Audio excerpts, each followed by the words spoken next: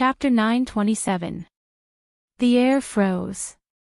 Kotori and Yukaina fell silent as they stared at Nagisa, who just finished her speech with her eyes closed. She didn't even dare to look them in the eye. Nagisa-chan.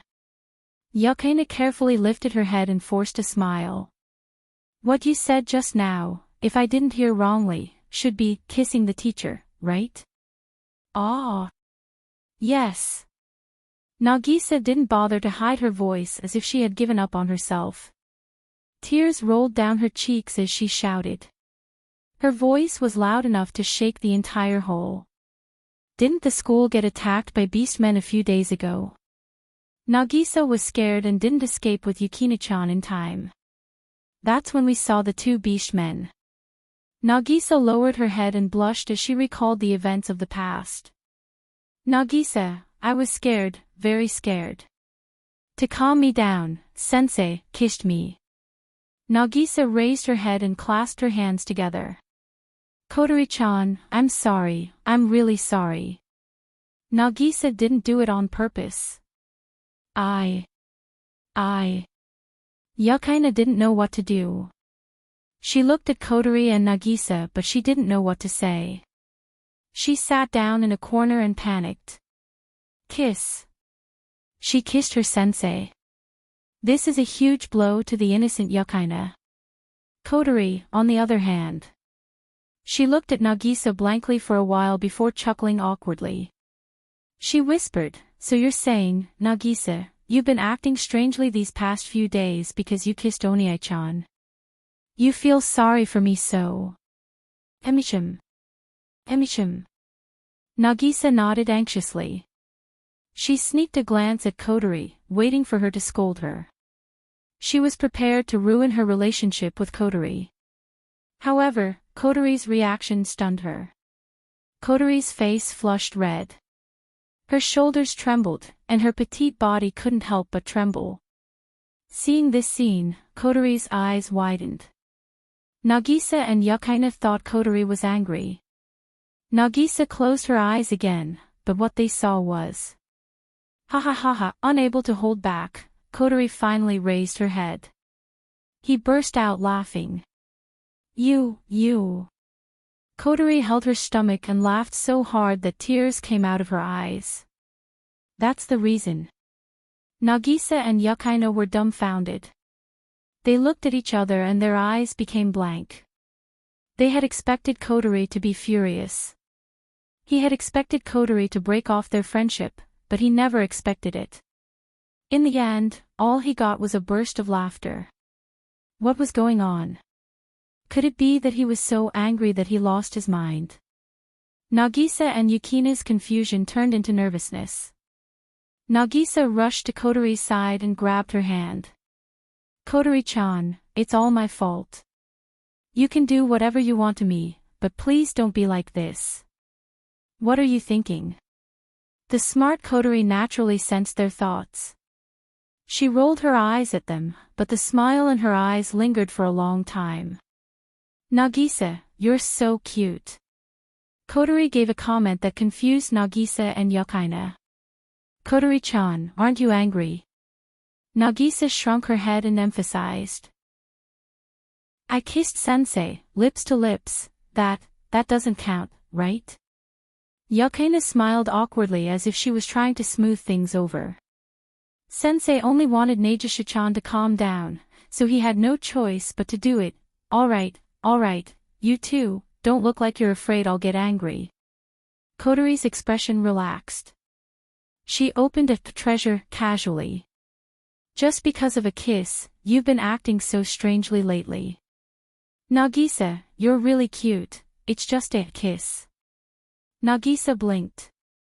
She didn't know how she should react now. Oh, it's just a kiss. Logically speaking, it's normal to be angry when the person you like kissed another girl, right?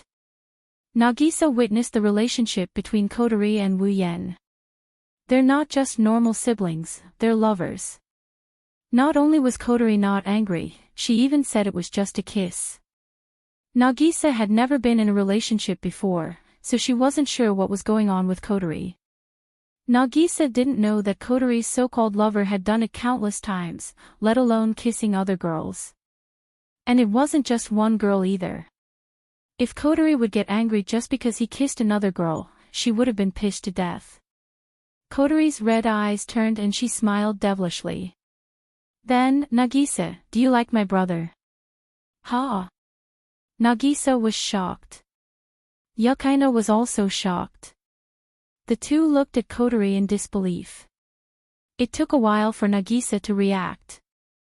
She waved her hands frantically. And no, don't be in such a hurry to deny it. Kotori interrupted Nagisa with a mischievous grin. Yukaina already said that friends shouldn't lie. If you lie to me, I'll really get angry. Nagisa was taken aback for a moment before she finally calmed down.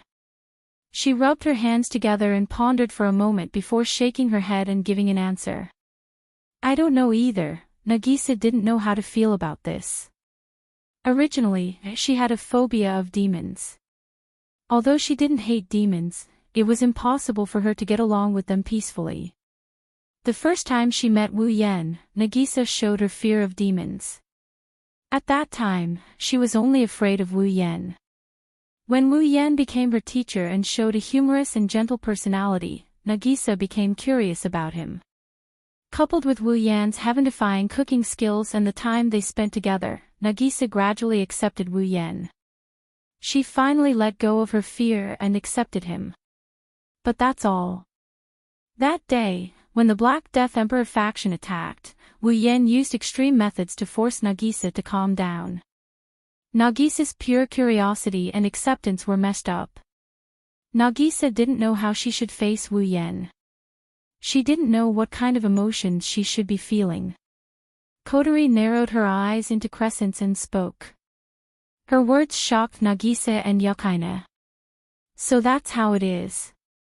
Nagisa, why don't you woo big brother? Whoa. Nagisa was stunned. Woo sensei. Yukaina was confused. No matter what, he's your first kiss, right? Kotori said. Since you don't know how you feel about big brother, why don't you try? Maybe you'll get an answer. But. Kotori-chan. Nagisa stuttered. Sensei, isn't he your lover? It doesn't matter. Kotori said. I don't mind. Kotori didn't scare Nagisa to death. Nagisa widened her eyes. But he's my sensei, Nagisa. Kotori looked at him as if she expected better from him. He's a vampire, his life is endless. Do you need to care about age and identity? We're just teacher and student, we're siblings. Kotori put her hands on Nagisa's shoulders and smiled. So, Nagisa, don't worry and go after him. Don't worry. Kotori's eyes lit up as if she's back in Ratatoskr. I'll help you. Nagisa's mouth opened wide. Her mind went blank when she saw how eager Kotori was to make her love rival. She didn't even know how she got home. As for Yukaina, her worldview was destroyed when she saw the ridiculous scene. Her head almost exploded. She remained in a daze until the sun went down. Chapter 928. Ha! Wu Yan exclaimed when he saw the document in his hand. Apprentice. Become an attack mage. Why are you so surprised? Natsuki raised her head as if blaming him for making a fuss over nothing. Don't you want to be an attack mage? No, that's not it. Wu Yan shook his head out of reflex. When he came back to his senses, he became confused. Then why would they want to make me an attack mage for no reason? It's not for no reason. Natsuki knocked on the table with her fan and said calmly, your performance in the Black Death Emperor faction incident has been reported to the higher-ups, including your success in stopping Nalakuvala's attack and arresting Kristoff. Galdonius, the higher-ups of Itagami Island have decided to make you an official member. Congratulations. From today onwards, you are officially an attack mage officer. as soon as Natsuki's voice fell. Ding! Mission 1 completed. Obtained 5,000 equipment points, item points, ability points, and summoning points. Character, Wu Yen. Equipment points, 7, 170 item points, 1265000 ability points, 6000 summoning points, 7, 300 level, 80. The system notification rang in the depths of Wu Yan's mind, informing him of the situation. Everything he had seen and heard was real. Phew. He heaved a sigh of relief. Wu Yan smiled as he scanned the document. I thought I almost burned down the entire artificial island. I thought I would be punished more than rewarded. You didn't just almost. You burned down the entire artificial island. Natsuki splashed a bucket of cold water on him and snorted. The higher-ups put all the blame on the Black Death Emperor faction for the loss of the artificial island, and as the commander of the Black Death Emperor faction as for the compensation, Gardos took away. The Battle King's domain has already paid for the loss of the artificial island. How could those guys above still push the blame to you? That's realistic. Wu Yan was speechless. He looked at Natsuki. Now that I'm an attack mage, what about the real assignment? What? Do you hate staying here? There was a hint of dissatisfaction in Natsuki's voice. A dangerous glint flashed in her beautiful eyes. Is it hard for you to be a teacher? Of course not. Wu Yan shook his head and laughed sheepishly. It's just that I have to ask. It's a job after all. Natsuki turned her head away, picked up the cup on the table, and drank the black tea. Even though you're an attack mage, you're still assigned to Saikai Academy. If you're dissatisfied, you can talk to the higher-ups. It's not that I'm dissatisfied. Wu Yan scratched his face and shrugged. It's my first time being a attack mage. Don't look at me. My grades were terrible when I was a student. Now that you're asking me to do it, it doesn't feel real. Is that so? Natsuki. Natsuki. A smile appeared on her face. But why did I hear that the liberal arts teacher of the 3rd grade C class in the middle school is very popular? That's because those kids are greedy and playful. Wu Yan laughed as he scolded her. I am the one who brought them food and got along well with them. That's why I became like this. Wu Yan looked at Natsuki and he flashed her a grin that made Natsuki feel disgusted. If you go and play with your students, I believe that by tomorrow, the most popular person in the entire Kai-Hai Academy will be you. Natsuki's face twitched as she glared at Wu Yan. She looked like she was going to spit fire at him. Natsuki of course knew what Wu Yan meant by that. With her figure and looks, if she were to hang out with a bunch of students, she would be treated like a mascot. It's not like she wouldn't be welcomed. Even though Natsuki doesn't want to admit it, she knows herself very well.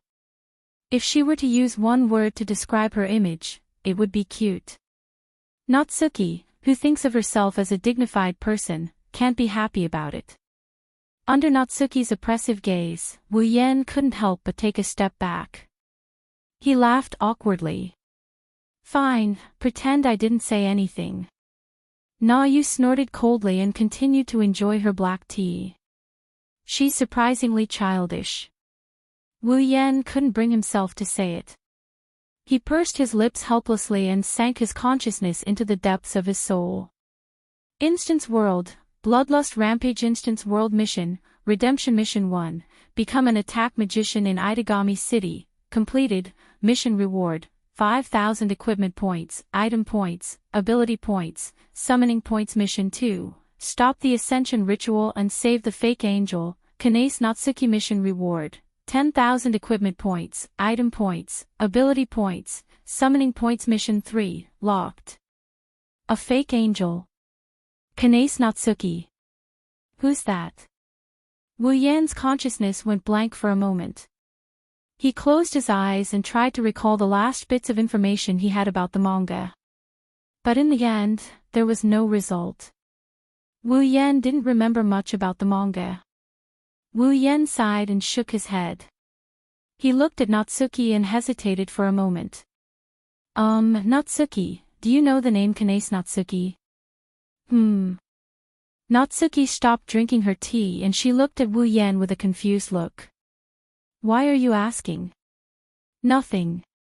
Wu Yan came up with a lie that even he didn't believe.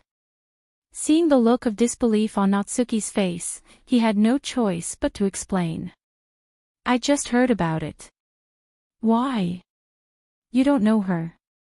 Natsuki didn't answer. She looked at Wu Yan with a pensive expression as if she's trying to figure something out. After a while, she said something. You have so many secrets that I can't help but want to find out more about you. Wu Yan blinked his eyes and he said the same thing.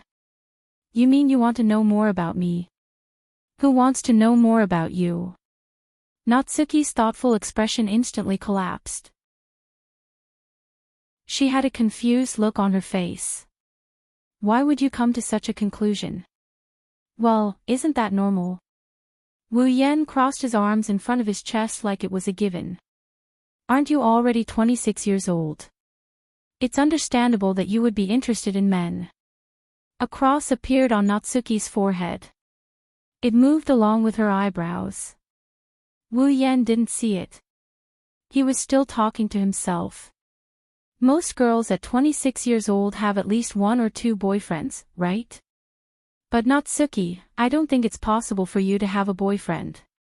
Slap. Slap. Slap. More and more crosses appeared on Natsuki's face. Natsuki's delicate face twisted slightly. No matter what, even if you look like a child, you still have to have a boyfriend. Otherwise, people will treat you like a child. Paw paw paw, sounds rang out and Na Yu's forehead was filled with crosses. But with your current appearance, many people will treat you like a child. Is it because of this that you can't have a boyfriend?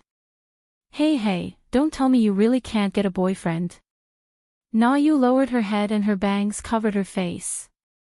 Then, a gloomy voice escaped from her lips. Are you done? Ugh. Wu Yan finally looked at Natsuki. He sensed danger when he saw her blindfolded face. His tone turned cautious. Natsuki.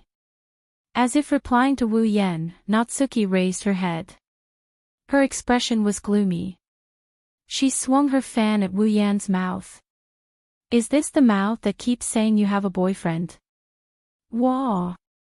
Wu Yan shrieked as he dodged the incoming fan. Before he could take a breather though, a cup of black tea with a temperature of over 90 degrees came crashing down on his head. Wu Yan flinched and he used space shift to disappear from where he stood. Pfft! Natsuki bitterly curled her lips and turned around. After a long time, a sad sentence echoed throughout the office. Boyfriend. How could I have a boyfriend? Chapter 929. Sigh. Wu Yan sighed on his way to the middle school classroom. I wanted to ask her about it but I got carried away after completing the mission. Natsuki is probably still mad. Wu Yan shook his head and patted his cheeks to cheer himself up. Forget it, I just completed the first mission, why should I be in such a rush? I'll ask around later. With that thought in mind, Wu Yan's mood improved and he quickened his pace. Wu Yan didn't notice that in a corner not far behind him, a few figures poked their heads out from behind a wall and looked in his direction. Good, I wasn't discovered. Kotori nodded as she watched Wu Yan walk away. She's wearing Saikai Academy's junior high school uniform. She's wearing this uniform so that she can sneak into Saikai Academy. It's not impossible for an outsider like her to sneak in, but it's a little troublesome. That's why Kotori borrowed Nagisa's uniform. She's about the same size as Nagisa, so she does look like a student wearing it. Speaking of which, Kotori was only 15 years old. In her own world, she was just a middle school student. Even though she was the commander of Ratatosk, she still had to study. After all, her sister Shirori didn't know Kotori's true identity. If she said she didn't want to go to school, she would probably. Shirori even had the urge to hit her. Are you ready? Kotori turned around and looked at Nagisa. Let's start if you're ready. Wait. Nagisa yelled in panic. She twisted her body uneasily and blushed. Is this really okay? Don't worry. Don't worry, it'll be fine. Kotori puffed up her chest with confidence. I used to do this kind of thing. Do this kind of thing. Nagisa tilted her head in confusion. What do you mean? Nothing. It's nothing, don't mind it. Kotori waved her hand and pulled Nagisa out of the classroom. Don't worry and go. I'll be here to support you. Nagisa swallowed her saliva involuntarily. Her small face was filled with nervousness, so much so that even her footsteps seemed weak when she walked out of the corner. There was no way she wouldn't be nervous. Nagisa's personality was lively and cheerful. Other than the demons, she liked to make friends with everyone, no matter who it was. Nagisa was also good at interacting with others. But this time was different. This time, Nagisa was using the name of courtship to interact with others. No matter how cheerful she is, Nagisa is only 14 or 15 years old. She has feelings for love, but she didn't expect it to come so soon. Even for her, at this moment, her heart was beating several times faster than before. Even though Kotori was the one who instigated her to do so. Don't be nervous. You'll lose half the battle if you're nervous. Kotori said as if she's experienced. He said, just act like how you usually do. Walk over and greet him openly. Then, give him the things openly. It's okay. We're here to watch, right? Kotori's last sentence was directed at Yukina, who couldn't get a word in. Why yes. Yukina's face was stiff as she nodded awkwardly. Her face was red. It was the first time Yukina encountered something like this. Even if she wasn't the one trying to woo the guy, she was still embarrassed. Yukina still couldn't get over it. She looked at Kotori and asked with a bitter smile. But is this really okay? Yukina couldn't understand. That's the guy she likes, right?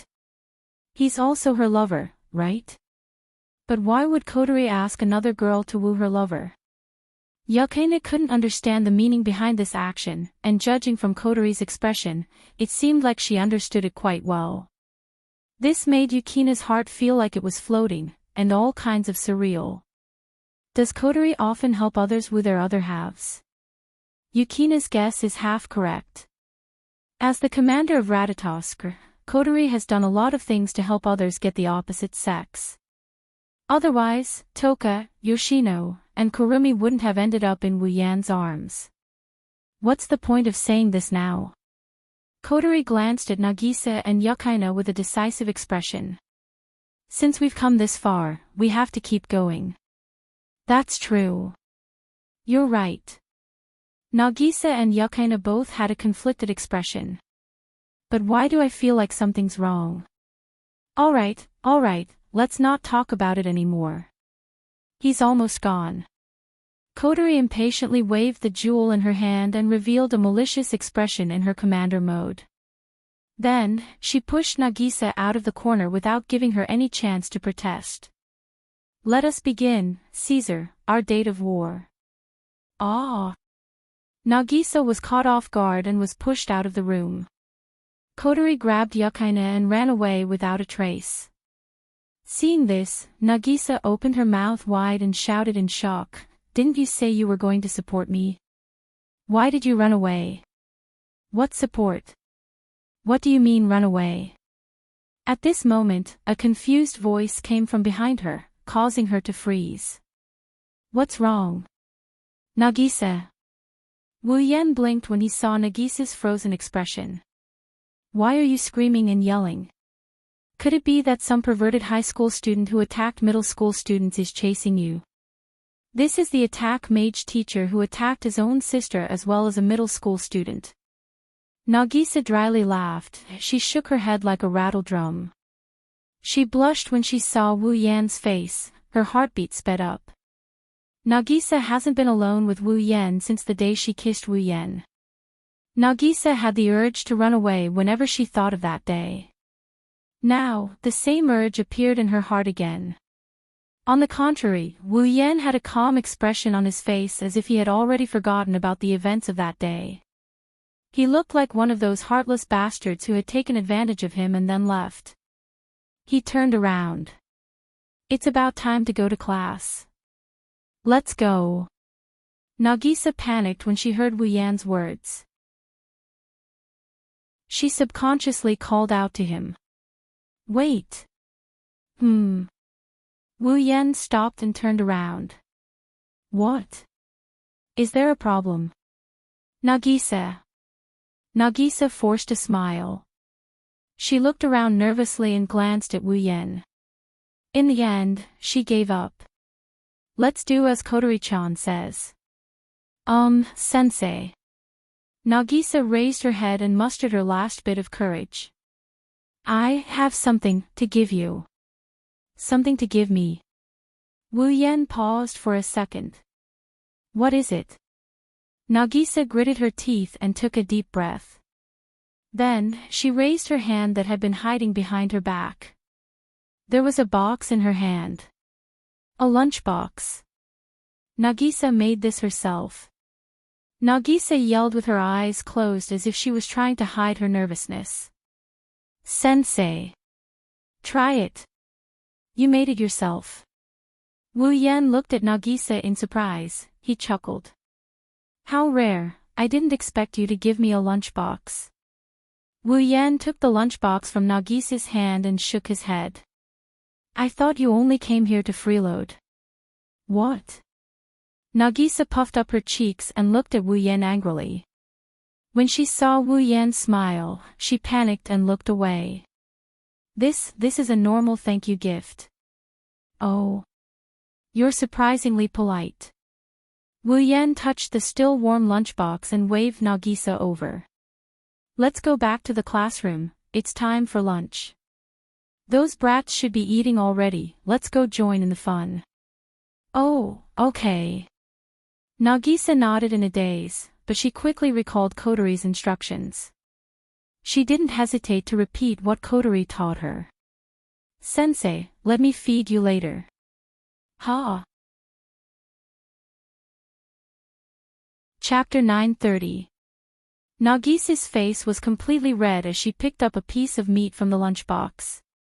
Her hand trembled as she held the chopsticks, but she still sent it out. Her movements were very stiff and it was obvious that she had never done such a thing before. Teacher, stare. Wu Yan sat at a desk and watched as Nagisa's voice was like a mosquito's. His back was drenched in cold sweat. Of course, it's not because he's not used to girls feeding him. There are still some gentle girls around him. Although he doesn't get to enjoy this kind of treatment a lot, it's not a small amount either. A mere feeding is not something that would make him sweat profusely or make him lose his composure. It was the gazes of the students around him.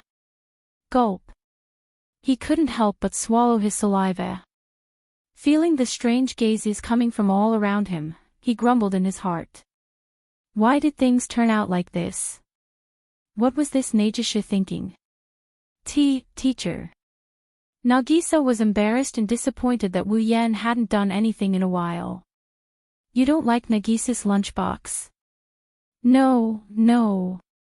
Wu Yan shook his head and refuted. He didn't know what Nagisa was up to, but anyone who wasn't an idiot knew how to respond. Then teacher, why aren't you eating? Nagisa asked aggressively. She seemed to be getting into the mood. However, if she could pay attention to the gazes around her, Wu Yan would be happier. Wu Yan had no choice but to open his mouth. He put the piece of meat in his mouth. The next moment. In the classroom of Grade 3 Class C, there was a burst of exclamations and commotion. He ate it. Teacher ate it. Are you for real? Nagisa and teacher, they. No way, why? Whispers filled with disbelief echoed in the classroom, followed by gazes as if they had seen a ghost. It was very obvious that the scene before their eyes had already caused quite a number of students to be in a mess. He really did it, that awe. Is teacher and Nagisa in that kind of relationship? No. No way, a teacher-student relationship. Katsuki-san, you're so brave. Nagisa, you're amazing, we support you. Nagisa was so embarrassed that she wanted to die. She didn't think she would be embarrassed like this one day. The chopsticks in her hand seemed to have become incomparably heavy, causing her movements to slow down several times. The blush on her face grew bigger and her cheeks were burning hot. In the end, Nagisa couldn't hold back her shyness and cast a pleading gaze towards the classroom door. There, Kotori and Yukaino were hiding behind the door. Kotori waved the jewel in her hand when she saw Nagisa looking at her. She wanted Nagisa to continue. As for Yukaino, she couldn't bear to watch this scene. Her best friend was having an affair with her teacher, and her teacher's lover was her best friend who was standing beside her. But now, she was encouraging her best friend to go after her lover. It's too absurd, so absurd that Yukaino couldn't wrap her head around it. However, the way Yukaino looked at Wu Yan is changing. If Kojo was here, he would have noticed it. Yukaino always looked at him with that kind of gaze. It's like she's looking at a perverted person. Wu Yan's image in Yukina's mind was slowly being replaced by Kojo. Even Yukaino knows that Wu Yan is a victim here. Seeing that her two good friends had no intention of saving her, Nagisa was on the verge of tears. She could only force a smile and continue to pick up the food in the lunchbox. Her ruby-like eyes flickered continuously. In the end, she hardened her heart and began another round of feeding Nagisa. Wu Yan's lips twitched. He wanted to say something but he decided against it. He sighed and decided to go all out. He focused on enjoying Nagisa's service. The entire Class C was eerily silent. Each and every student stared at the scene in front of them with wide eyes. Some of them were even faintly excited. They felt that everything they were seeing now was too exciting. Not long after, some of the students had already taken out their phones from their pockets and started taking pictures silently. After a strange silence, the classroom was filled with the sound of click click click. They didn't even turn off the flashes as they took pictures openly. Both Wu Yan and Nagisa couldn't sit still anymore. Nagisa was the first to react.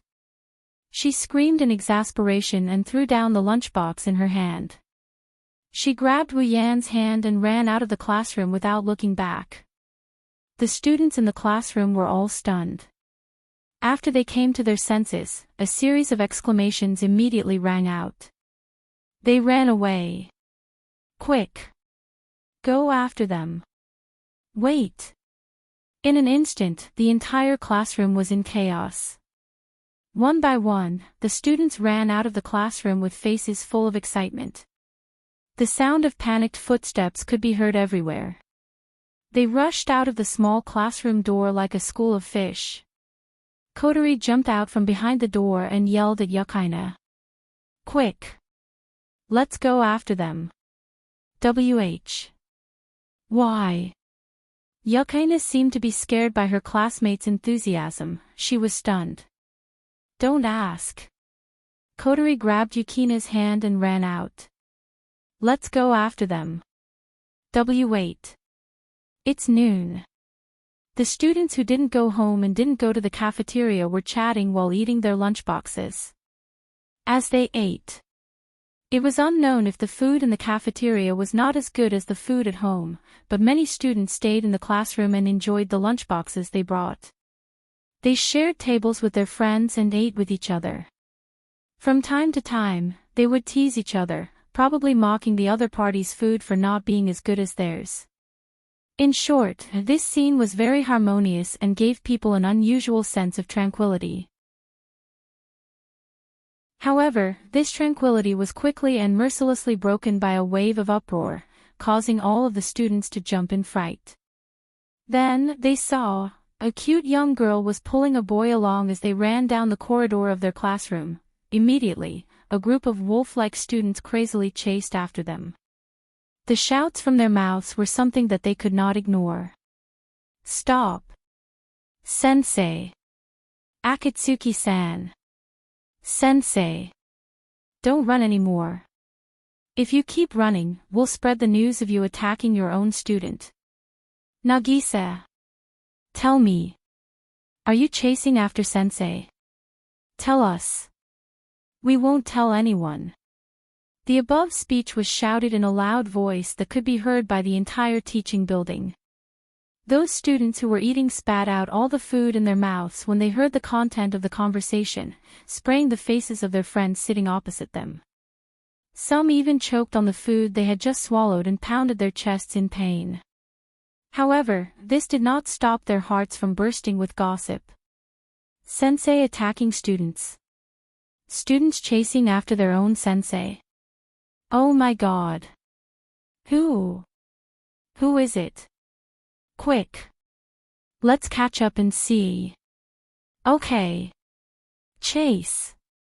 The above statements were made in almost every classroom that was visited by a large group of people who were being chased by a large group. And after a period of chasing, this large group has already visited all the classrooms in the junior high department. From the classrooms, groups of students followed the fish and ran towards the large group that was chasing after them. They even joined in, causing the entire group to become even larger. Not long after, shouts, exclamations, footsteps, and all sorts of sounds reverberated crazily in the entire teaching building of the junior high school, causing the tall teaching building to tremble. Wu Yan and Nagisa had a look of despair on their faces as they looked at the increasing number of pursuers and the unrestrained shouts of their pursuers.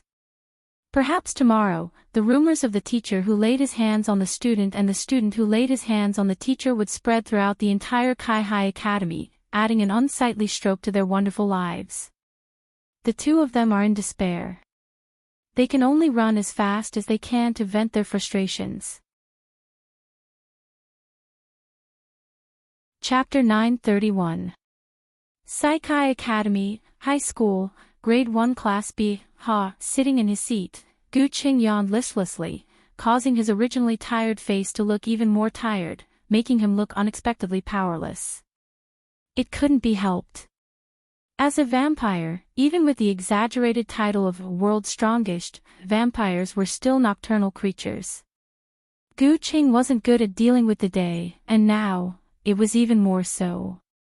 This was also the reason why he often put on a lazy expression. Recently, Koju hasn't been able to get a good night's sleep due to his sister's abnormal behavior. Even though he asked Kodori and Yukaina to take care of her, Koju still couldn't relax. He was exhausted and yawned all day long to express his frustration and tiredness. I wonder how Koju and Yukaina are doing. Did they take care of Nagisa? Koju's eyelids drooped as he laid on the table like a corpse.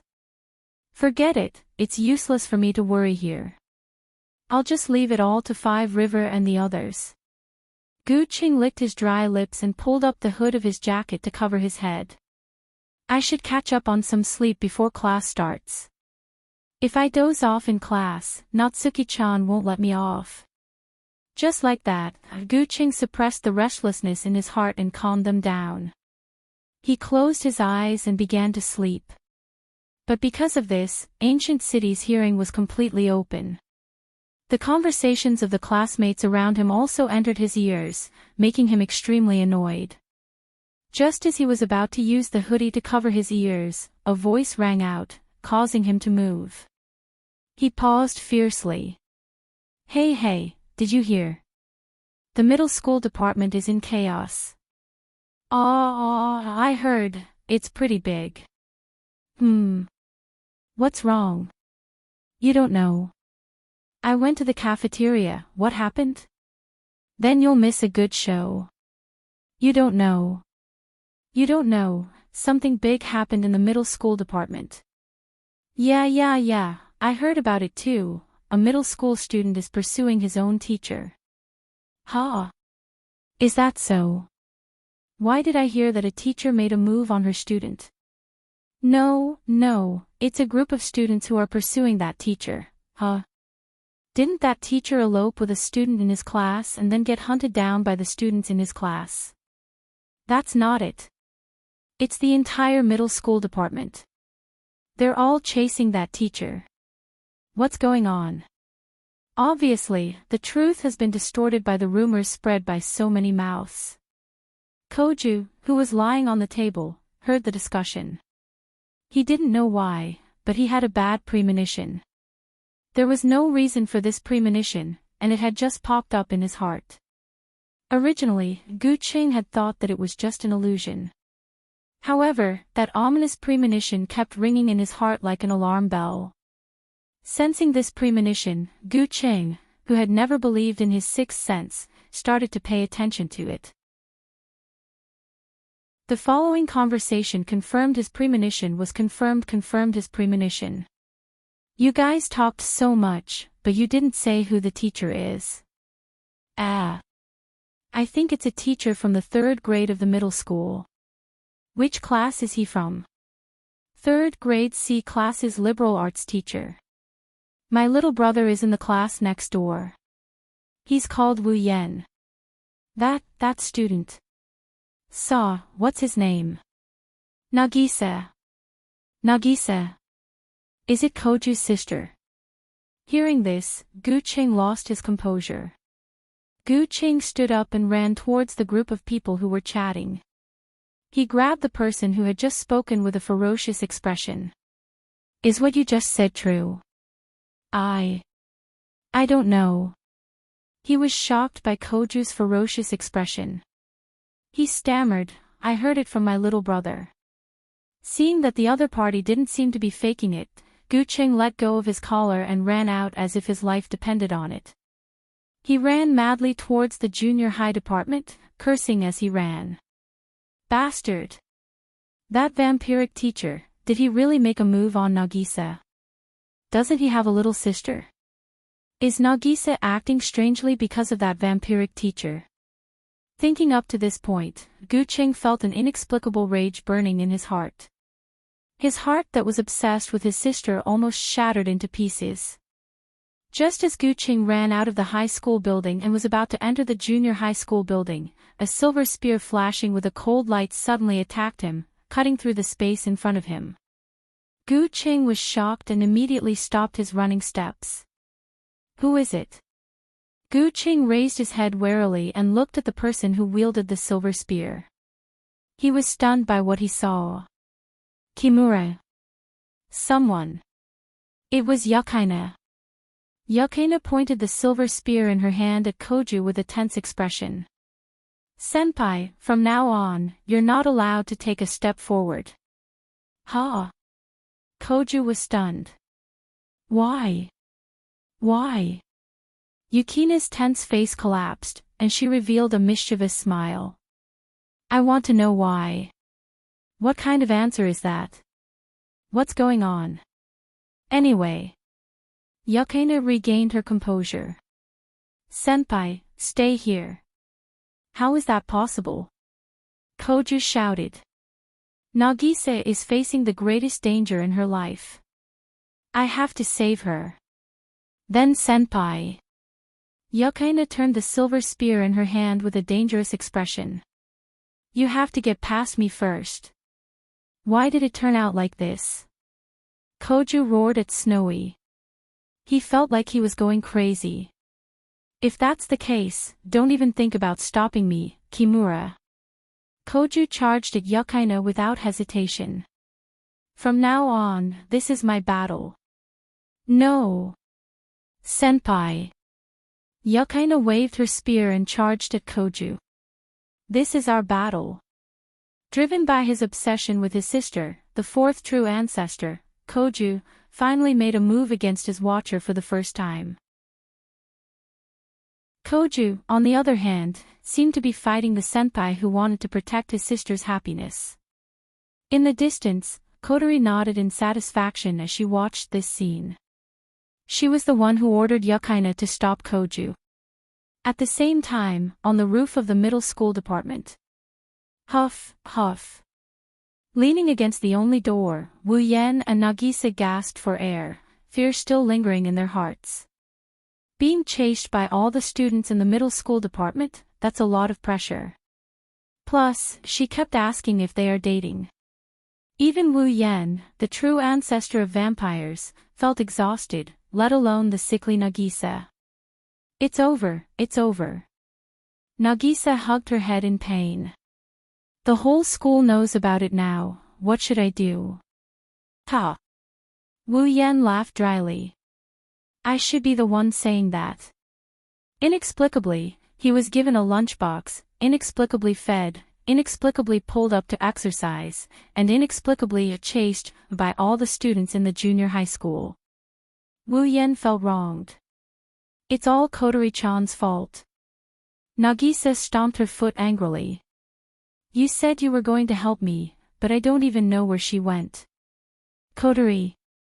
Wu Yan froze, he looked at Nagisa. You're talking about Kotori. Could it be that everything you did today was ordered by Kotori?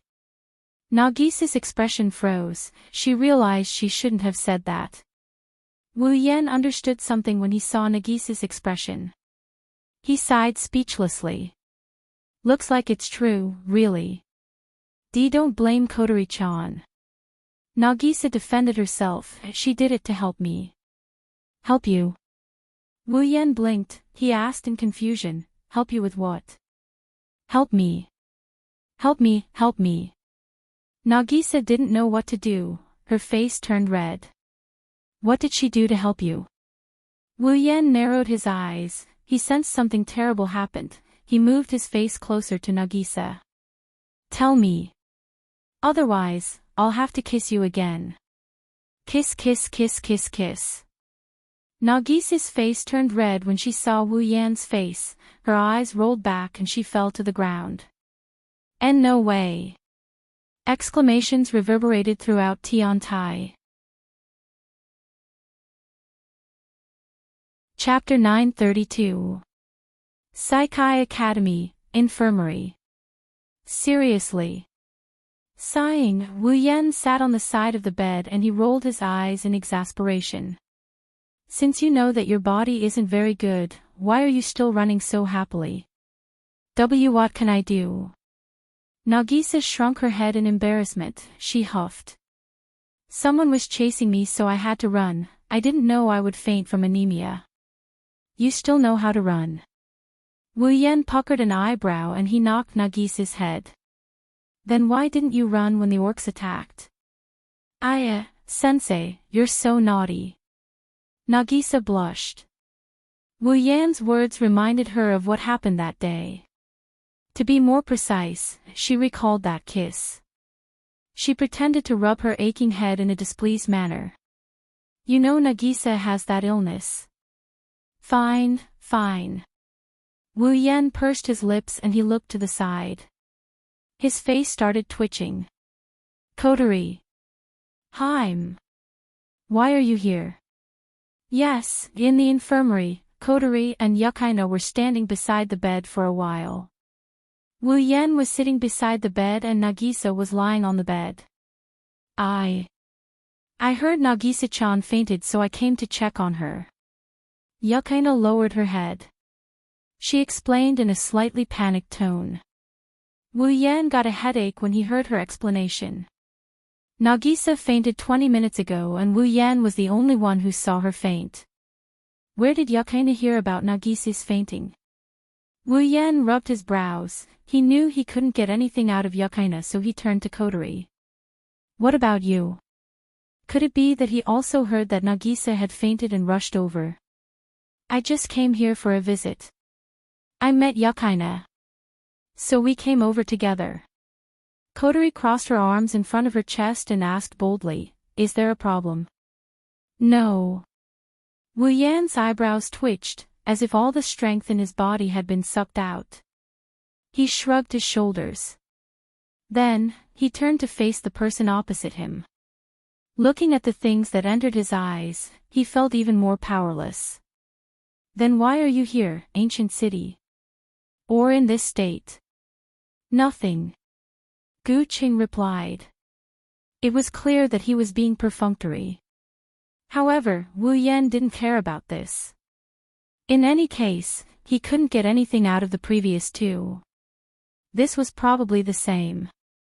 What Wu Yan cared about was Gu Cheng's current image. How should I put it? His face was bruised and swollen, and one of his eyes was half black. There was a tissue stuck in his nose, and his cheeks were full of bruises. Not only that, but his clothes were also in tatters. Apart from his jacket and pants, which were still intact, the clothes under his jacket had been successfully turned into strips of cloth. It was as if he had just gone through a very difficult battle. He was in an extremely sorry state. Of course, this wasn't the real problem. With Gu Cheng's identity as a vampire ancestor, his wounds would heal in minutes. Because of this, Gu Cheng kept his back to Nagisa. He didn't let her see his rapidly healing face. However, from the moment he entered the infirmary, he had a regretful expression.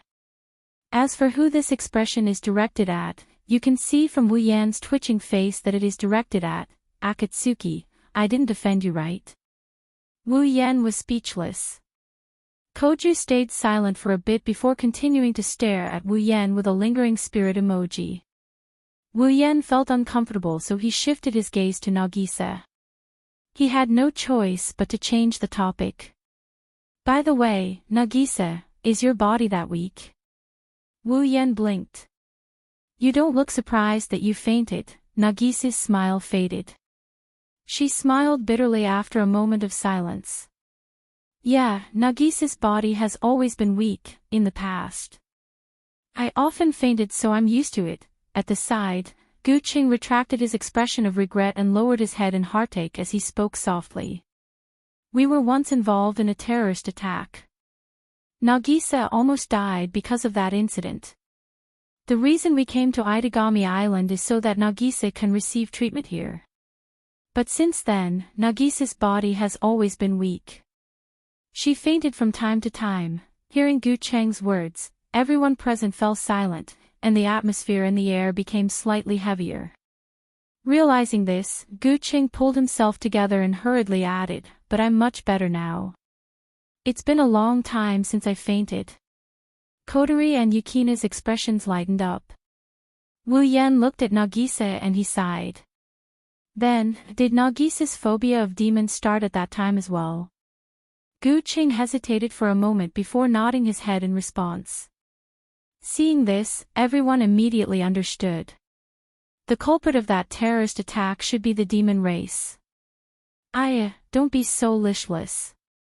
Nagisa couldn't stand the atmosphere. She smiled and tried to smooth things over. Isn't Nagisa full of energy now? She's running around all day. She can even join the cheerleading squad, participate in the sports day. She's very active in PE class. She's no longer a problem. Running around all day is no problem.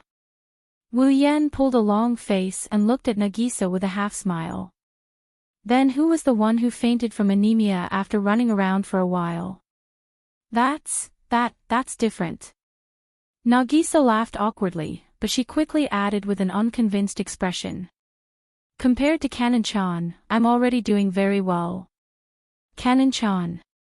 Kotori, Yukaina, and Gu Cheng were stunned. Kanon-chan.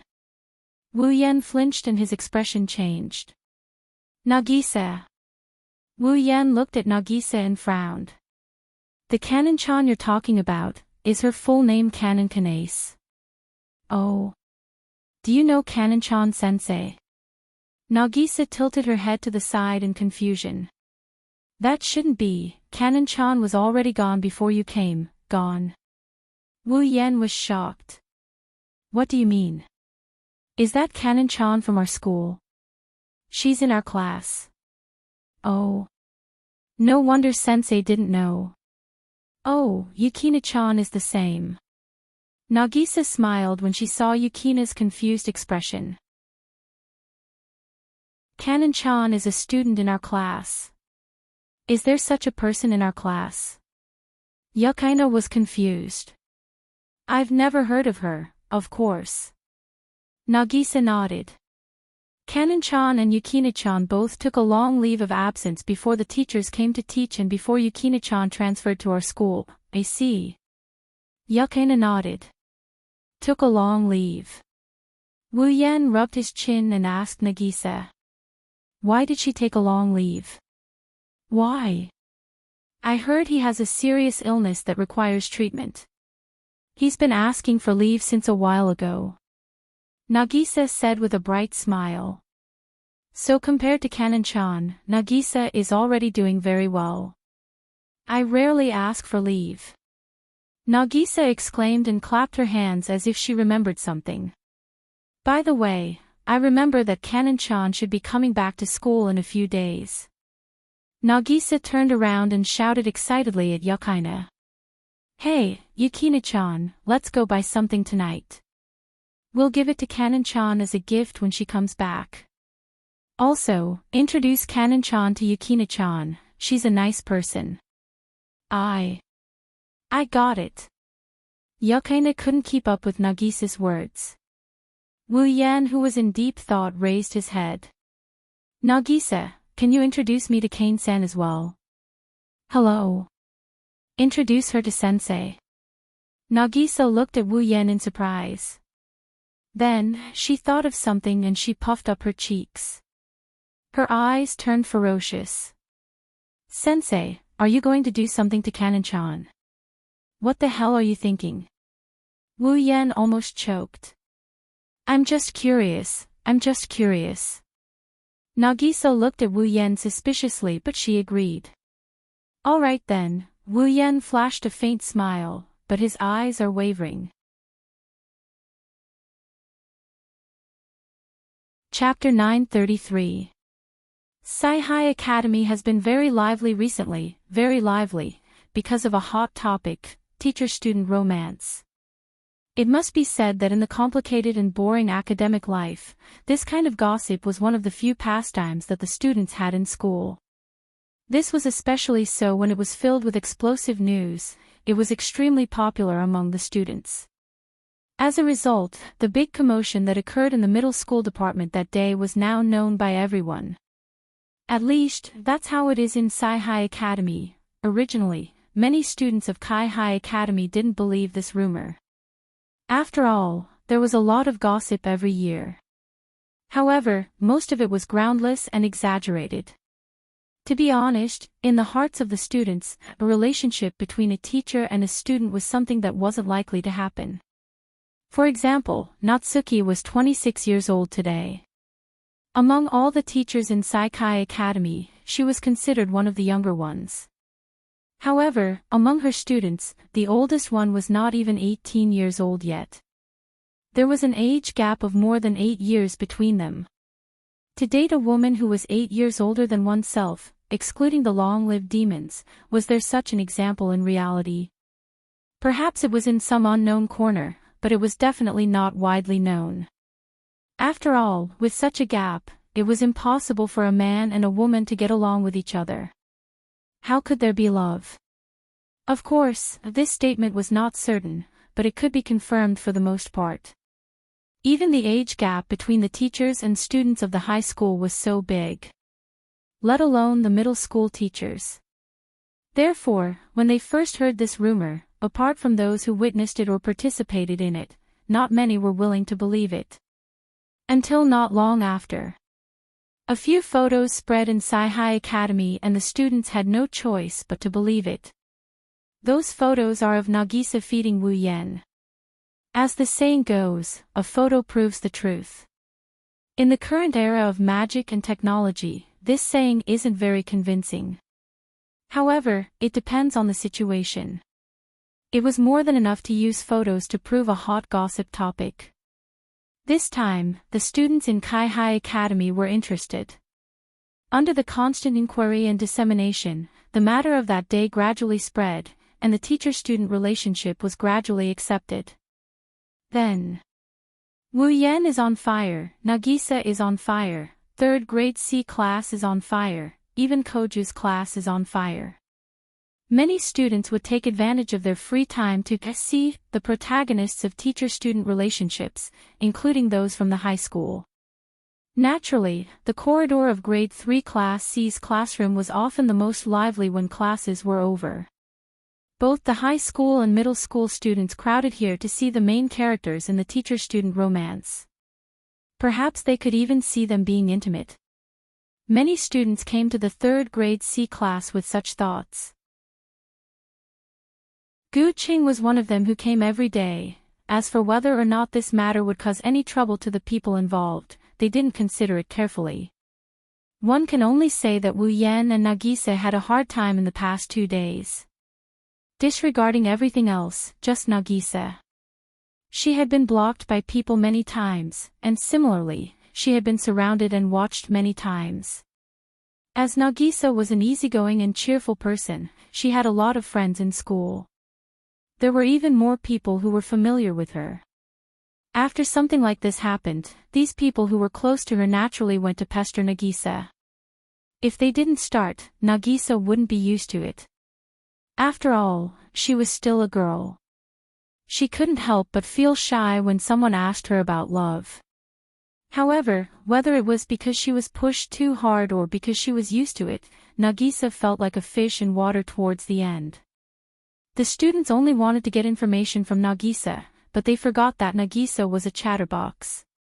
As a result, the attacking students retreated one after another.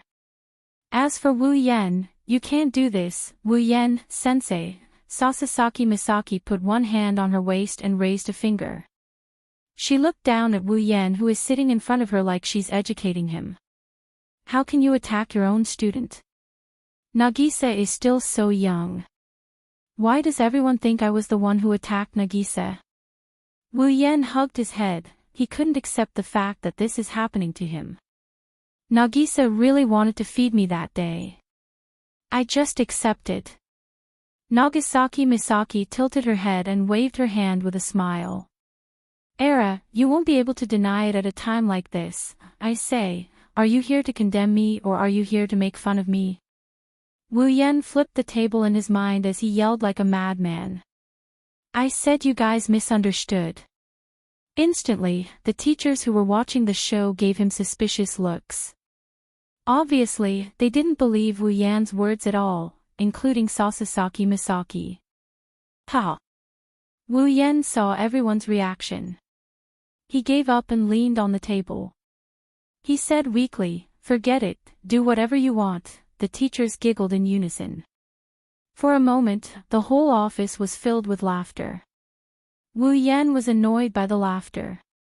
At this moment, at the door of the teacher's office, a voice echoed along with a knock on the door. Is Sensei Wu Yan here?" Hearing this voice, everyone in the office turned their heads and looked at the source of the voice. Immediately, they were all stunned, and a strange expression appeared on their faces. Feeling that something is wrong, Wu Yan quickly straightened his back and looked towards the direction of the office door. When he saw the figure of the person coming in, he bitterly smiled. "Nagisa, Jijua, it's you." It was Nagisa and Jijua. "What is it, you don't look happy?" Nagisa didn't mind Wu Yan's identity as a sensei. She acted like she's familiar with Wu Yan. "Are you disappointed to see us?" "No, it's not that." Wu Yan's bitter smile deepened. He glanced at Sasasaki Misaki, who was grinning at him before he ran away. The smile on his face is almost twisted in anger. "She's here to make fun of me. Sensei, you look tired." Yukaina asked thoughtfully. "Are you okay?" "I'm fine, just a little tired." Wu Yan patted his face to force himself to recover. He said to the two girls, "What's wrong? Do you need something from me?" "Oh." Nagisa pursed her lips and smiled brightly as usual. "Didn't you ask us to introduce Kanayan-chan to you when she comes back, Sensei?" "Kanan-chan." Wu Yan paused. When he remembered, his eyes lit up. "You mean Kanae's Kanan?" "Humph. Nagisa didn't answer. She humphed proudly and shouted at the door. Kanon-chan, you can come in now. When he heard Nagisa's voice, Wu Yen looked at the door. At the same time, a figure walked in from outside. In an instant, the entire office seemed to light up. Wu Yan's eyes flickered when he saw the figure walking in. In the end, he lost focus. What appeared in front of him was a young girl. She was an extremely beautiful young girl. She was wearing a short-sleeved Saikai Academy uniform with a black high-collared long-sleeved shirt underneath. Her hair was the same as Yukina's, hanging down to her shoulders. The only difference was that on the left side of her hair, she tied a small braid with a black knot on it, adding a bit of freshness to her image. However, her hair was silver in color, and her eyes were a crystal-like blue. She's about the same age as Nagisa and Yukina, about 14 or 15 years old. She's about the same height as Nagisa and Yukina. However, she's unusually slender. She's young and immature, but her curves are alluring. At this moment, there was a peaceful smile on the young girl's face, giving people an inconceivable feeling of sacredness and tranquility. That kind of holy and noble temperament made people's eyes light up, and they were immersed in this extraordinary temperament, unable to extricate themselves. Princess. No. She can only be described as an angel. That's the only way to bring out her beauty. Chapter 934. It seemed that even the rest of the teachers were attracted by the figure in front of them. For a moment, no one opened their mouth to speak.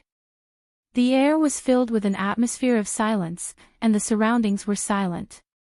It wasn't until Kanase Kanon walked in front of him that Wu Yen finally reacted. He couldn't help but praise her without thinking. What a beautiful girl. Nagisa and the others didn't expect this to happen. Kanase Kanon didn't know what to do. She might have an unusual appearance, but she doesn't seem to be used to such compliments. She smiled shyly. Thank you, sensei. Well, I'm just stating the truth. Wu Yen scratched his cheek and smiled. So, you must be Kanase. Yes. Yes. Folding her hands in front of her chest, Kanase Kanon performed a standard salute. I am Kanase Kanon. I took a long leave so I wasn't in class. I will resume my studies from today onwards. Sorry for the inconvenience. Inconvenience? Wu Yen shook his head with a smile. I'm just a liberal arts teacher, not a class teacher. Why would I be inconvenienced? I only found out about your existence yesterday. Speaking of which, I have failed in my duty. No, it's all my fault. All right. You two, stop being so polite. Nagisa interrupted the two and glared at Wu Yen. Sensei, we're here, can you not ignore us? Sorry. Wu Yen laughed. He said to Nagisa, Kanase is too pretty. That's why I fell for her. Kanase Natsuan lowered her head shyly, and for some reason, Nagisa's expression became slightly unhappy. Even Yukina is looking at Wu Yen with an odd look. She looked at him with disdain. You're right. How could a sensei let go of such a cute girl? Hey, don't make it sound like I'm a pervert. Wu Yen protested. I just felt a sense of closeness because Kanase looks like someone I know. Indeed. Kanase Kanon's aura is too pure and holy. Her angelic aura is too similar to Ikaros, who has been quietly giving her all by Wu Yan's side for so long. Even though they're very different in appearance, the two of them are like goddesses who fell from the sky. Noble, holy, and pitiful. Any normal guy would want to protect a girl like that. Ikaros is the closest person to Wu Yen, so it's only natural that she would pay attention to Kanase Kanon. From Nagisa and Yukina's point of view, Wu Yen is bullshitting. Their disdain for Wu Yen deepened. Sensei. Yukina looked at Wu Yen. This method of flirting is too old-fashioned. Yeah. Yeah. Nagisa put her hands on her hips and said angrily. How can you do that to your own student? How lame. Yukaina raised an eyebrow and laughed. Do you have the right to say that? Kanon, on the other hand, seems to be convinced by Wu Yan's words. Maybe it's out of curiosity, or maybe it's out of surprise. She flicked her hair and looked at Wu Yan in surprise. Sensei, do you know someone who looks like me? It's no wonder Kanae's Kanon reacted this way. She's an oddity here, be it her hair color or her looks, she's too Western. It's not that she doesn't believe Wu Yan's words, she's just a bit surprised. It's true. Wu Yan bitterly laughed. He took out his phone and he clicked on one of the photos in his photo album. He showed Nagisa and the others his phone. Look, don't you think their auras are similar? Ikaros is still wearing her Spalier World Academy uniform. Her eyes are closed and her hands are clasped in front of her chest. She looks like she's praying. The background of the photo was a starry night sky. On the upper left corner was a bright full moon, surrounded by stars. Ikaros was leaning sideways, exposing the left side of her face. Her pink hair seemed to be fluttering in the wind. Coupled with the dazzling background, the entire photo was like a work of art. Thus, the image of a holy maiden praying to the moon in the middle of the starry sky was presented to Nagisa, Yukaina, and Kanae's Kanon. So beautiful. Nagisa and Yukaina were stunned when they saw the photo on their phone. Their faces were filled with awe. Isn't that so? Wu Yan raised his head and smiled proudly. Look at the person in the photo, doesn't she look like Yanasi-san? Indeed. Nagisa and Yukaina didn't doubt him anymore. She's as pretty as Kanae-chan, and she has an aura too. I didn't think sensei would know someone so beautiful. Kanae's Kanon was a little stunned, but she was still in disbelief. She wasn't very confident, so she didn't think she could be compared to the beautiful girl in the photo. However, it's undeniable that Ikaros is more charming and has a better figure than Kanae's Kanon. However, there's not much difference between the two in terms of aura. It's really beautiful. Kanae's Natsuya commented and touched her hair regretfully. I thought sensei was referring to her appearance. There's someone who looks like you too. Wu Yan said. He tapped on his phone and brought up another picture. He showed it to the three girls. Look, the resemblance is huge, right? This time, it was Fei Fei who had appeared on the screen. Speaking of which, Fei Fei's picture was taken by Wu Yan in secret. Fei Fei isn't someone close to him, she wouldn't know about something like a phone. If Wu Yan went to Fei Fei and asked to take a picture, Fei Fei would probably think the phone is some kind of evil armament that can intimidate the soul and body of a person. Fei Fei didn't intentionally pose in the photo. She was focused on wiping Night Elf and the background was a room in the Fatal Forest headquarters. Compared to Ikaros, Fei Fei's photo wasn't as beautiful but she looked like a valiant and beautiful female knight, closer to life. A moment ago, she was a holy angel and now she's a heroic knight. The visual impact made Nagisa, Yukaina, and Kanae's Kanon feel unreal. It's true. Silver hair and a similar face. Yukaina sighed. But her temperament is different. Yeah. Kanae's Kanon nodded. Seems like a very reliable person. Nagisa looked at Wu Yan strangely. I didn't expect sensei to know so many beautiful people. I know a lot of people. How long have you known me? Wu Yan rolled his eyes at Nagisa and put away his phone. Wu Yan looked at Kanae's Kanon and smiled. Anyways, I'm looking forward to your guidance in the future. I'm the one. Kanae's Kanon lowered her head and bowed. Thank you, sensei. Alright, that's all for the introductions. Nagisa grabbed Kanae's Kanon's hand and smiled at Wu Yan. Sensei, you have to take care of Kanon-chan. We'll be going back to the classroom. Go, go. Wu Yen shook his head and he waved his hand helplessly. Nagisa giggled and she dragged Kanase Natsuan out of the office. Yukina chased after them in a hurry. The three of them left the office and they disappeared from the sight of the other teachers. Wu Yen stared at the direction where Nagisa and the others disappeared. To be more precise, he was staring at the direction where Hanae's cannon disappeared. His eyes flashed with an unknown light. He seemed to be deep in thought. This scene was maintained for a long time, a long time.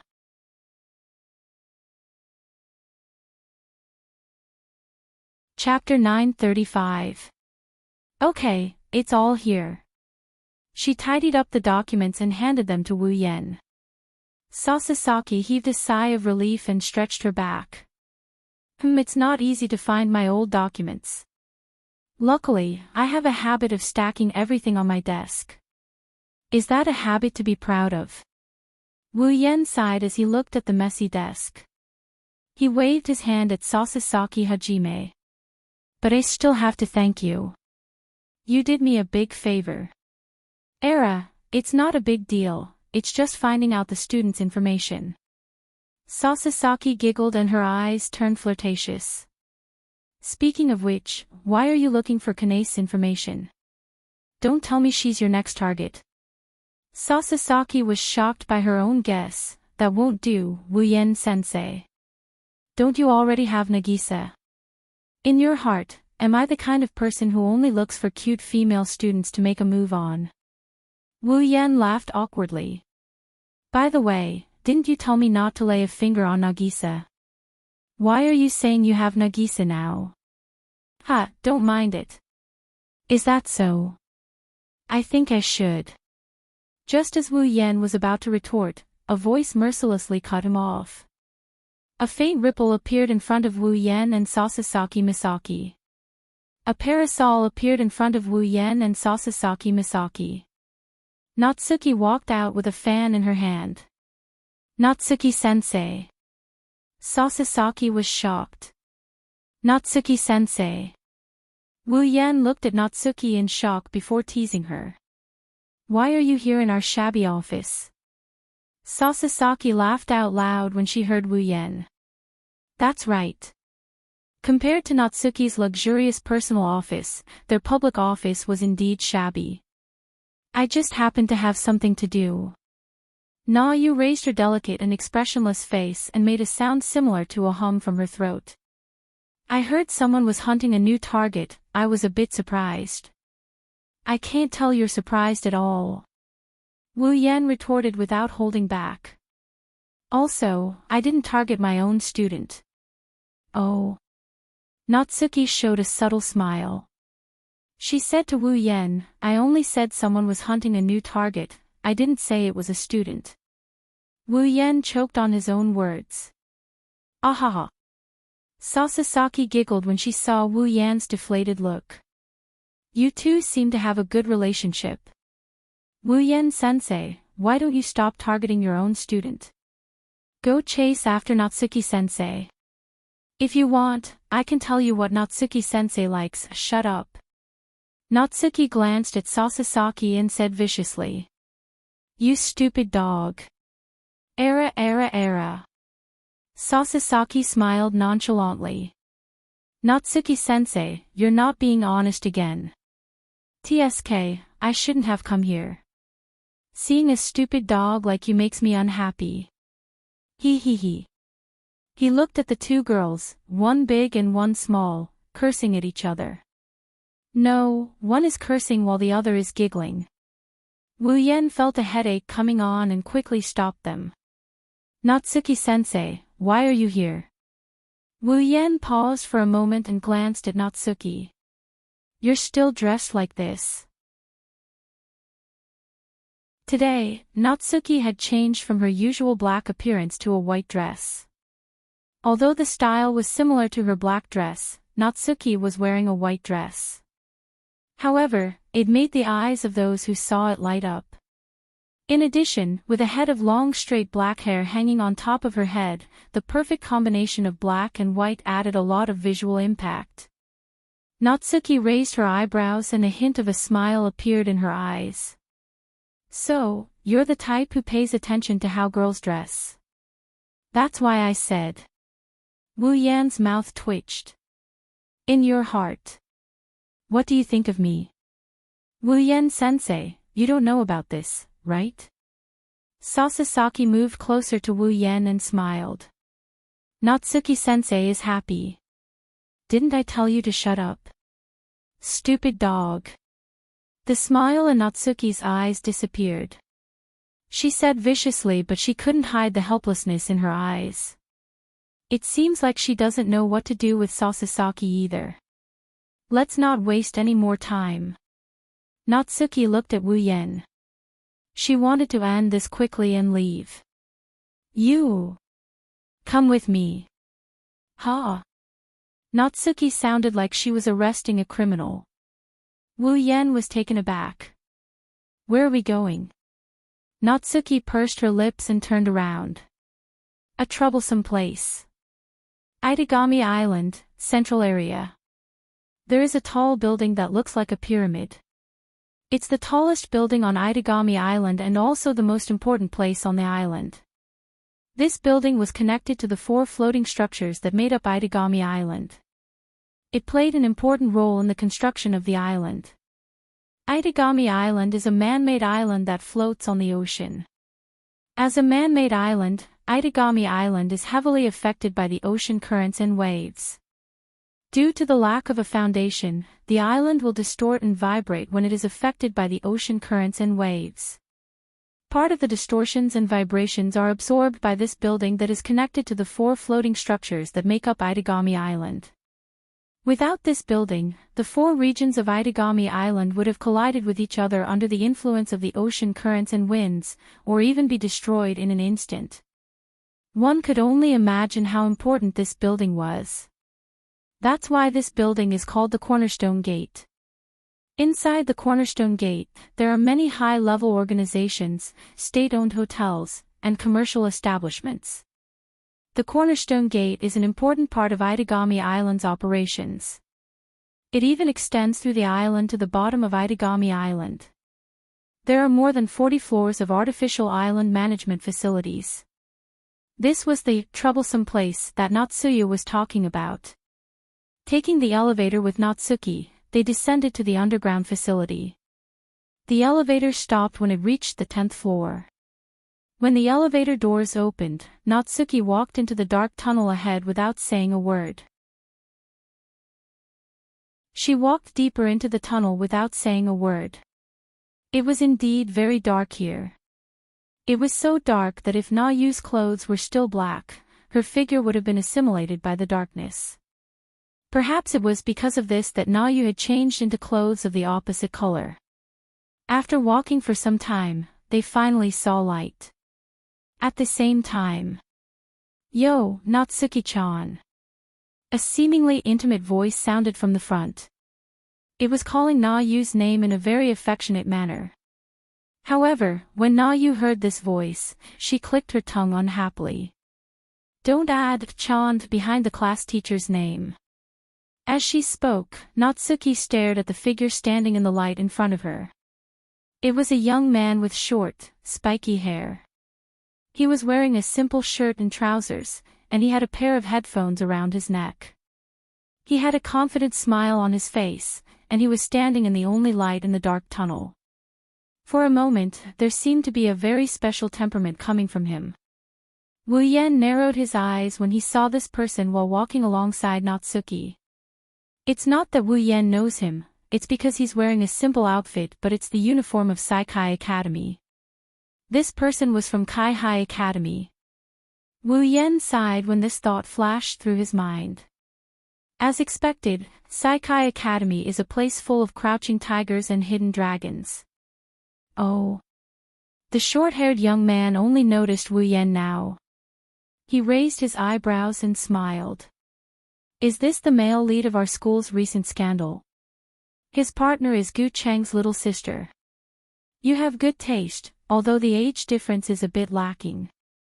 Wu Yan rolled his eyes. He ignored the short-haired young man and looked at Natsuki. Can I beat him up? Natsuki's eyes lit up and she smiled. Go ahead. Wait. I was just joking. Don't be so serious. The short-haired young man quickly begged for mercy. Natsuki snorted.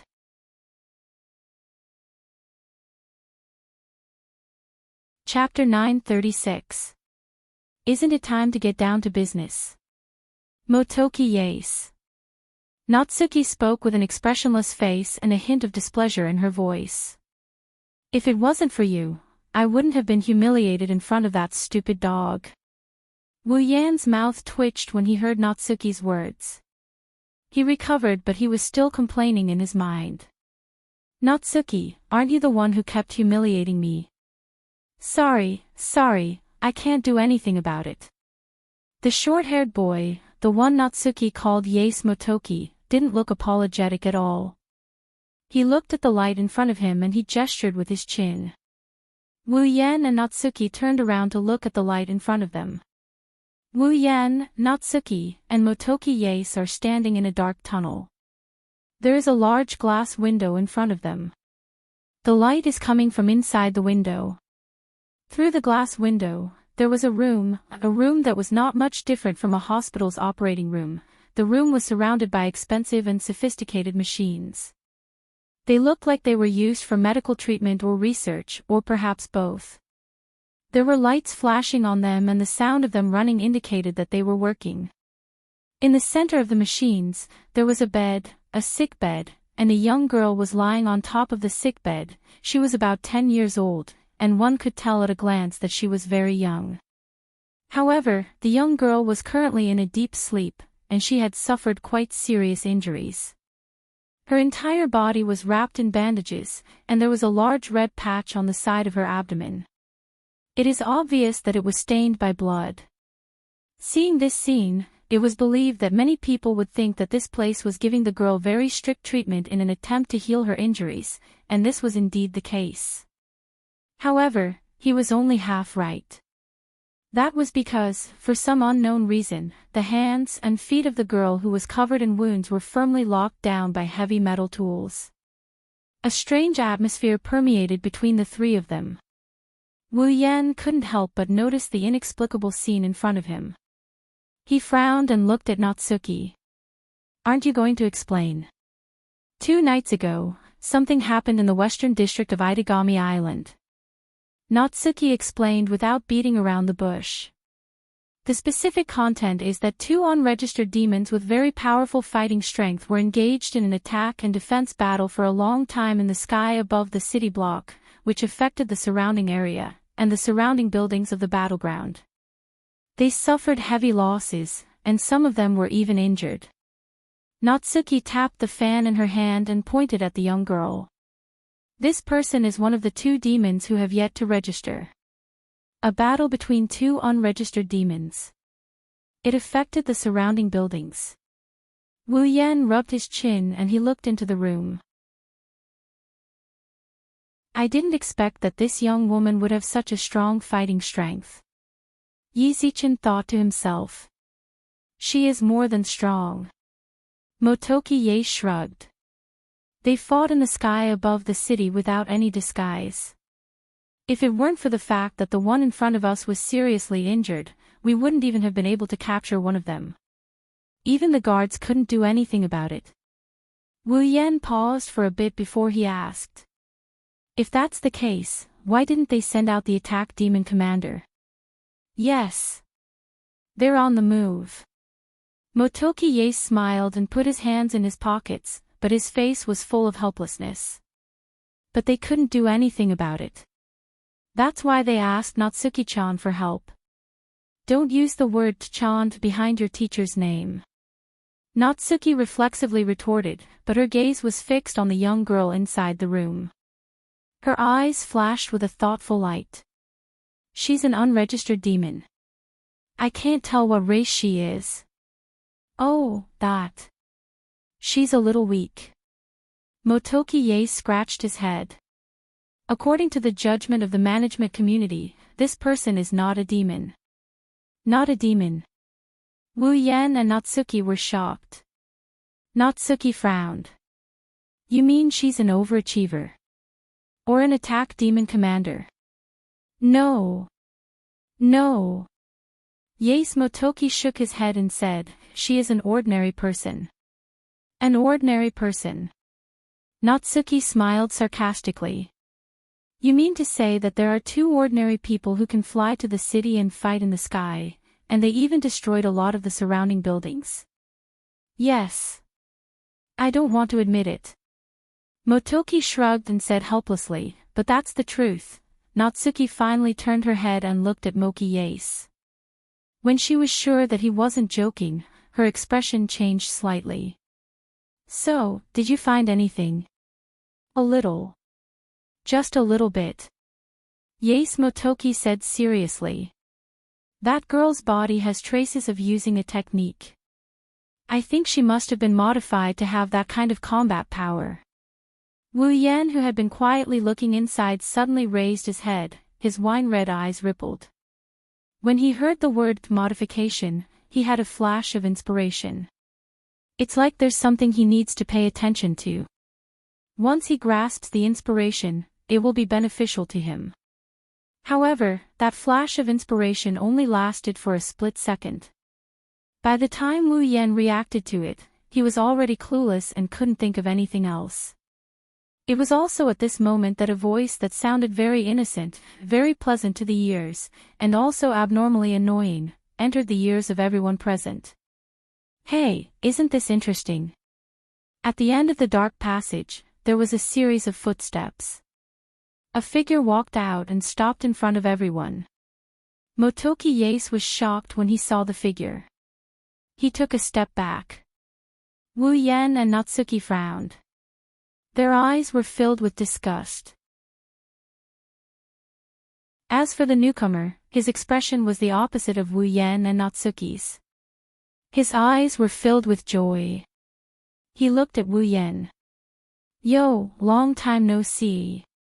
Wu Yan narrowed his eyes and pursed his lips. Why are you still here? Vatler. Well, I'm a diplomat. Don't be so cold. Vatler had a smile on his face. He looked very friendly. Also, I'm here to bring you information, shouldn't you at least welcome me? Can you hurry up if you have something to say? Wu Yan didn't hide his disgust. I'm afraid I won't be able to hold myself back from teaching you a lesson if you stay any longer. Motoki Yace was shocked when he heard that. Does this scandal sensei know who is standing in front of him? That's the vampire closest to a primogenitor. Isn't he afraid of getting killed for provoking him? Itagami Island will be in deep trouble if that happens. Oh. Vatler raised his head. He paused for a moment then laughed. He laughed excitedly. This isn't bad either. Being able to fight with you is my greatest pleasure right now. Pleasure. Pleasure. Wu Yan's gaze turned cold.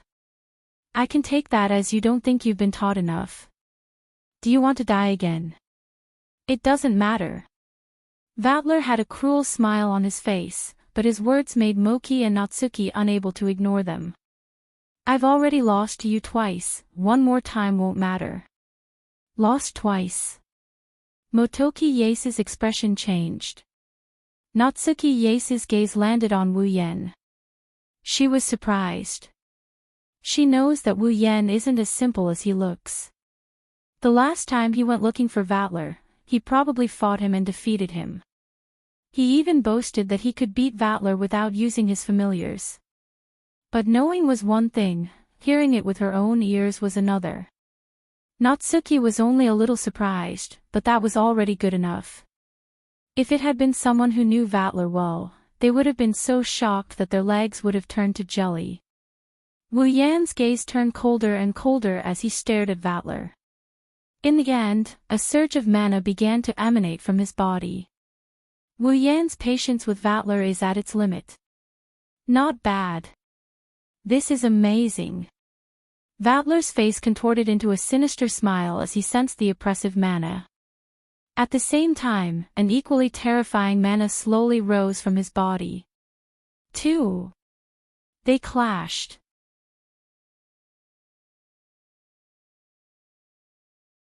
Chapter 937. The magic power turned into a powerful force, and like two mountains that were rushing over, they collided with each other with a force that could not be separated by a hair's breadth. There was no sound, but Motoki Yase heard a loud roar in his ears. His mind went blank. Before he could react, a strong gust of wind blew from the center of the battle and hit his body. Humph! Motoki groaned as his body flew backward. When he was about to hit the glass window behind him, Natsuki suddenly appeared beside him and stopped him from flying backward. Motoki Yase only turned around when he felt the ground beneath his feet. He clutched his aching chest, his face full of horror. It was just a simple clash of mana, yet Yase Motoki was in such a sorry state. Motoki did not doubt Vatler's strength at all. After all, Vatler was a vampire second only to the true ancestor. However, Motoki did not expect the seemingly harmless gossip sensei to be so powerful. That's not the most important thing right now. The most important thing is... Looking around, Yase Motoki could see that the tunnel was about to collapse, and the glass windows of the infirmary were trembling as if they could shatter at any moment. Yase Motoki tried his best to shout at Natsuki, "Natsuki-chan, hurry up and stop them. There's no doubt the two of them are going to fight. If they release their familiars, this place will be destroyed. This is the cornerstone gate that supports the entire island. If the cornerstone gate is destroyed, Itagami Island will be finished." Even if the cornerstone gate wasn't destroyed, Motoki had no doubt that the two of them would be able to sink the entire Itagami Island if they went all out. When that happens, everything will be over. TCH. Natsuki pursed her lips in displeasure. She spoke to Wu Yen and Vatler. "You two. If you really want to fight, go to Snake Charmer's boat like you did last time. Don't cause me trouble here." Natsuki's voice wasn't loud. It was muffled by the shockwave. Motoki almost couldn't hear her.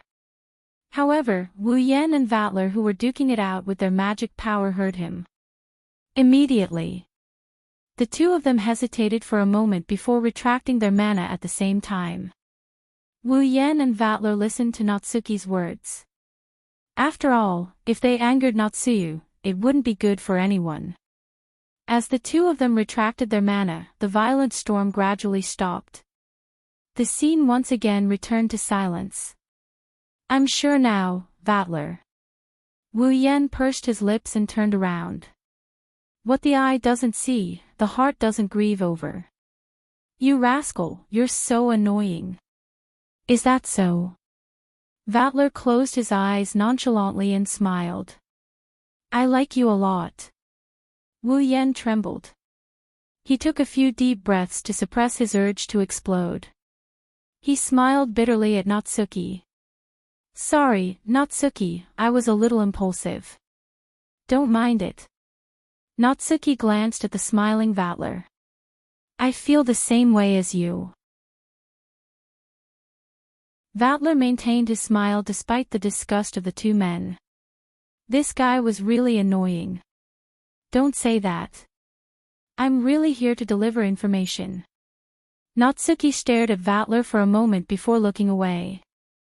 "Let me hear what you have to say." Vatler's smile widened as he looked in the direction of the treatment room.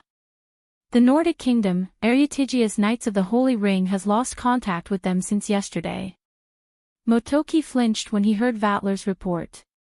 Wu Yen, who isn't familiar with the kingdom, is also flabbergasted. Natsuki tensed up when she heard Vatler's report. "You mentioned the kingdom of Erytigia. Does this have something to do with the royal family?" "I don't know." Vatler replied casually, "I just feel that the timing of these two incidents is too coincidental." Natsuki frowned and went silent. Wu Yen crossed his arms and glanced at Vatler. "So, did you run over because you smelled the toy?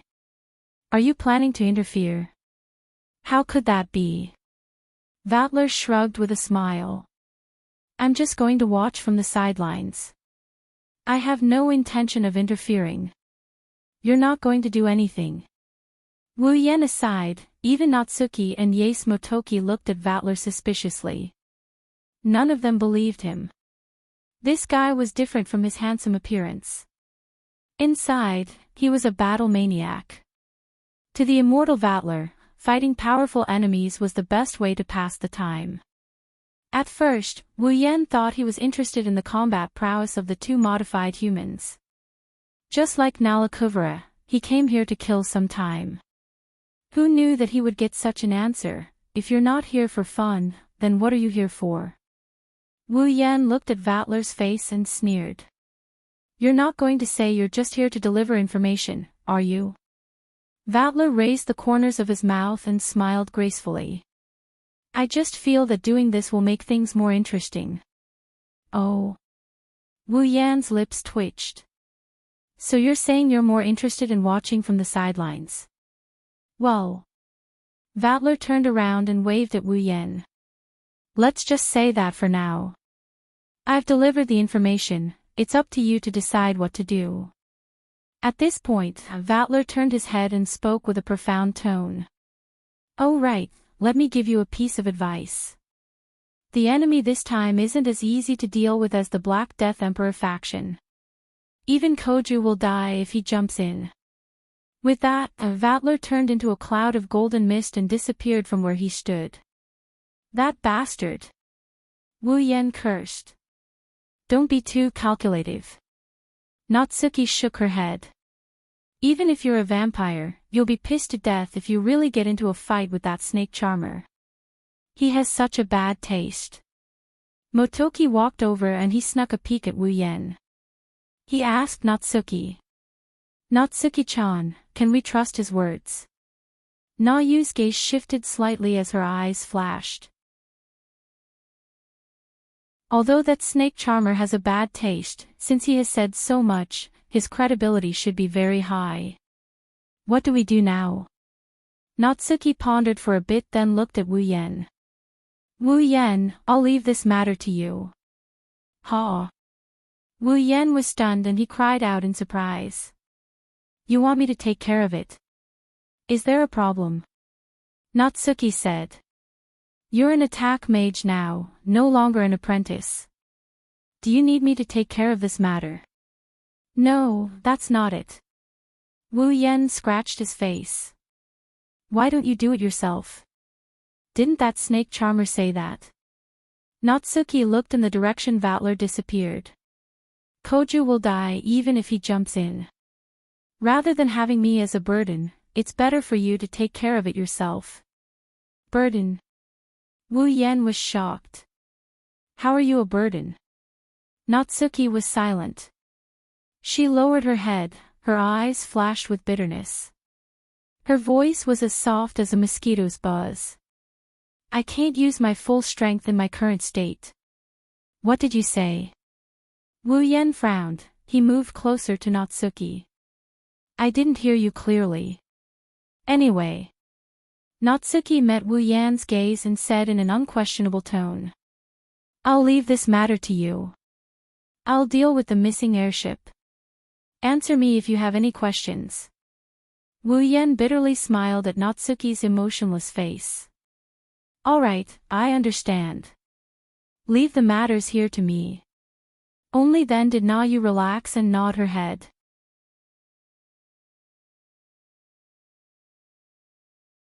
Chapter 938. Itagami Island, Southern Residential District, Apartment. Flipping through the documents in his hand, he walked into the elevator and allowed the elevator to take him up.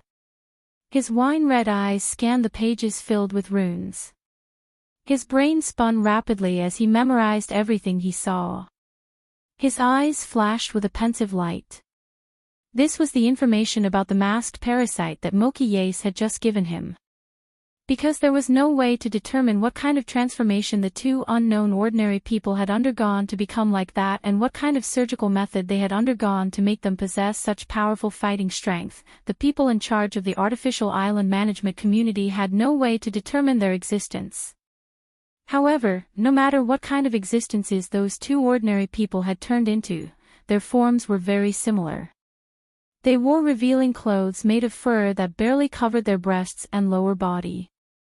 They had a pair of glowing wings on their backs and strange masks on their faces. For the sake of convenience, they are known as the masked parasites. To Wu Yan's surprise, there are more than 2 masked parasites. Incidents like this where monsters of the same form fought each other to the death and affected the surroundings had happened many times recently. Every time a masked parasite was spotted in battle, the special district garrison would be dispatched. However, when they arrive at the scene, there is only a pile of rubble and a masked parasite that died not too long ago. As for the other masked parasite, it's nowhere to be seen. You can say that. The whole incident was filled with all kinds of mysteries. The management community did not even know what the masked parasites were, why they were killing each other, why 2 of them would always come out at a fixed time to fight to the death, and where the other masked parasite who won the fight had gone. There were all kinds of mysteries. None of them have been solved yet. If it weren't for the fact that the incidents happened very close to each other, and the fact that the special zone guards were dispatched in advance and arrived at the scene first, perhaps even the heavily injured masked parasite would have died after the incident. They wouldn't have had the chance to bring it back. Wu Yan looked at the documents again. The elevator door opened. He rubbed his brows and smiled bitterly. He walked back to his house. Natsuki, that fellow, really gave me a headache. If there are no accidents tonight, the masked parasites will appear again tonight. The masked parasites will continue to show up and Wu Yan's mission is to capture the 2 masked parasites alive before they get killed or injured. This made Wu Yan feel a lot more relaxed. Compared to looking at the clues in his hands and trying to uncover the truth of the case like a 10,000-year-old elementary school student, he's much better at catching the culprit before they make their move. Wu Yan wasn't sure how strong the 2 masked parasites were, but at his level, there aren't many things he should be afraid of. If worse comes to worst, he can just use Yukari's red jade mode and crush them. Ever since Yukari reached Tier 9, Yukari can maintain her red jade mode for a long time. During the battle against the Beast King, Wu Yan could only maintain Yukari's red jade mode for 5 minutes. Now, Yukari can maintain it for 10 minutes. With Yukari's terrifying strength, she could defeat a demigod Beast King in 5 minutes. 10 minutes is enough for Wu Yan to deal with a lot of situations. Thinking up to this point, Wu Yan's mood lightened up quite a bit. Ignoring the information in his hands, he walked to his door and without using the key, he grabbed the doorknob. A small electric arc flashed in his hand and the door opened. Mikoto's ability is really suitable for invasion. It's only weaker than the spatial ability. His mind is filled with all sorts of meaningless thoughts. He walked into his house and closed the door. Just then. Welcome back. I'm back. Wu Yan shot back. But as soon as he opened his mouth, he felt something was wrong. Kotori would never say something as sweet and warm as welcome back to him. Usually, she would only say something like, "What took you so long?" or "Too slow." This situation would only happen when she was in younger sister mode. Also, this voice doesn't belong to Kotori. His body froze for a moment before he turned around and looked at the source of the sound. Blood rushed to his head when he saw who it was.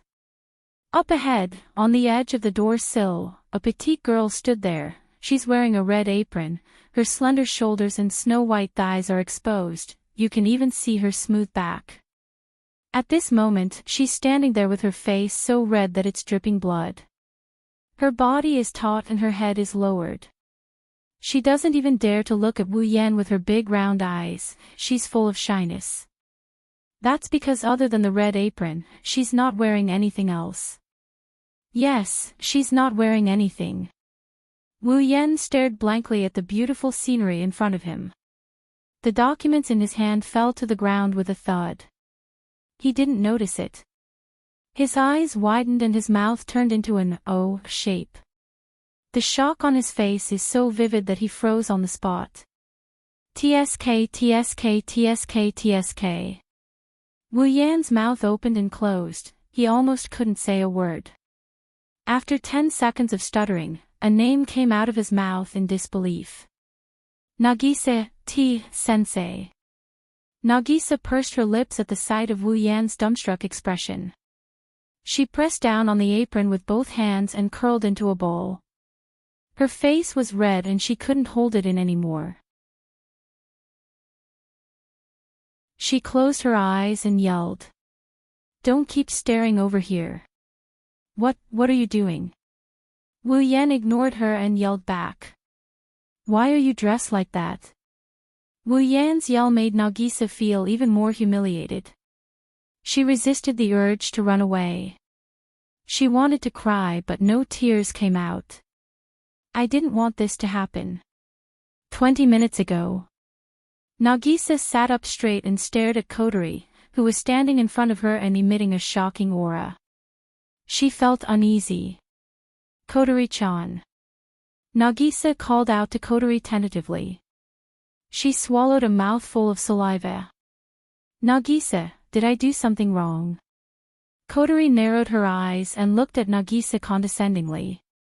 The last battle was a failure, the last battle. Nagisa tilted her head in confusion. She recalled something. You mean, the battle with Sensei? Kotori nodded her head slowly and forcefully. Her voice began to lower. It was going well. If it continued, I could have confessed but in the end. Kotori shook her head and said in disappointment, you actually fainted. Ugh. Nagisa blushed. It seems the word confession was quite effective on her. Nagisa shrunk back and raised her hand weakly. That didn't count as a failure, right? The plan was to feed Sensei, right? Nagisa did it. Are you an idiot? Kotori reprimanded. The goal was to conquer Oniai-chan, but did you do it? I only fed him. Nagisa said uneasily. That was enough to conquer Sensei. That's why I said you're an idiot. Kotori snorted and knocked Nagisa's head. The goal was to conquer Sensei, but the real goal was to create an opportunity for you. Didn't you go up to the rooftop together? Seizing that opportunity, you could have taken him down in one go, but you fainted. What could I have done? Nagisa pouted. Nagisa, I fainted. Sigh. Kotori sighed and crossed her arms in front of her chest. In short, the last battle was a failure. This time, you have to give it your all. This time. Nagisa gasped. You mean we have to do it again? Of course. Kotori smiled mischievously and placed her hands on Nagisa's shoulders. Don't worry, I'm prepared this time. You just have to follow the plan. Nagisa had a bad premonition. Reality proved that her premonition was correct.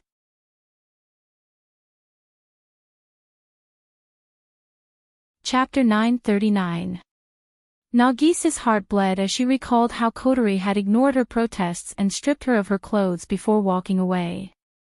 How did she end up with such a bad friend?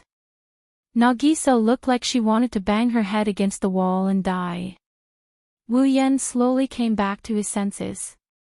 His headache from working at night became heavier. Clearly, the real culprit wasn't Nagisa herself. Otherwise, she wouldn't be acting like this. It was Kotori, right? Wu Yan exposed the mastermind. You said Kotori was the one behind the feeding incident last time. This time. Wu Yan looked at Nagisa, who was blushing. He shook his head speechlessly. Nagisa was about to explode from embarrassment. Sensei. Nagisa was about to cry. Can you stop staring at Nagisa? Oh. Wu Yan grinned when he saw Nagisa's expression. Didn't you dress like this for me to see? No. No, that's not right, you can't say that it's not. Nagisa was confused. She subconsciously twisted her body.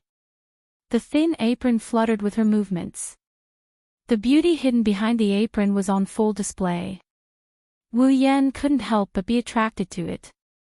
Looking at this beautiful scene, he had a look of admiration on his face. Nagisa was still young, but her body was starting to take shape. Disregarding everything else, the lines of her body were great.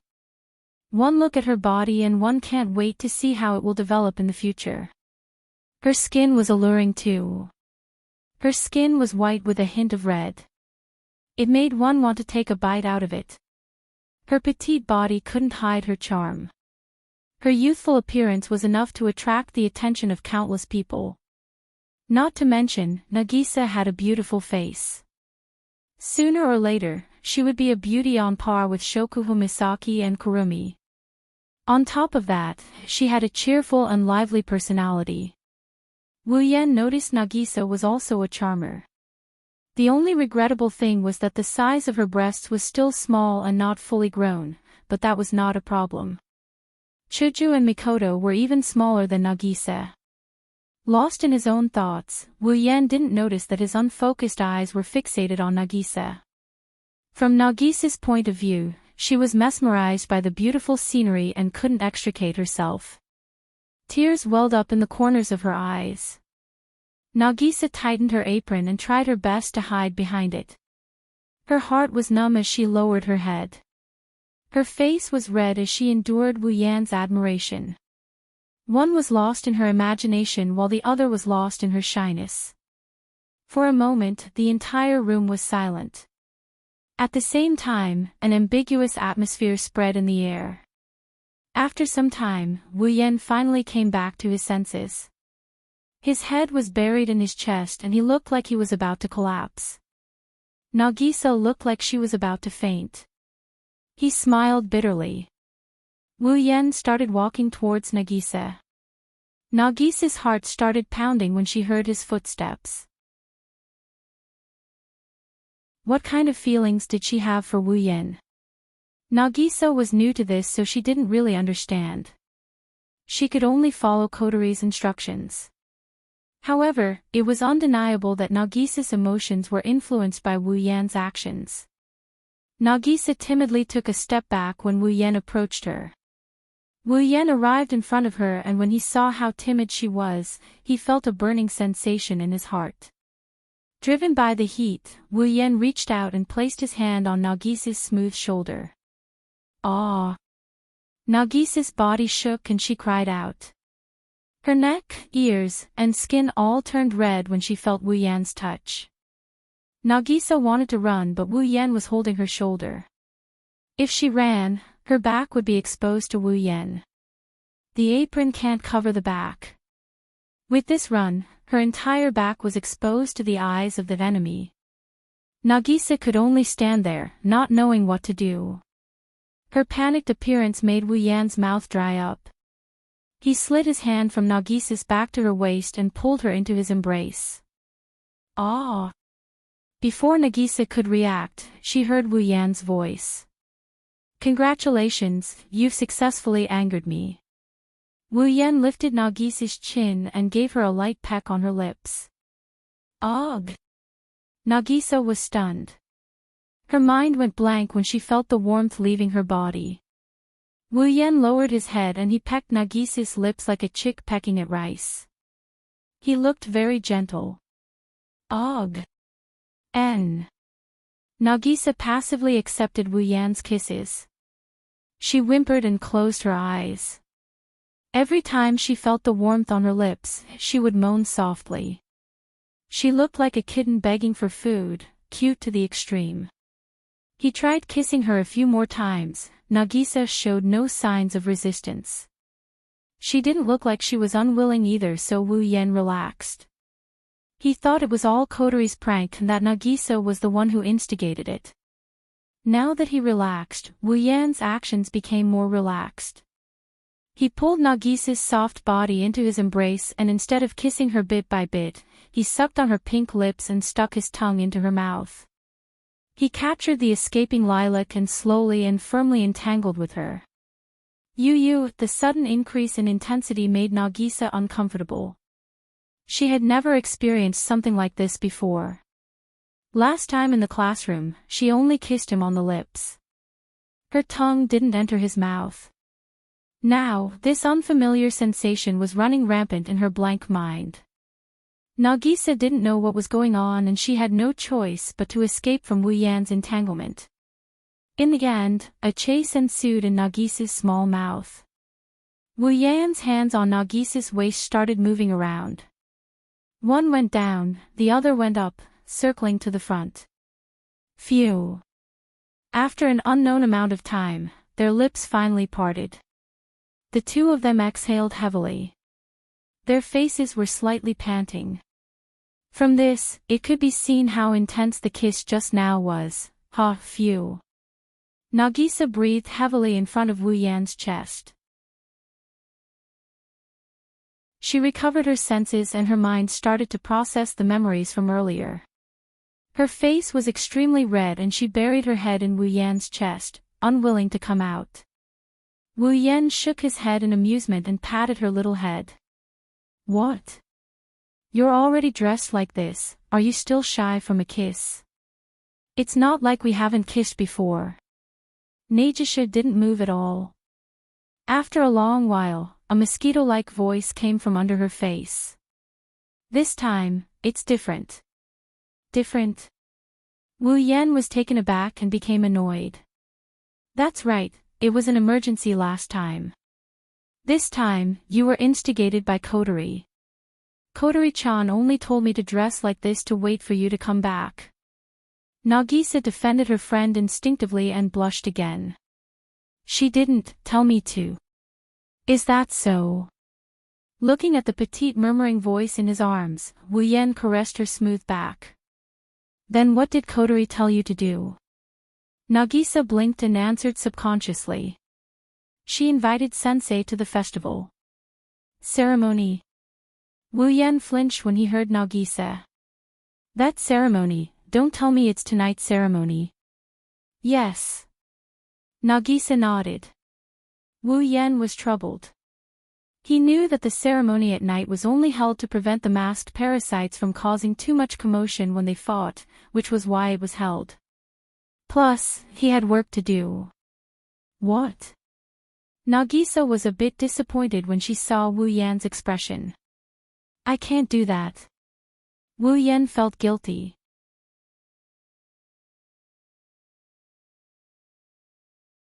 Chapter 940. Fancy stalls stood on both sides of the street, side by side, surrounding the middle of the street. The owners of the stalls sat in the middle of the stalls, wearing luxurious clothes that were different from the past. From time to time, they would shout loudly, causing the street to be filled with a clamor. Pedestrians walked by one after another, laughing and joking while looking left and right, patronizing the surrounding stalls. They were all wearing bathrobes, with smiles on their faces, venting the joy in their hearts. The sounds coming from their bodies also mixed with the surrounding noise, soaring up to the sky, very lively. Unlike the people around him, Wu Yan isn't wearing a bathrobe. He's wearing a thin collared short-sleeved shirt and a pair of black casual pants. He looked a lot more casual, but compared to his attire, his expression is a lot more bitter. That's because there was a figure in front of Wu Yan. Nagisa was very different today. The Kaihai Academy uniform she had been wearing had disappeared and was replaced by a bathrobe. However, it was not an ordinary bathrobe. The bathrobe was completely white with golden lines embroidered on it. They followed a rather mysterious trajectory and formed a very dazzling pattern. There were also ribbon-like satin hanging down from both sides.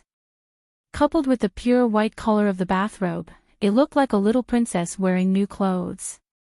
At this moment, Nagisa had an extremely happy smile on her face. She was wearing a luxurious bathrobe. Her giggles were like silver bells as she patronized each stall. Her beautiful big eyes curved into crescents. Obviously, her mood couldn't be any better. She turned into a beautiful butterfly. Nagisha shuttled through the crowd. That extremely eye-catching bathrobe, coupled with the owner's exquisite face and laughter, attracted the attention of passers-by. Some of the stall owners even kindly gave her some free food, which made Nagisa very happy. As time passed, this cheerful and lively little princess became the scene of the bustling commercial street. Wu Yan's bitter expression crumbled when he saw Nagisa's unwavering smile. He put on a smile once more. He felt like his decision to bring Nagisa to the festival was worth it. Yes, this is where the festival will be held. In other words, it wouldn't be long before the masked parasite's battleground not too far away from here. Wu Yan didn't want to bring Nagisa along. After all, he had work to do, so it wasn't appropriate for him to come and play. Although he wasn't sure of the masked parasite's combat ability, if two masked parasites could cause shock waves in their surroundings and even destroy buildings, then conservatively speaking, the masked parasite's combat ability was at least on par with vampires with familiars. It would have been a very foolish decision to bring Sasquatch into a fight between two monsters like this. However, Wu Yan and Nagisa had just developed a relationship that went beyond friendship. If he used work to reject her when she only wanted to visit the festival, he might as well get kicked to death by a horse. However, he couldn't ignore Nagisa's safety. In the end, Wu Yan decided to bring Nagisa along. He really couldn't bear to see such a cheerful girl like Nagisa reveal such a disappointed expression. Of course, Wu Yan wouldn't put Nagisa in danger either. The luxurious bathrobe she wore wasn't just for looks, it was the mobile church that Wu Yan spent a large amount of mana to create. With the mobile church as the ultimate defensive barrier, as long as the masked parasite wasn't a demigod, Nagisa's safety was guaranteed. The mobile church was created by chanting without any necessary procedures or rituals. Once the mana Wu Yan infuses into it runs out, the mobile church will disappear. But there's nothing he can do about it. If he wants to go through all the necessary procedures, it's going to take a lot of time. It's not something that can be done in a day or two. That was the only thing he could do for now. But this didn't affect them too much. The mana Wu Yan left in the mobile church is enough to support the mobile church for a day and a night. That's more than enough. Nagisa was disappointed when she heard that the beautiful bathrobe could only last for a day and a night.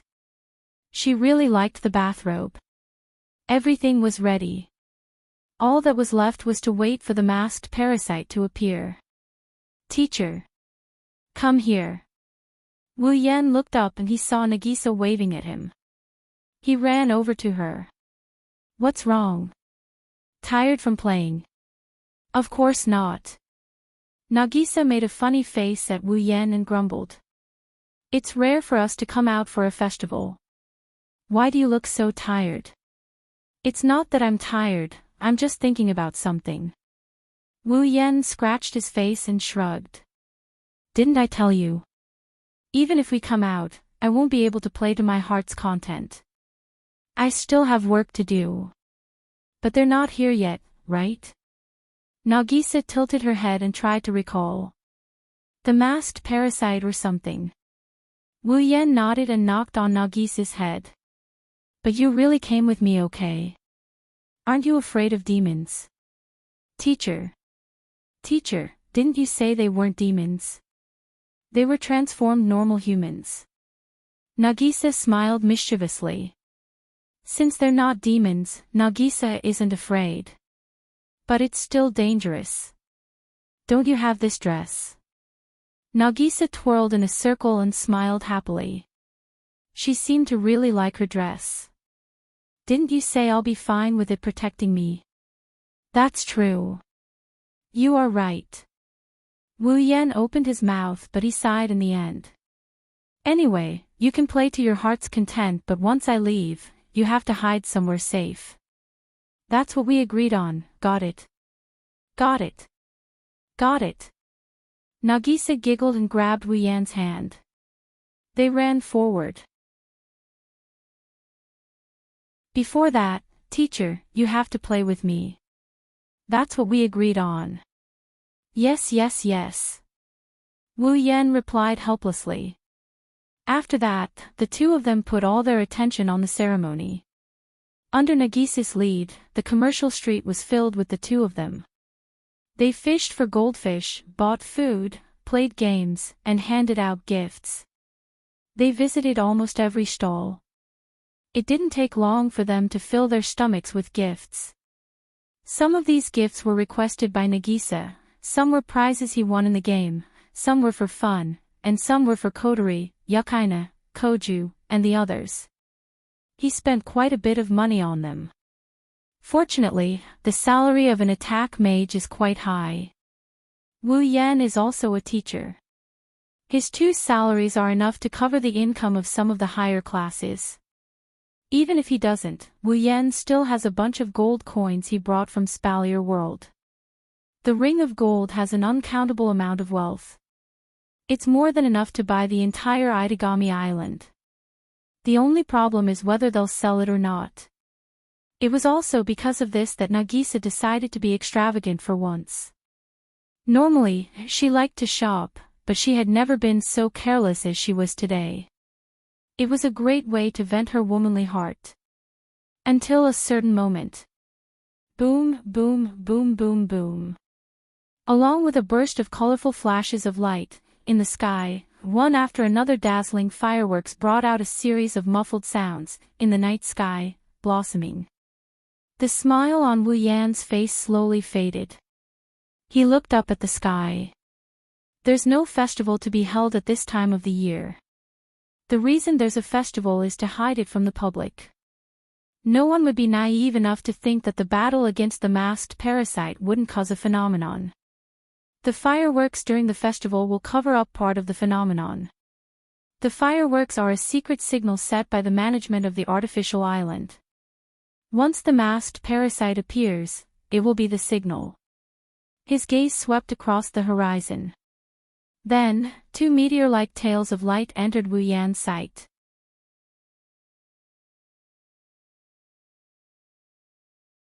Chapter 941. The true appearance of the two shooting stars was that of two short girls. One had long black hair and the other had long silver hair. They wore clothes made of fur, exposing their arms, thighs, abdomens, and shoulders.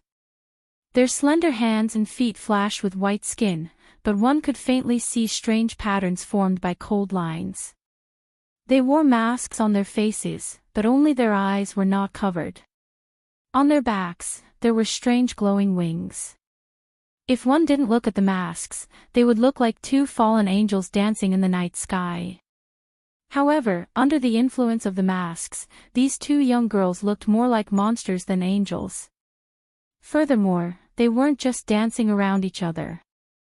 Like meteors, the two masked parasites streaked across the night sky and crashed into each other. The sonic booms around them told everyone how powerful their collisions were. Extending their wings, they flew and turned their wings into cannons. Every time they extended their wings, beams of scorching light would shoot out from their wings toward their opponents. Then, they would be blocked by a barrier that was flashing with an unknown luster and floating like steam. The light beams that were blocked didn't disappear immediately. Instead, they bounced back, turning into rays of refracted light that shot out in all directions, including the ground. Amidst the rumbling sounds, flames suddenly appeared.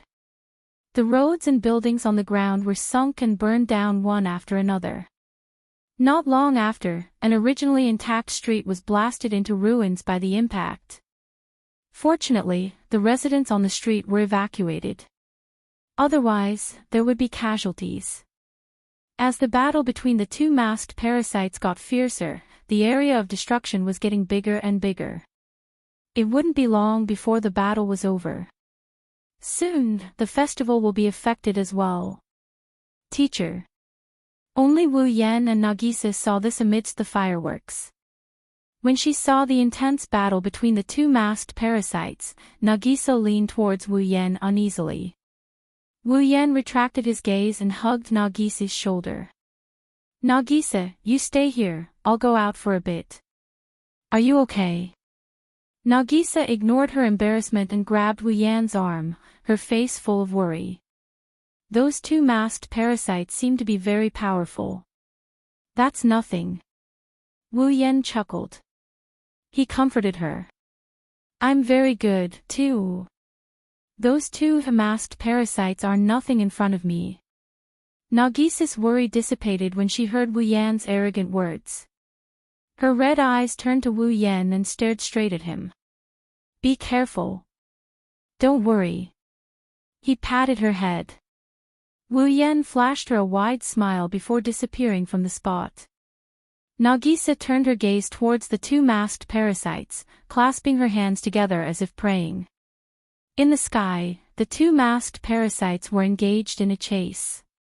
Beams of light shot out from their wings like laser cannons. Amidst the air explosions, the beams landed on each other.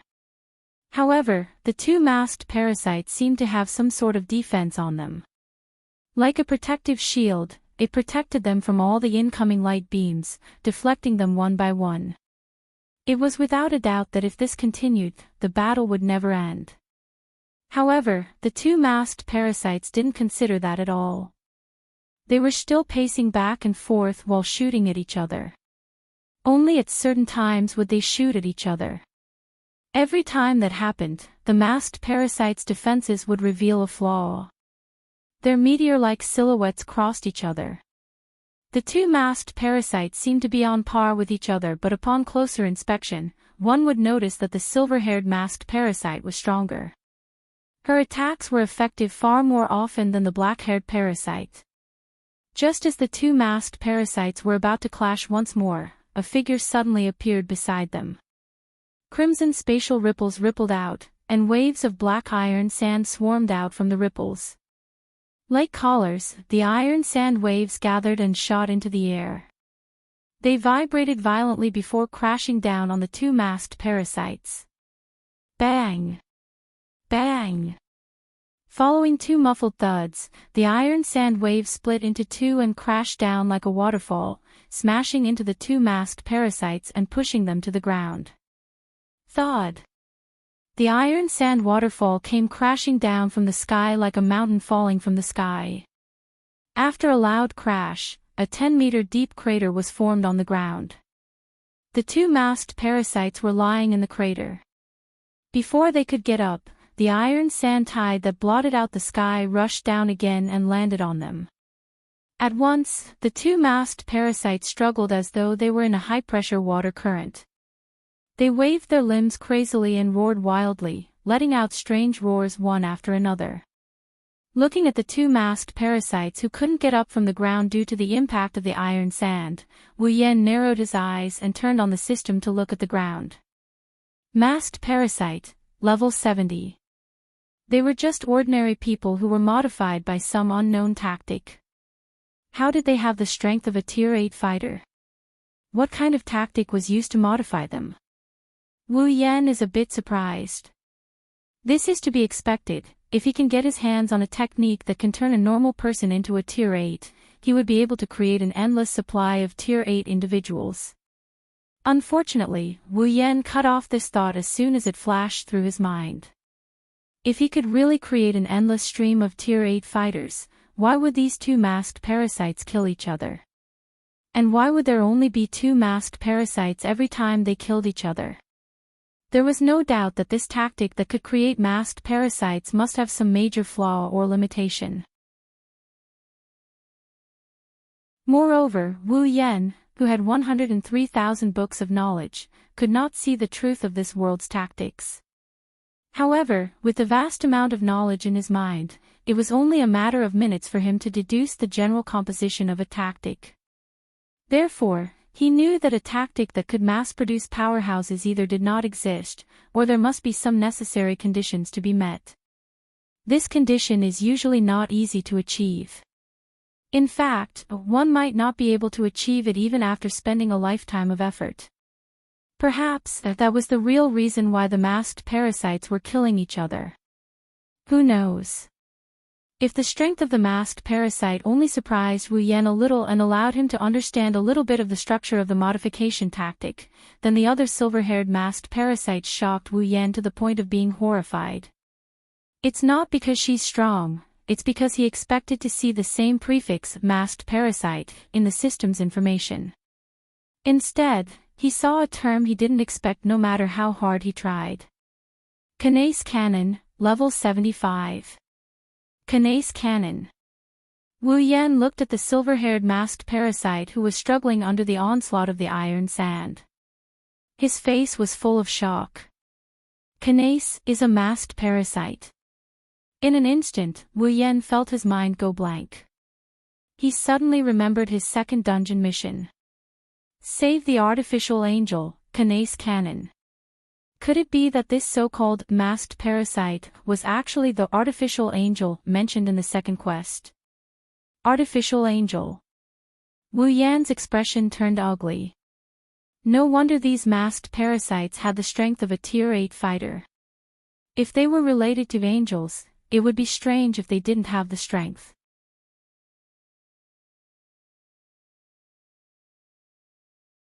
Chapter 942.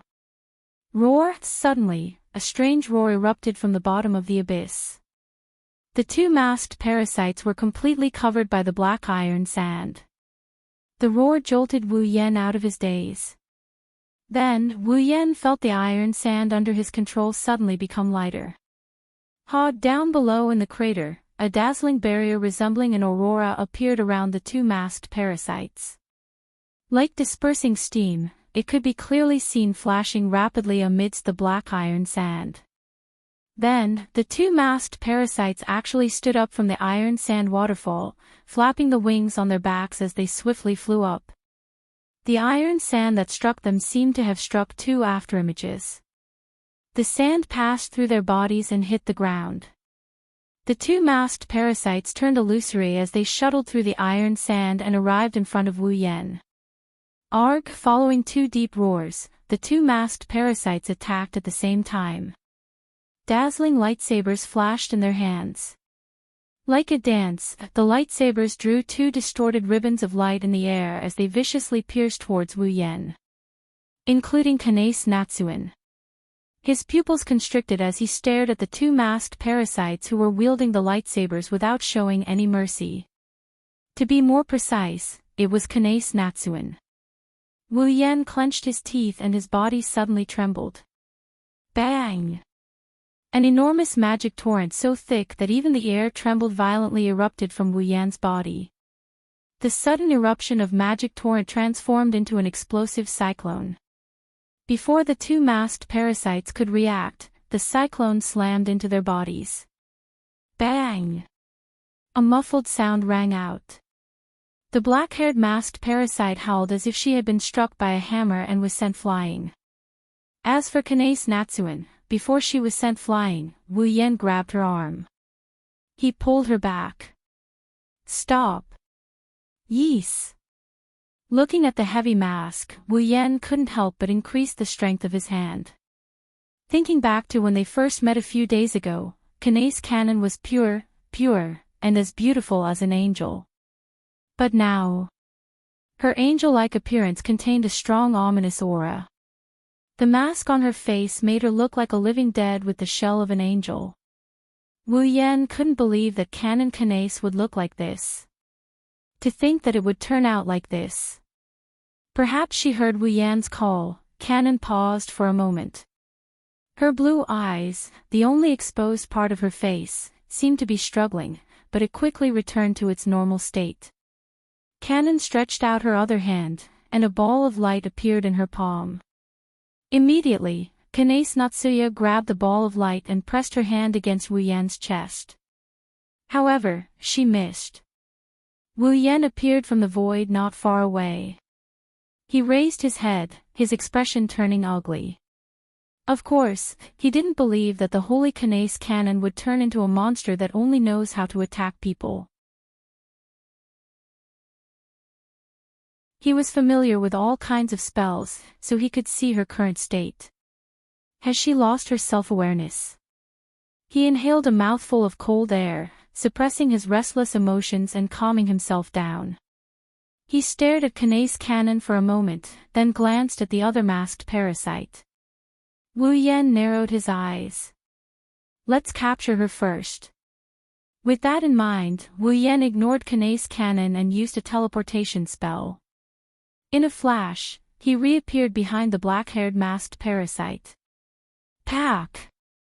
Kiran placed his hand on the masked parasite's body, and a tremendous amount of mana gushed out from the masked parasite.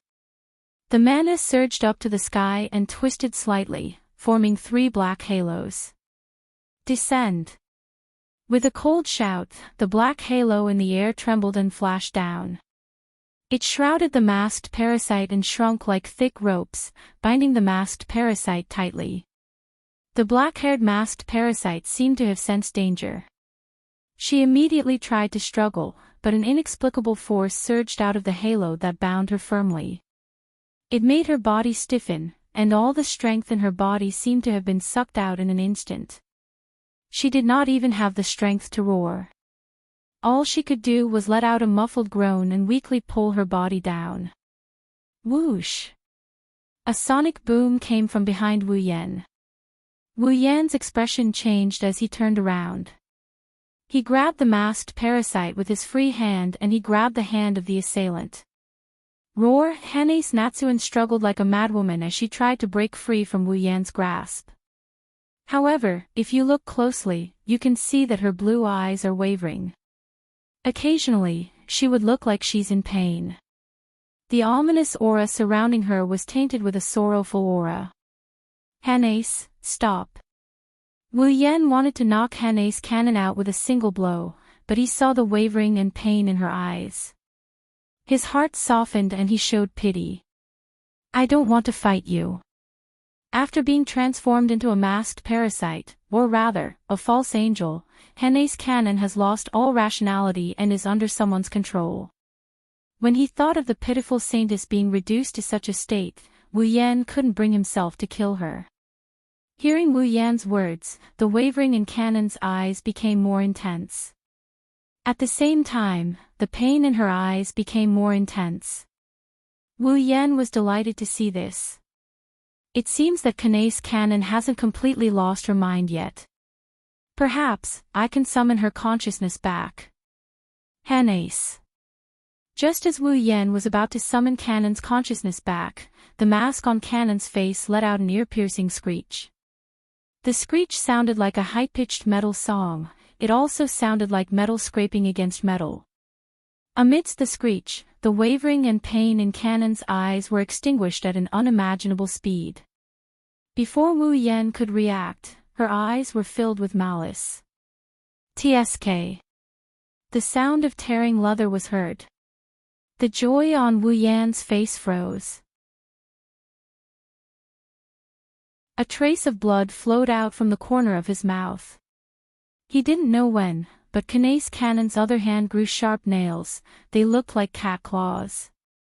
While Wu Yan was trying to wake her up, she stabbed Wu Yan in the chest, tearing through his flesh and piercing his heart. His wine-red eyes wavered as he saw the emptiness in Kanae's Natsuan's eyes. Feeling the pain coming from his chest, he managed to force a smile. He looked like he's in a terrible state. It's not that easy. Not far away, on the commercial street where the ceremony is being held. Nagisa stood quietly on the spot. She lifted her head and stared at the night sky behind the fireworks. Her face was filled with anxiety. She didn't fit in with the lively atmosphere around her. This scene has been going on since Wu Yan left. Others may think Nagisa was watching the fireworks, but in reality, she wasn't looking at the fireworks. She was watching the battle in the sky through the fireworks. She didn't let her guard down for a second. Nagisa saw Wu Yan's heart being pierced by a winged masked parasite with a mask on its back. Sensei. Nagisa's face turned as white as a sheet of paper. Her heart clenched as if she felt the pain coming from Wu Yan's body when his heart was pierced. Without any hesitation, Nagisa ran towards Wu Yan's direction.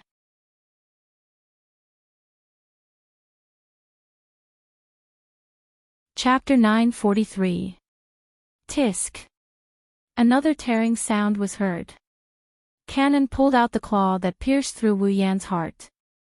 Dark red blood splattered everywhere as Cannon pulled her hand back. Without the blockage, Wu Yan's blood gushed out from the hole in his chest. Like a fountain, the blood splattered on the ground and formed a small pool of blood. The pool of blood continued to expand as the sound of something falling to the ground could be heard. Resisting the urge to howl in pain, Wu Yan clenched his teeth. He didn't loosen his grip on the masked parasite. Instead, he tightened his grip on Kanase. The masked parasite loosened his grip on Kanase's arm and he reflexively swung his arm at Kanase. Dong! Wu Yan's hand failed to land on Cannon's body. Instead, it was blocked by a thick layer of steam. Cannon took the opportunity to fly away from Wu Yan. Damn it! Wu Yan cursed as he clutched his chest. He was panting but strangely, his heart calmed down. The hideous wound healed at a speed visible to the naked eye. His heart also healed in an instant. The speed of recovery was terrifying. In terms of vitality and recovery, Wu Yan's primogenitor blood is far superior to the primogenitor of this world. If it was Koju, he would have suffered such a fatal blow. I'm afraid that he won't be able to recover without a few hours, right?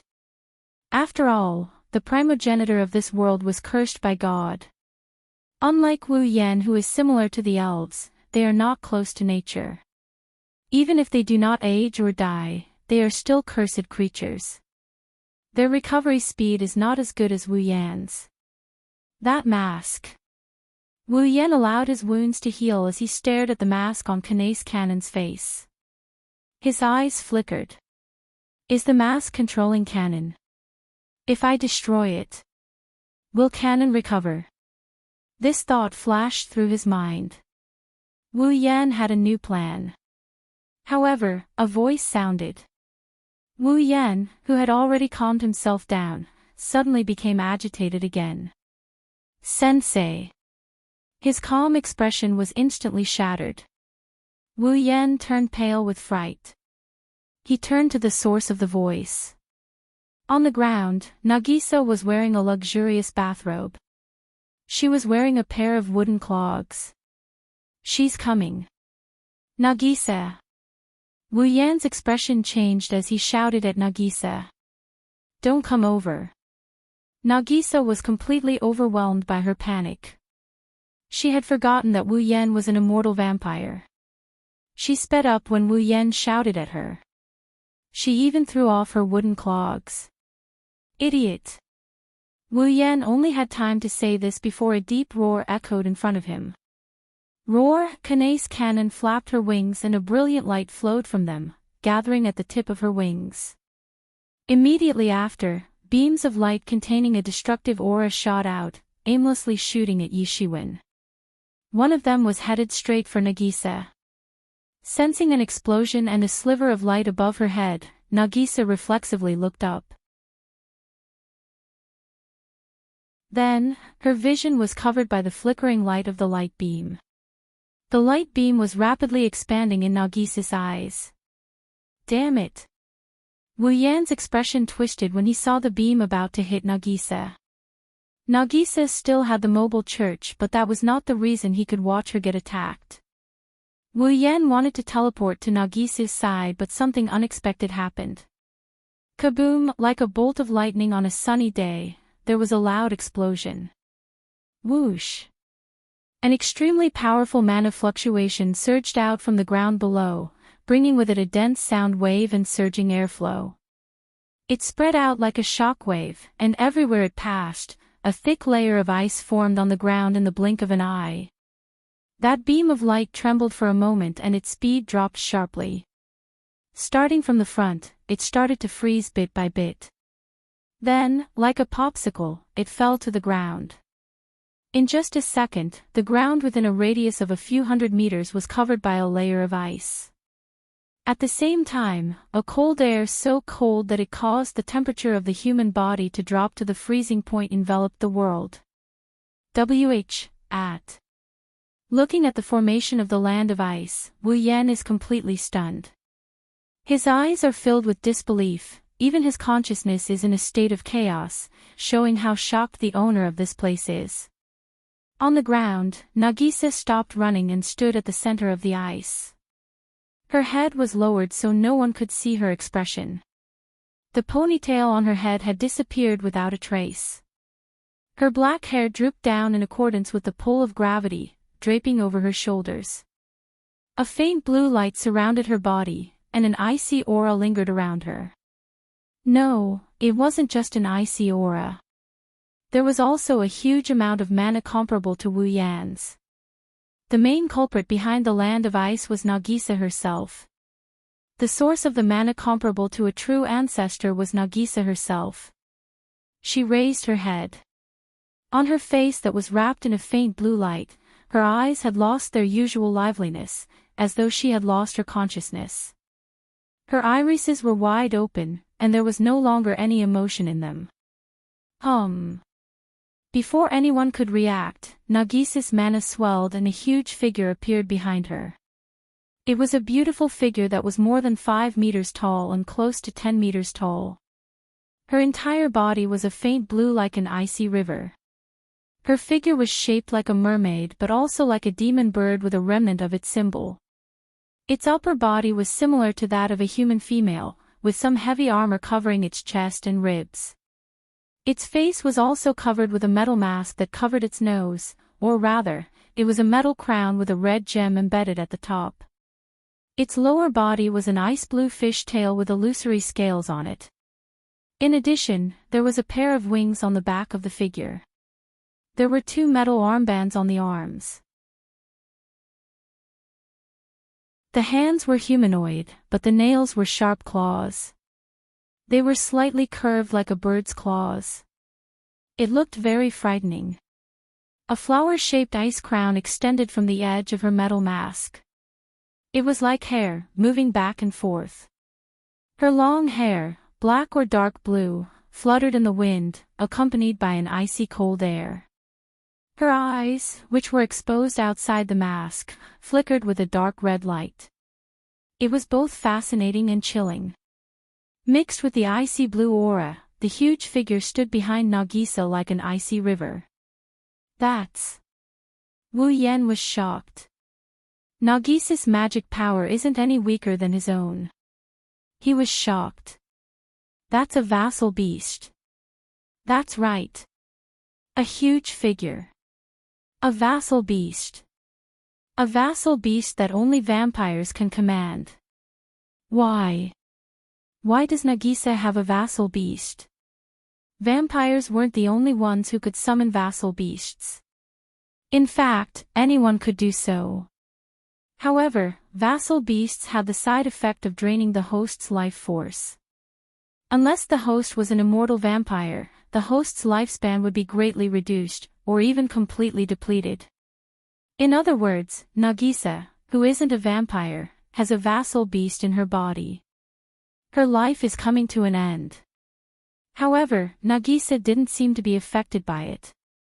She raised her head, revealing a stiff and expressionless face that was different from before. She looked up at Kanae's cannon with disdain. Whoosh! In an instant, the ice vassal beast swung her tail. The long fish tail seemed to have expanded countless times and turned into a bolt of ice. It whipped Kanae's cannon like a giant whip. Bang! Cannon did not react in time.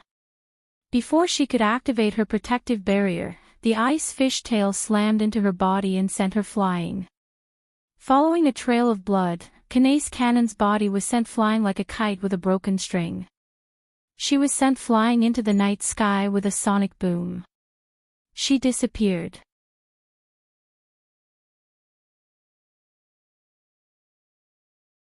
Chapter 944.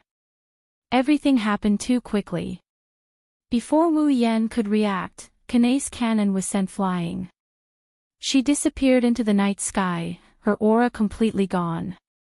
She was either too injured to continue fighting or she chose to retreat. She must be the mastermind behind the transformation of Canon into a fake angel. Wu Yan's eyes trembled as he watched Canon disappear.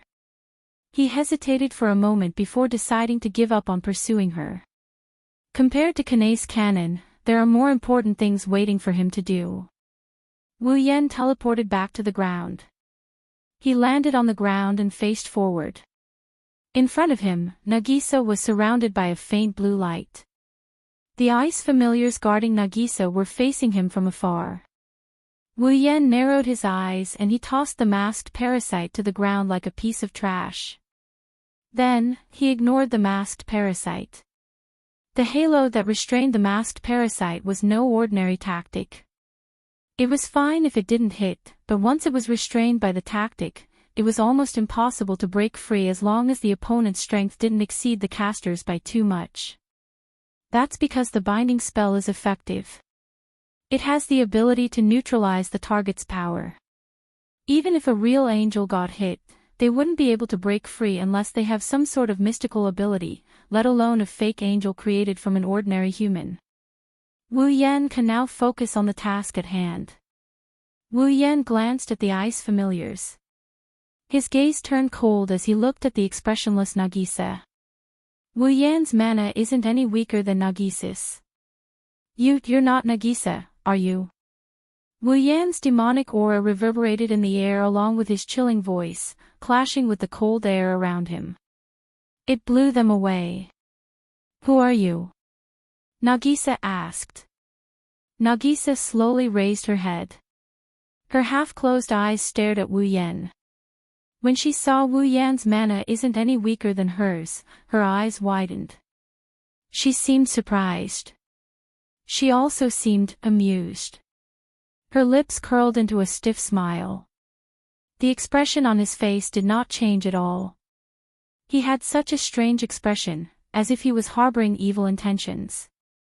The sound of rustling could be heard. It rang out. This was a deep voice that seemed to come from the horizon. One could faintly hear Nagisa's voice, but it seemed to be lacking in spirit, lacking in vigor and rhythm. You're not as simple as you seem. That's why, if you don't want to disappear from this world, you better answer me honestly. Wu Yan's voice is so cold it's almost as cold as the surrounding air. Don't think I can't do anything to you just because you're hiding in Nagisa's body. I have spells in my head that can deal with souls or consciousnesses attached to other bodies. It's rare for Wu Yan to threaten someone like that. He had no choice. Nagisa was in Nagisa's body. If he had any ill intentions, Nagisa herself would be in danger. If anything went wrong, Nagisa might lose her life. Ignoring everything else, Wu Yan was able to determine the level of the ice familiar in a single glance. It was definitely a true ancestor level familiar. Judging by its power, this ice familiar is no ordinary primogenitor level familiar. Even Wu Yan's own familiars are at the same level as this ice familiar, let alone Gu Cheng's incomplete familiars. Ignoring their special abilities, Wu Yan's own familiars are at the same level as this ice familiar. He didn't know if he could expel a familiar like that from Nagisa's body. More importantly, the ice familiar had been released by the consciousness that possessed Nagisa. Familiars have the side effect of consuming their host's life force. The side effect of a true ancestor's familiar is even more terrifying. It won't take long for the familiar to drain a newborn's life force to death. Right now, the ice familiar was being released by the consciousness attached to Nagisa's body. It didn't affect Nagisa in any way. However, if the consciousness were to leave Nagisa's body, the ice familiar would definitely die if it were to stay outside for a while. To prevent any accidents from happening that might endanger Nagisa's life, Wu Yan had no choice but to threaten her. Oh. Nagisa's smile seemed to widen a little. Her monotonous tone had a hint of joy in it. She seemed to be in a better mood. Do you care about this girl a lot? Nagisa spoke slowly. That's right, you've already gotten to this point with her. It's only natural that you care about her. Nagisa's mouth widened into a smile and she laughed for the first time. Furthermore, this girl also cares about you a lot. She clearly only knew how to circle around that young man and call him a brother. To be able to do this, you're quite capable, brother. Wu Yan frowned. You know Ancient City. Ha. Nagisa didn't answer directly. She used her unique voice and chuckled. That young man is still far away. As the fourth primogenitor, he still has a long way to go. Before that, I don't know him. Wu Yan's frown deepened. He looked at Nagisa impatiently. After saying so much, you still haven't made it clear who you are. In that regard, I guess we're in the same boat. Nagisa lifted her chin and she looked at Wu Yan. What about you? Who the hell are you? Ordinary vampires? That doesn't seem possible. Or a direct descendant of those annoying primogenitors. But his strength seems to be too strong. Other than us, there shouldn't be any vampire stronger than that snake charmer. Or... Nagisa paused, confused, and asked seriously, are you on the same level as me? Without a certain level of understanding, one wouldn't be able to understand what Nagisa is talking about. However, Wu Yan got the gist of her words. You're a primogenitor? Wu Yan said with uncertainty. Then, he quickly dismissed the idea. No, that shouldn't be. Don't worry. Nagisa's voice returned to its usual calm state. She said softly, with your level, you'll know sooner or later. It's best if no one knows of my existence. Nagisa strode towards Wu Yan. Behind her, the ice familiar slowly dissipated into thin air. She retracted her magic power back into Nagisa's tiny body. Wu Yan was confused but he retracted his magic power as well. All that was left was the frozen ground. Stopping in front of Wu Yan, Nagisa reached out and caressed his face as Wu Yan frowned. Don't worry, I have no intention of harming this girl. On the contrary, I will do my best to protect her. As she spoke, she lifted her face and tiptoed towards Wu Yan's face. Fifth true ancestor of unknown origin, for the sake of this girl, I will acknowledge you a little. With these words, Nagisa kissed Wu Yan's lips. Wu Yan only felt an extremely soft touch on his lips as he took control of her icy lips. Then, an inexplicable icy aura entered his mouth and integrated into his body. At this moment, Wu Yan was still in a daze. In the next moment, a faint connection connected with the Nagisha in front of him through his senses. As if she had completed her mission, Nagisa separated. The faint blue light on her body disappeared. She returned to her original form and fell into Wu Yan's arms. Wu Yan was stunned for a moment before he hurriedly hugged Nagisa. Wu Yan was silent for a long time as he looked at Nagisa's sleeping face and the connection he felt from her body.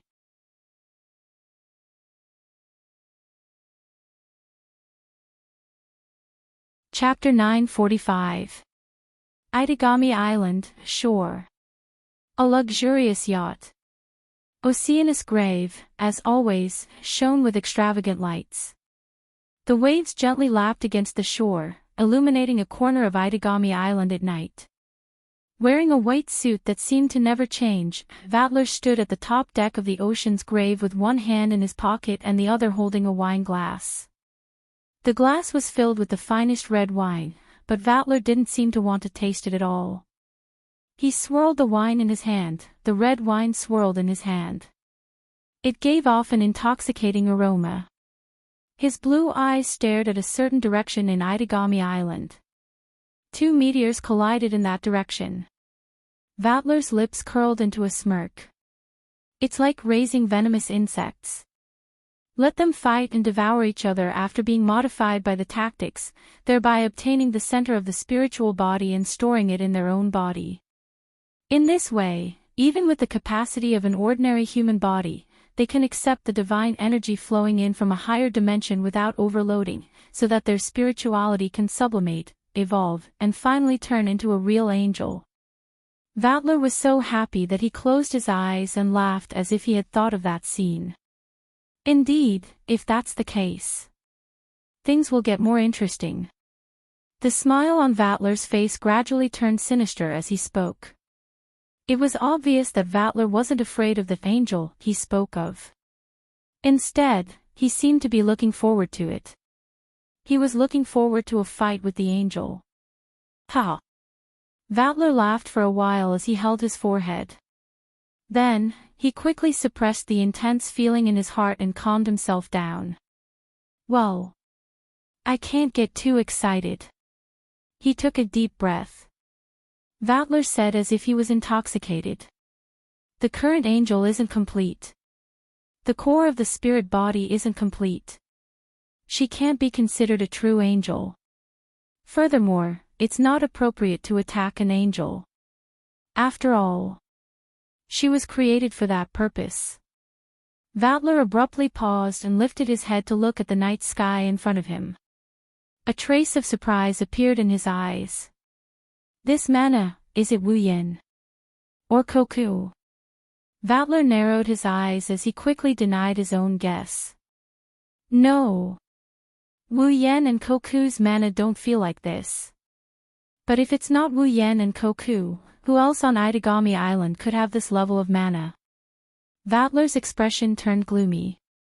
Then, he sensed a magical power that wasn't inferior to the former. This is Wu Yen. Vatler knew who the mana belonged to. What's going on? 2 true ancestor-level mana, and the other one isn't even an ancient city. Vatler's handsome face slowly sank. His eyes fluctuated, indicating that his heart was shaken. Let's go take a look. As soon as Vatler made his decision, the 2 abnormally powerful mana disappeared at the same time, causing him to stop on the spot. Vatler looked pensive as he gazed at the area where the mana appeared. It didn't take long before his expression disappeared and was replaced by a smile. Itagami Island, I can't get bored even if I wanted to. It's great to be here. Vatler's smile widened as he slowly turned around to face the front of the deck. Am I right? 5th primogenitor. A gust of wind blew onto the deck of the yacht. When the wind died down and everything returned to normal, a figure appeared in front of Vatler. His thin clothes billowed in the night breeze. His bangs fluttered in the wind. Wu Yen stared at Vatler with his wine-red eyes. He didn't say anything. In his arms, a petite figure was lying there with her eyes closed like a sleeping child. Her expression was very peaceful. No one who saw this scene would believe that she had just frozen an area of a few hundred meters into ice in a breath's time. This scene is really nostalgic. Vatler smiled as he said something that did not match his expression. When we first met, it was like this as well, right? Without that girl. He looked at the sleeping Nagisa in Wu Yan's arms. Vatler was curious. Then, could she be the owner of that magic power just now? Wu Yan didn't answer Vatler's question. Instead, a magic power so thick that it cracked the deck started expanding from his body. Vatler was stunned. He looked at Wu Yan in shock. He didn't expect Wu Yan to greet him in this manner. However, the next moment, Vatler's surprise turned into astonishment. Wang! Dense ice-blue cold air spread out in the space without any warning. With Wu Yan at the center, or more accurately, with Nagisa at the center, the deck froze and was covered in a layer of ice. Then, Nagisa's body flashed with blue light. A small figure appeared behind Wu Yan. This figure is what shocked Vatler. She has a female upper body, fishtail-like lower body, and wings on her back. She looks like a mermaid in an icy river, or a queen in a world of snow. It was the ice familiar that had been released by Nagisa's consciousness form before. Now, the ice familiar has appeared again. Though it was released from Nagisa's body, Wu Yan was the one who provided it with life and mana. This is the acknowledgement the body of consciousness mentioned, the acknowledgement it gave to Wu Yan. The right to summon an ice familiar. That's... LoveLore stared blankly at the giant ice familiar before him. He couldn't believe what he was seeing. Words came out of his throat as if he was venting his anger. Ulreskigla's ice. Wu Yan, who had been silent for a long time, finally lifted his head when he heard this. So you do know this familiar? Wu Yan had a hunch that LoveLore might know her when he heard the word Snake Charmer from Nagisa's avatar. Now, it seems like he's most likely on the mark. Tell me, LoveLore. LoveLore. Wu Yan glanced at LoveLore. Who is this familiar's master? You don't know. LoveLore's shocked gaze landed on Wu Yan. That's Agrora's 12th familiar. Agrora. Wu Yan frowned. Was Agrora the body of consciousness that possessed Nagisa? Who is Agrora? You don't know anything.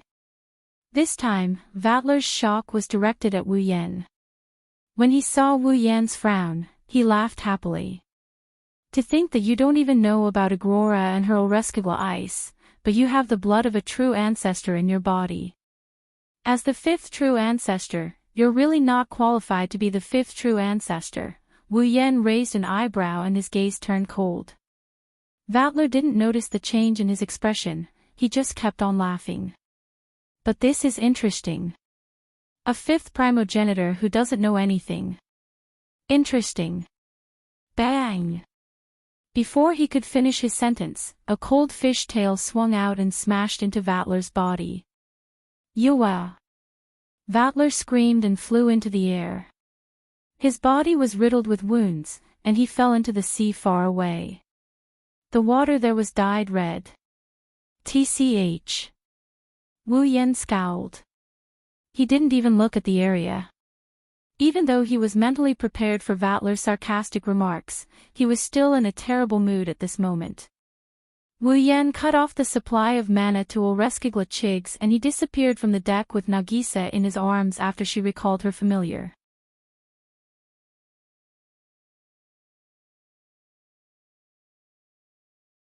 Chapter 946.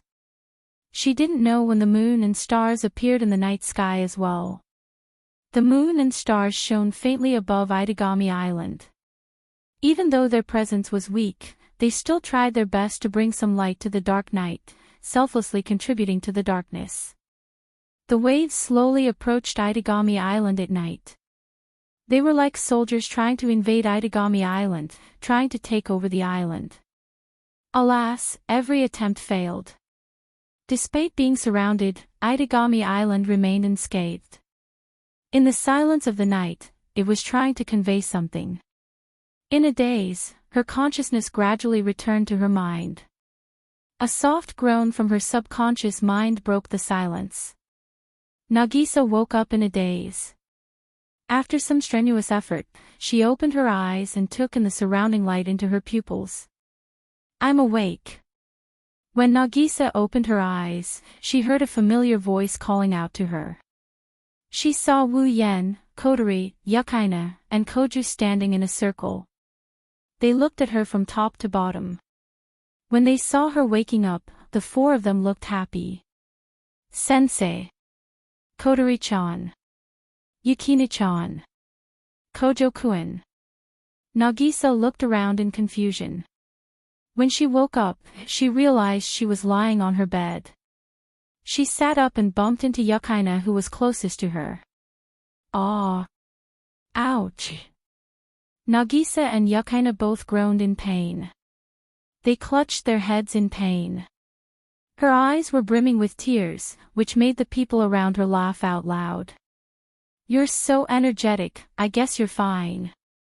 As though she was relieved, Kotori put the pearl she had been holding into her mouth. Her voice was as calm as ever. She didn't seem to care about Nagisa's life or death. Only Wu Yan, who knows her well, knows that it's just a habit of hers. Ah!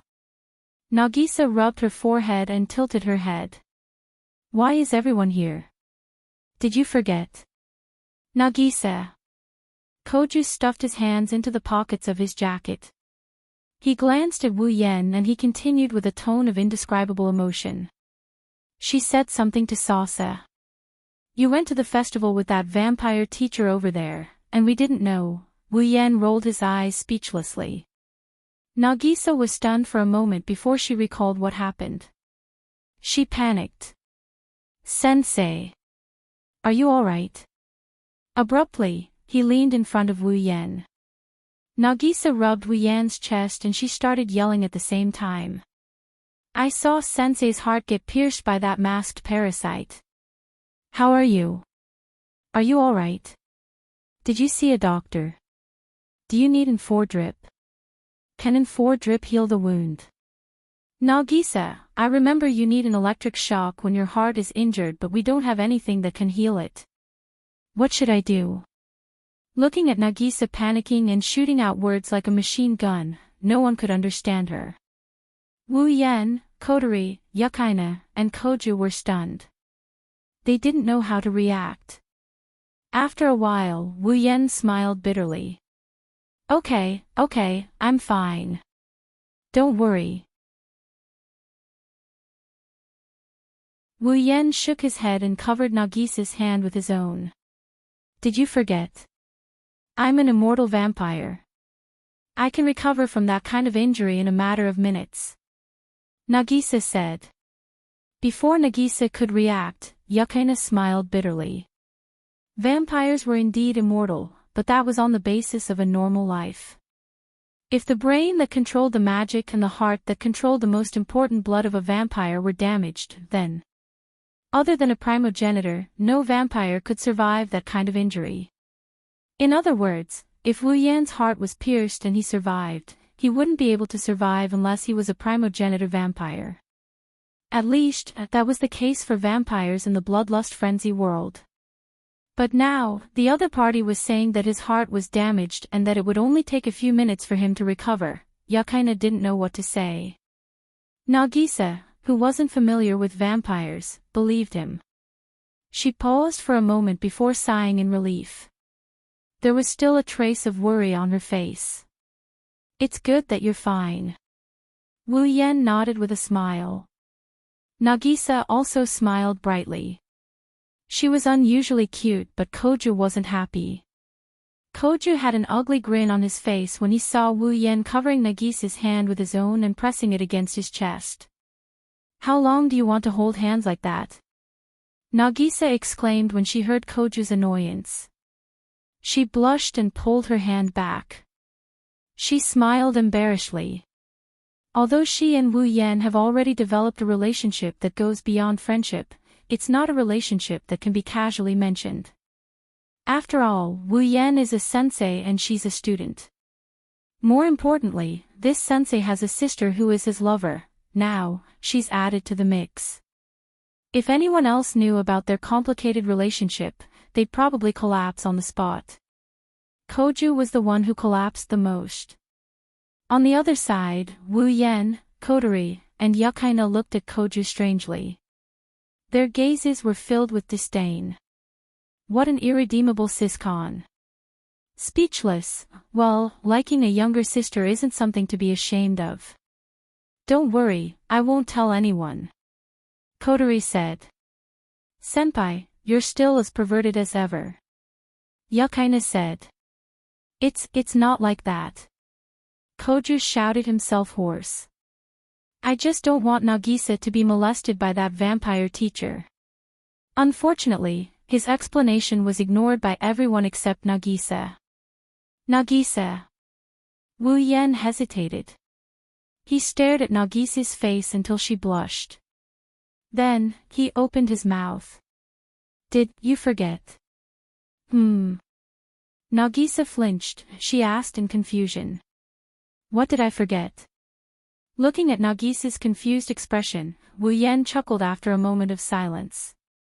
No, it's nothing. Wu Yen turned to Kotori. Kotori, take Nagisa to the shower. Kotori nodded as if she knew what Wu Yen was planning. Nagisa also felt a little sticky, so she stood up and followed Kotori out.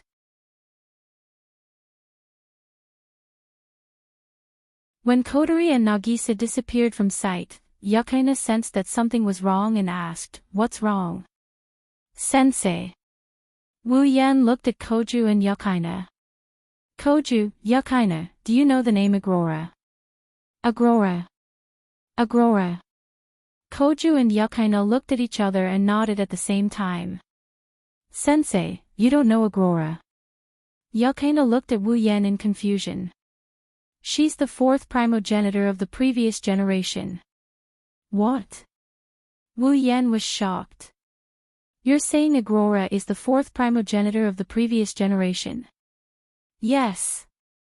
Yukaina looked at Wu Yan in shock. She nodded and looked at Koju. "Sensei devoured the fourth primogenitor of the previous generation, Agrora, a few months ago.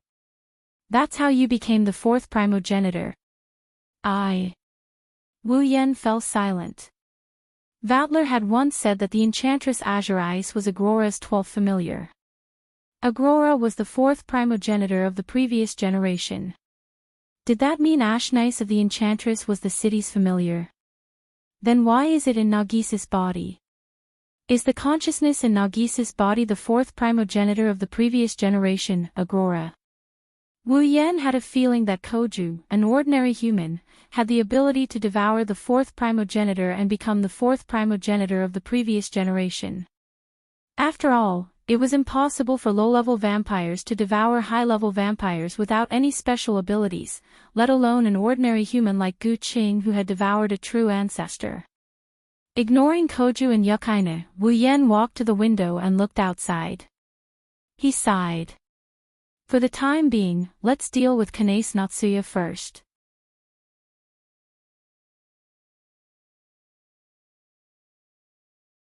Chapter 947. Itagami Island is a special city for demons, a place dedicated to the research of demons. Besides demons, there were also many researchers of related enterprises such as pharmaceutical, precision machinery, high-tech industries and famous research institutions on this artificial island. Their purpose was to apply the research results of demons to themselves so as to gain benefits. Some of them are even clustered together to form a research area. In the middle of the research area, there's an old street that seems to have existed since Itagami Island was built. On the street, there's a company. The outer walls were all covered with glass and looked abnormally cold. Compared to the surrounding buildings that seemed to be very old, it was undoubtedly a killjoy, but at the same time, it was an indisputable building that was dozens of meters tall. Fortunately, the sunlight could not shine here, otherwise, it would be reflected by such a huge thing covered in glass, and people would not dare to raise their heads to look at it. The name of the company is Magus Plastic. From the name, this company seems to be related to magic or attack magicians. But in fact, it was just a company that specialized in manufacturing industrial robot puppets. For example, cleaning robots were the target of this company's attempts. But now, this company only existed in name. Even the company's office building was almost abandoned. The true center of the magic shooter's workshop was a ship that was located to the east of the company building. Only a faint shadow could be seen. It was the sorcerer's commercial cargo ship, used to transport the work robot dolls produced by the sorcerer. Unfortunately, it's no longer used for transportation. It's used for unknown research. Kanaise Cannon. Right now, she's on this ship. She's lying in the dim light. Kanaise Cannon's eyes are wide open. She's staring blankly at the ceiling. There's no movement inside. She's like a puppet. Her pupils are dilated. Tiny streams of light swirled around Kanaise Cannon's body. She's releasing an illusory light. Soon after, it formed many complicated patterns. As the flowing light surged, it was like flowing water. It's moving as if it's alive. Just by looking at this scene, one would think that Kanaise Cannon was a lifelike doll. The patterns flowing on her body were the links of the doll, giving the impression that as long as one found a button, the patterns would automatically open and reveal the mechanism inside the doll. But it is true that the current Kanae's canon can no longer be considered a human. Even she herself thinks so. The unfamiliar and uncontrollable body responded clearly in her mind and continued to change. Kanae's canon clearly understood that her existence was slowly disappearing from this world along with these changes. Even though Kanae's canon understood this, she didn't know how to describe her current feelings. However, one thing was for sure, she didn't feel any sadness or fear. As for the reason, part of it is because her body is changing. Her heart is disappearing. That's why her sadness and fear are leaving her. Another part of it is because after the initial sadness and fear, she knows that her hands are stained with the blood of others. She no longer believes that she has the right to have such feelings. Fake angels were nothing more than transforming a group of ordinary people with extraordinary spiritual constitutions into masked parasites. Then, they were made to kill each other, devour the spiritual centers in their bodies, and absorb them into their own bodies. From there, they would obtain enough spirituality for evolution and break through their own barriers. In the end, they would sublimate into real angels. And in order to obtain enough spirituality, one would need at least 7 spirituality centers to be able to do so. In other words, if Kanae's canon wants to become an angel, she'll have to kill 6 of her own kind and devour a part of their bodies to reach the requirements for her own evolution. She had more or less achieved this. Even though she only hurt a few of her own kind, they also killed the others who were eliminated. Regardless of the number, Kanae's canon can't deny that her hands are stained with blood. Right now, she's just a monster. Even if he was wearing an angel jacket. Disappearing like this isn't a bad idea. Kanae's canon said to herself in the last bit of consciousness she had left. As the thought came to her mind, the pupils in her eyes became more dilated. Soon after, the remaining bit of consciousness also slowly dissipated. With her sluggish eyes, Kanae's canon suddenly recalled what happened last night. In the night sky, she was still slaughtering her own kind as usual, just like her. Before the battle, she had already devoured the rest of the masked parasites. Because of this, her kind is very strong. At least, she's stronger than her previous kind. Yet, she still has the upper hand. According to this situation, if he continued to fight, then sooner or later, this fellow race member would be torn apart by his own hands, and a part of his body would be bitten off. At that time, she won't be able to control her own body. She doesn't even have much rationality left. Her compassion and kindness have all become numb in her previous battles.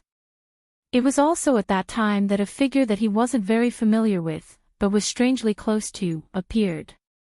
He stopped her from fighting so that she wouldn't have to hurt her own kind. Kanae's canon is grateful to him, but she also feels guilty. Because at that time, she still made a move against the person who had saved her. Kanae's canon still remembered that when she was wearing a mask, he recognized her and called out her name when she was still a human. Even though she had changed into her human form, he still didn't arrest her like he did with the other members of his race. He was even willing to hold her hand at that time and tell her, "I don't want to fight you."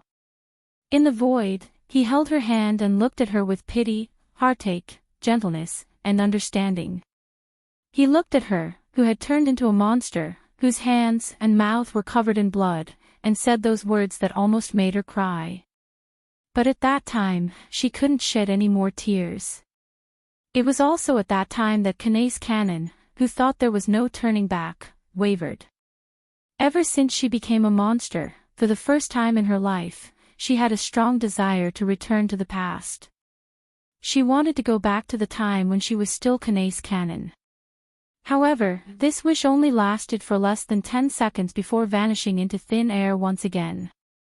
Kanae's canon saw herself piercing the chest of the man who called out to her gently.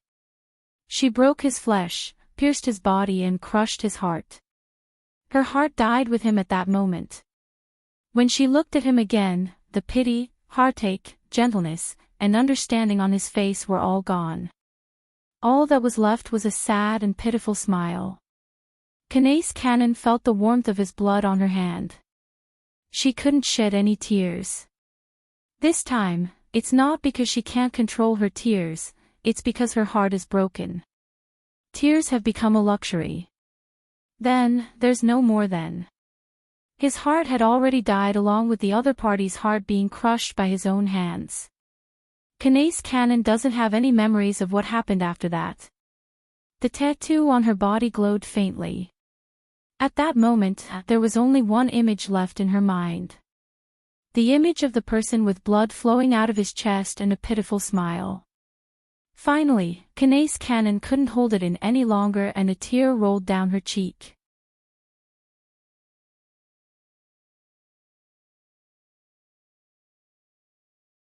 Chapter 948. Sorcerer Craft Plastic, Commercial Cargo Ship. In the middle of a room filled with all sorts of medical equipment, there is no sunlight. It looks like a hospital operating room, but it also looks like a research lab.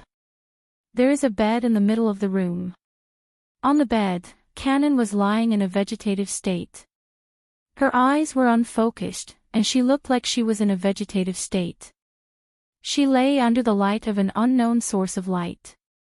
Her body rippled like flowing water, emitting a power that no one could detect. It was acting on Cannon's body. Those runes are the spirit evolution runes.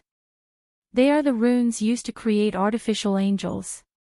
Because of these runes, the artificial angels can transform their own spirituality into power.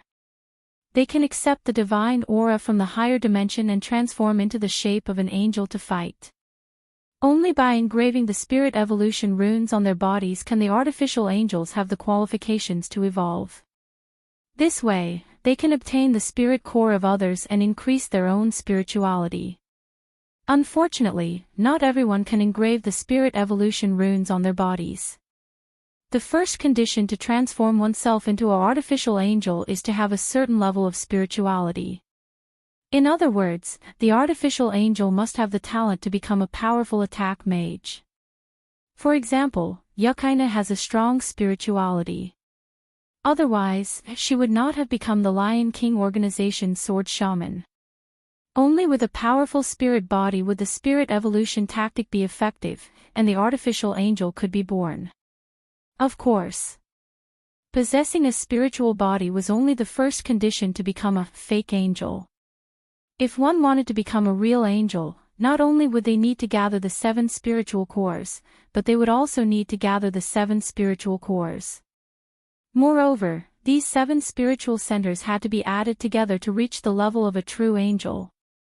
This is not something that can be done easily. To put it bluntly, if Kanace Cannon was not one of the 7 fake angels, then the real angels would never be born. Because Kanace Cannon's spirituality was the strongest among the 7 fake angels. Her spirituality was even stronger than the other 6 fake angels combined. Just as Wu Yen guessed, a tactic that can mass-produce strong individuals either doesn't exist, or it's not. There must be a condition that needs to be met. The condition to become a fake angel was to have a powerful spiritual body. The conditions to become a true angel were so harsh that it was impossible to be born without Cannon or a spiritual body as powerful as Cannon. Not only that, but even if you become a true angel, there are still limitations. Angels could not exist in the human world. Angels who once existed in the human world had to return to their own world in the end. This was the foundation of the existence of angels. In other words, if Kanace Cannon became a real angel, she would have to leave this world sooner or later. On top of that, angels do not have self-consciousness. Simply put, they are a group of puppets that only know how to serve God. Therefore, if Kanace Cannon becomes an angel, her self-consciousness will completely disappear, and she will become a puppet from head to toe. This was the so-called Ascension ceremony. However, it's not that easy for Kanace Cannon to become a real angel and ascend to heaven. On the side of Kanase Natsuen's bed, there is a person. His hair was gray. His face was solemn and he wore a pair of glasses. He looks to be in his 50s, like a doctor or a professor. He looks very knowledgeable. His name is Kanase Kensei, Kanase Kanon's father. No, to be more precise, he is Kanase Kanon's adoptive father. He is the one who engraved the spirit evolution technique on Kanase Kanon's body and turned her into a fake angel. At this moment, he was looking at Kanon, who was lying on the bed. Her brows were furrowed, and she seemed to be in a lot of trouble. How is it? Just as Kensei Kanase was feeling distressed, a voice rang out behind him, waking him up. It was a frivolous woman in an office lady's attire. Is it bad? The woman's tone is nonchalant when she said that. It's obvious she doesn't care about Kanase Kanon but the fake angel. Kanase Kensei didn't even look at her, his gaze is still on Kanase Kanon. His brows are tightly furrowed. The situation is not good. Kanase Kensei's tone is calm even though he's troubled. The damage she received is enough to kill an ordinary person several hundred times over. Even if the orcs came, I'm afraid they would still be dead. If it wasn't for the fake angel's amazing recovery ability and the timely treatment, she would have died. The woman furrowed her brows, her face is filled with displeasure. Hasn't this monster already devoured 3 spirit centers already? Who on earth had the ability to injure her to this extent? I don't know. Kanase Kensei's tone is flat as if it has nothing to do with him. Let's not talk about who injured her for now. Anyway, she's already been treated. Coupled with the recovery ability of the fake angel, her injuries are almost healed. The real problem is the other fake angel, the other fake angel. The woman clicked her tongue and pursed her lips. Is it the fake angel that was captured by the attack officer? Ah.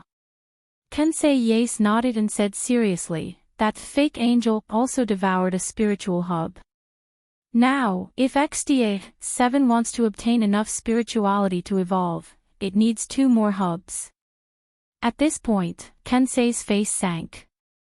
However, the fake angel has been captured. We only have 7 fake angels in total. If we don't get that fake angel back, XDA-7 won't be able to evolve into an angel. Is it that serious? The woman glanced at Kanase Kensei. Didn't you say that the key to this simulated angel ritual is your daughter? If it's the other fake angels, we can just find 2 more. BB. Kanase Kensei turned around and looked at the woman. I'm just a person who provides research results. It doesn't matter what the result is. If you can afford to wait, I'll do my best to do it. This time, his daughter, the one Kensei called BB, finally had a change in expression. The reason she cares so much about the fake angel is because she is a member of Sorcerer's Craft Plastic. Now that Sorcerer's Craft Plastic is facing bankruptcy, the robot dolls are no longer needed. Their company urgently needs a new product to support the company's operations. And that product is none other than the fake angel. With such a powerful combat ability, I believe that many ambitious people would be interested in the fake angel. But as Kanase Kensei said, the company is about to go bankrupt. If they continue to wait, it will be destroyed sooner or later. Kanase Kensei can afford to wait but Sorcerer's Craft Plastic can't. Kanase Kensei's face changed. In the end, she seemed to have made a decision. She shouted at the door. Luo! Bring that in. Hearing BB's words, Kensei Kanase froze for a moment. At this moment, a man carrying 2 coffin-like cabinets walked in. When Kanase Kensei saw the things in the cabinets, his face changed. There are 2 girls in the cabinets. 2 girls with wings and masks.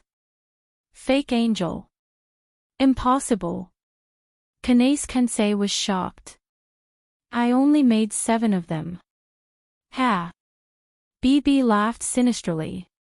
The so-called product should be something that can be mass-produced and bring great benefits. That's what a product is.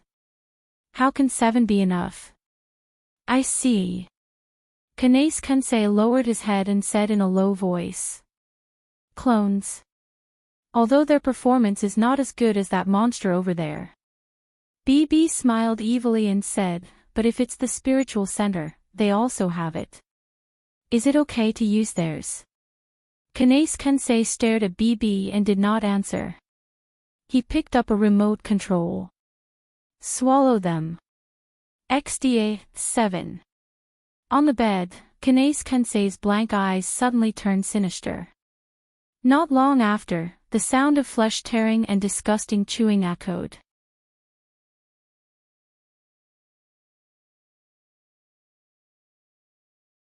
Chapter 949. Blood flowed all over the floor of the dark room. The 2 cloned angels were lying on the ground. Blood was flowing out of a terrifying hole in their abdomens, spreading the blood on the ground. Most of their aura had dissipated. They were on their last breaths, not far away from death. None of them, including Kensei, BB, or the man called Luo, showed any pity on their faces. They didn't even look at them. They just let them die. Kensei and the others are looking at Canon Kanace. Canon is lying on the bed again. The glowing runes on her body are emitting an unknown power. Canon didn't seem to have left the bed. She's still staring blankly at the ceiling as if she didn't do anything. Ignoring the blood dripping from her mouth, there shouldn't be a problem this time, right? BB waved her hand tiredly and said to Kensei Kanace, the cost of cloning 2 fake angels is not small. If it doesn't work, your fake angel ritual can also be abandoned. No problem. Kensei Kanace said in a calm voice. The 6 spiritual centers in XDA 7 have stabilized. They're starting to fuse with the body. After one more ritual, XDA 7 will be able to evolve. Is that so? BB seemed to heave a sigh of relief and smiled maliciously. That's good. Otherwise, this monster has no value. So, what is the ritual that needs to be done? Battle. Fight. The glasses on Kensei Kanace's face flashed with light, making it impossible to see the expression in his eyes. A large-scale battle. Let XDA 7 fuse its spiritual centers with the body. This way, XDA 7 will evolve to the final stage. Then, the angel will be the strongest. It will be the strongest. Battle. BB pondered for a moment. An evil smile appeared on her face. Then, let's find the guy who injured this monster last time. To be able to injure this monster so severely that it almost died should be enough to be the target of the ritual, right? Yes. Hearing that, Kensei was silent. Not long after, he raised his head. Let's do that, huh? As if she was excited, BB's eyes turned dark red, and a pair of fangs protruded out of her mouth. She's a vampire. Luo. Licking the corner of her mouth, BB shouted without the slightest bit of image. Bring that monster to the company. This is really troublesome. We haven't even found the person yet, what's the hurry? She grumbled as she walked towards Kanace Natsuan. She reached out her hand and grabbed Kanace Natsuan by the neck. From the looks of it, it was as if Kanace Cannon was a chicken that was lying on the chopping board. In order to put her into the pot, Kanace Cannon was lifted up. But he's destined to fail. Dong! Rio, who was trying to reach for Kanace Natsuan, seemed to have been hit by an invisible force. He didn't even have time to scream before he was sent flying like an arrow. He flew past Kanace Kensei and BB and smashed into the wall behind them. Bang! The fragile wall was smashed by Ro's body. Ro's body didn't slow down at all. He was thrown out of the boat and fell into a deep slumber. Kensei Kanace and BB did not even have the time to react to the sudden change. For a moment, they were stunned there, as if they had been fixed in place and could not move.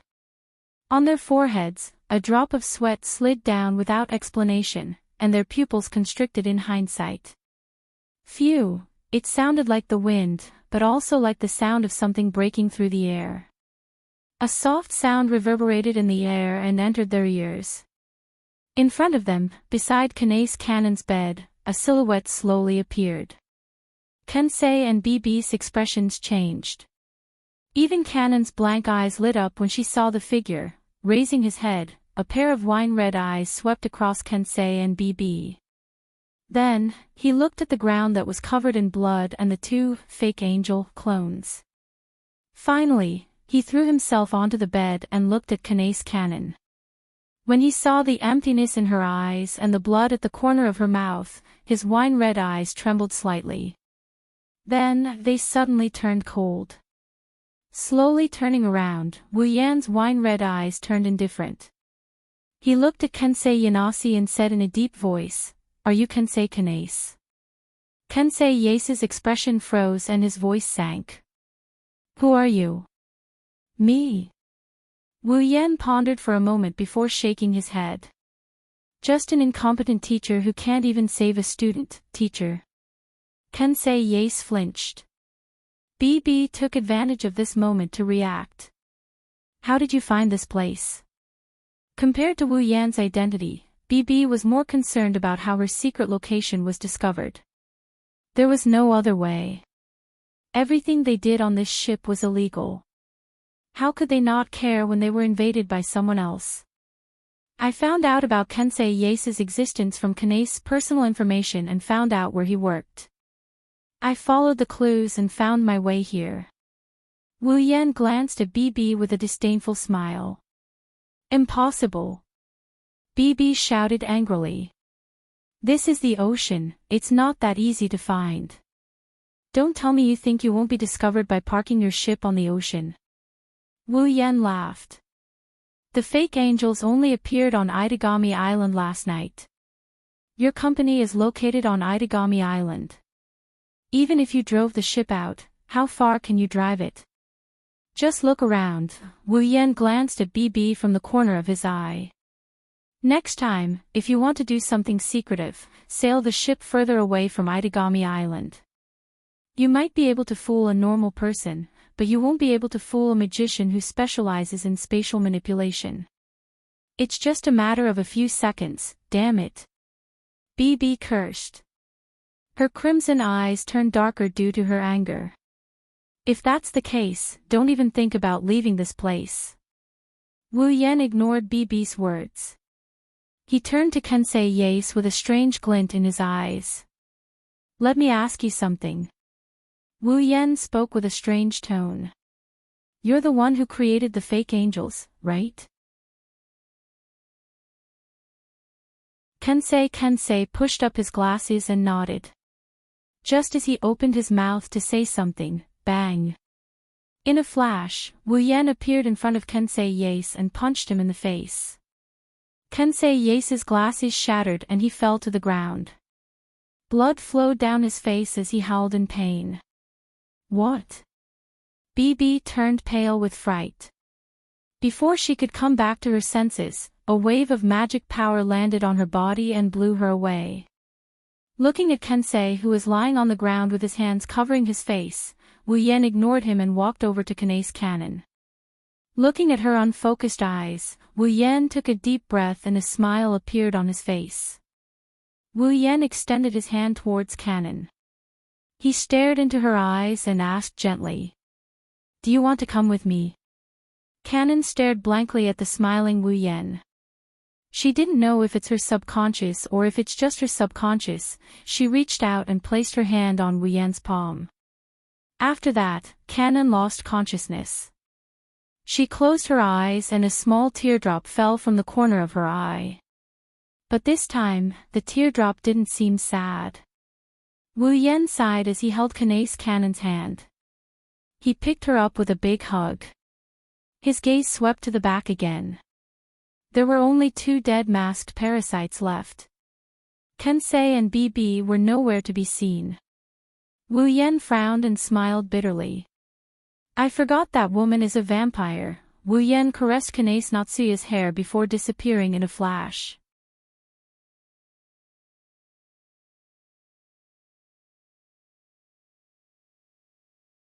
Chapter 950. She's Kanae Natsuyan. Kotori turned to Wu Yan with a pair of red eyes. The silver-haired girl looked at Wu Yan with a pitiful and holy aura. She looked at Wu Yan with a strange look in her red eyes. Are you sure she's the target of the dungeon mission and not your target? Wu Yan's expression was heavy and serious, but when he heard Kotori's words, the serious expression on his face crumbled, leaving behind only a grumpy expression. She's really Kanae Natsuyan. Wu Yan emphasized. Why would you think that way? Kotori pursed her lips and sneered.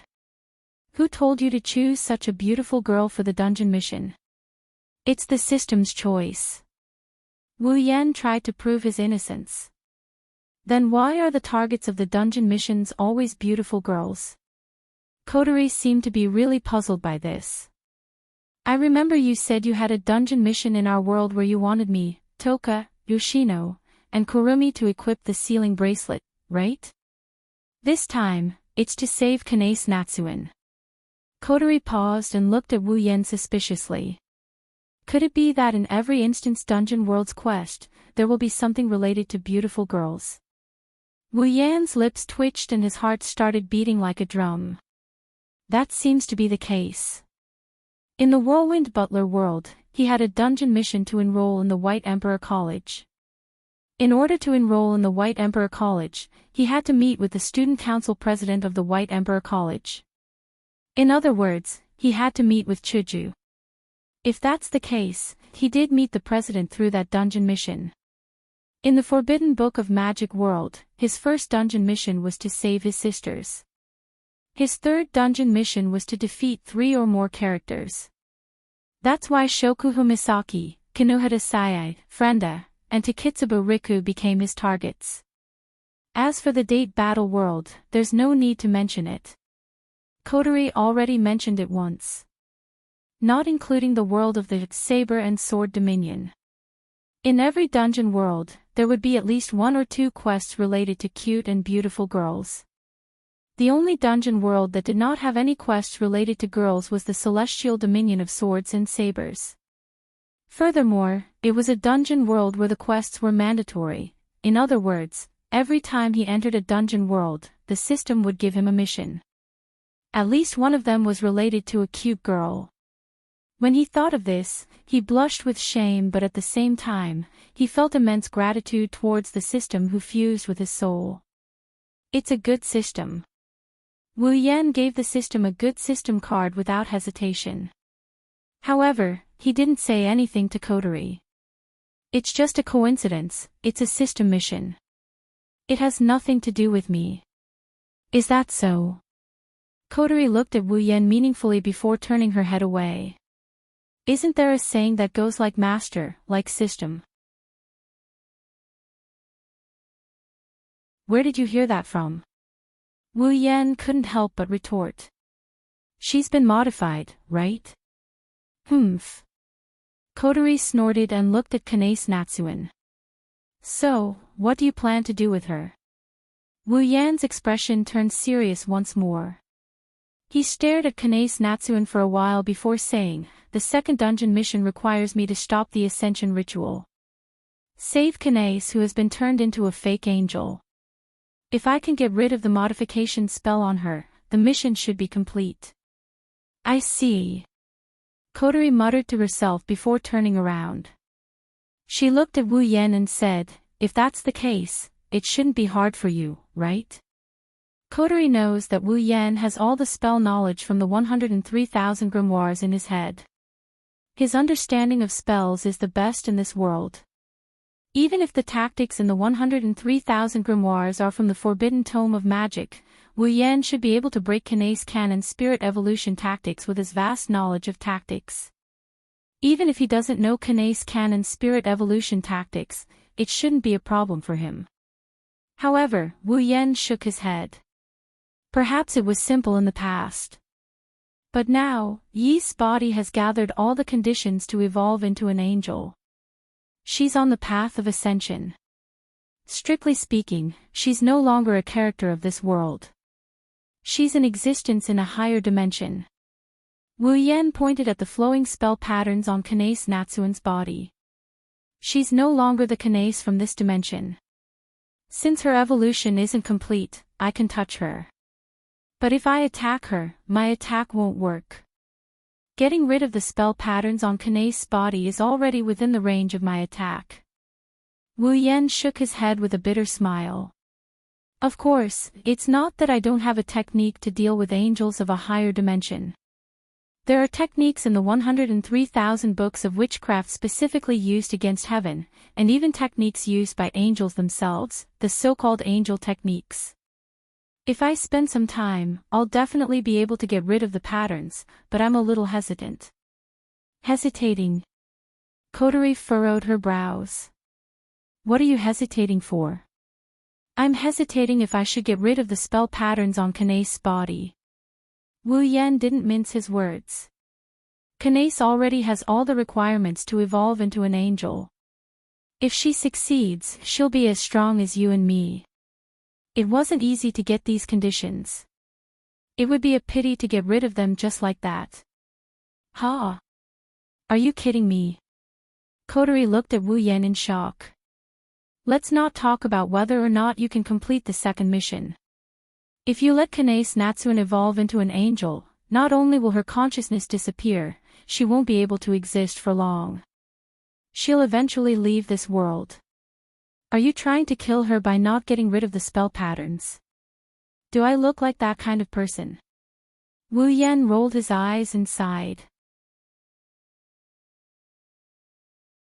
Since I said so, of course I have a way to keep Kanace's consciousness intact and let her exist in this world. Yes, Wu Yan has a way to keep Kanace Natsuen in her angelic form. She can remain in this world. In the world of the Forbidden Magic Tome, there are very few examples of humans summoning angels. But it's not like there aren't any. The method of summoning angels used in these limited examples was naturally left in the 103,000 books of witchcraft. Summoning an angel is very, very difficult. Otherwise, in the original work, Yufeng Fire would not have spent so much effort to build a fortress just to bring an angel down to the mortal realm. He even almost sacrificed himself in the process. Therefore, even though Wu Yan has a way to summon an angel, he can't do it alone.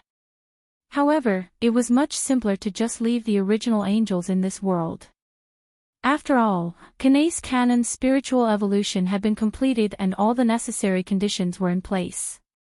There was no need for him to prepare anything himself. All he needed to do was to modify the spiritual evolution technique on Canon's body and it would not be impossible. The only drawback was that forcefully modifying an existing tactic required a level of understanding and an abnormally large amount of mana that exceeded the level of the tactic itself. However, with 103,000 grimoires, how could Wu Yan lack understanding of spell patterns? As a true ancestor, how could he lack mana? Therefore, Wu Yan meets the requirements to preserve Kanace Natsuen's angelic power and maintain her consciousness.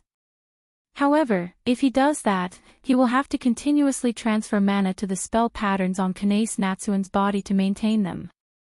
Wu Yan didn't care about the price, he has a lot of mana and it's still growing.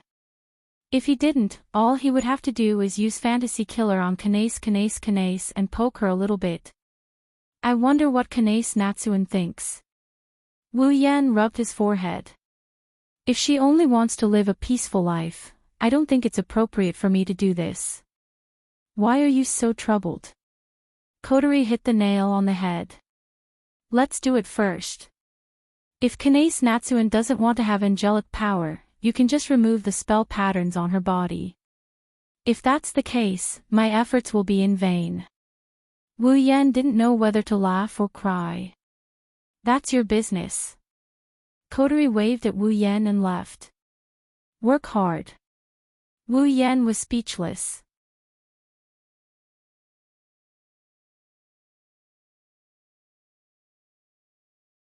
Chapter 951.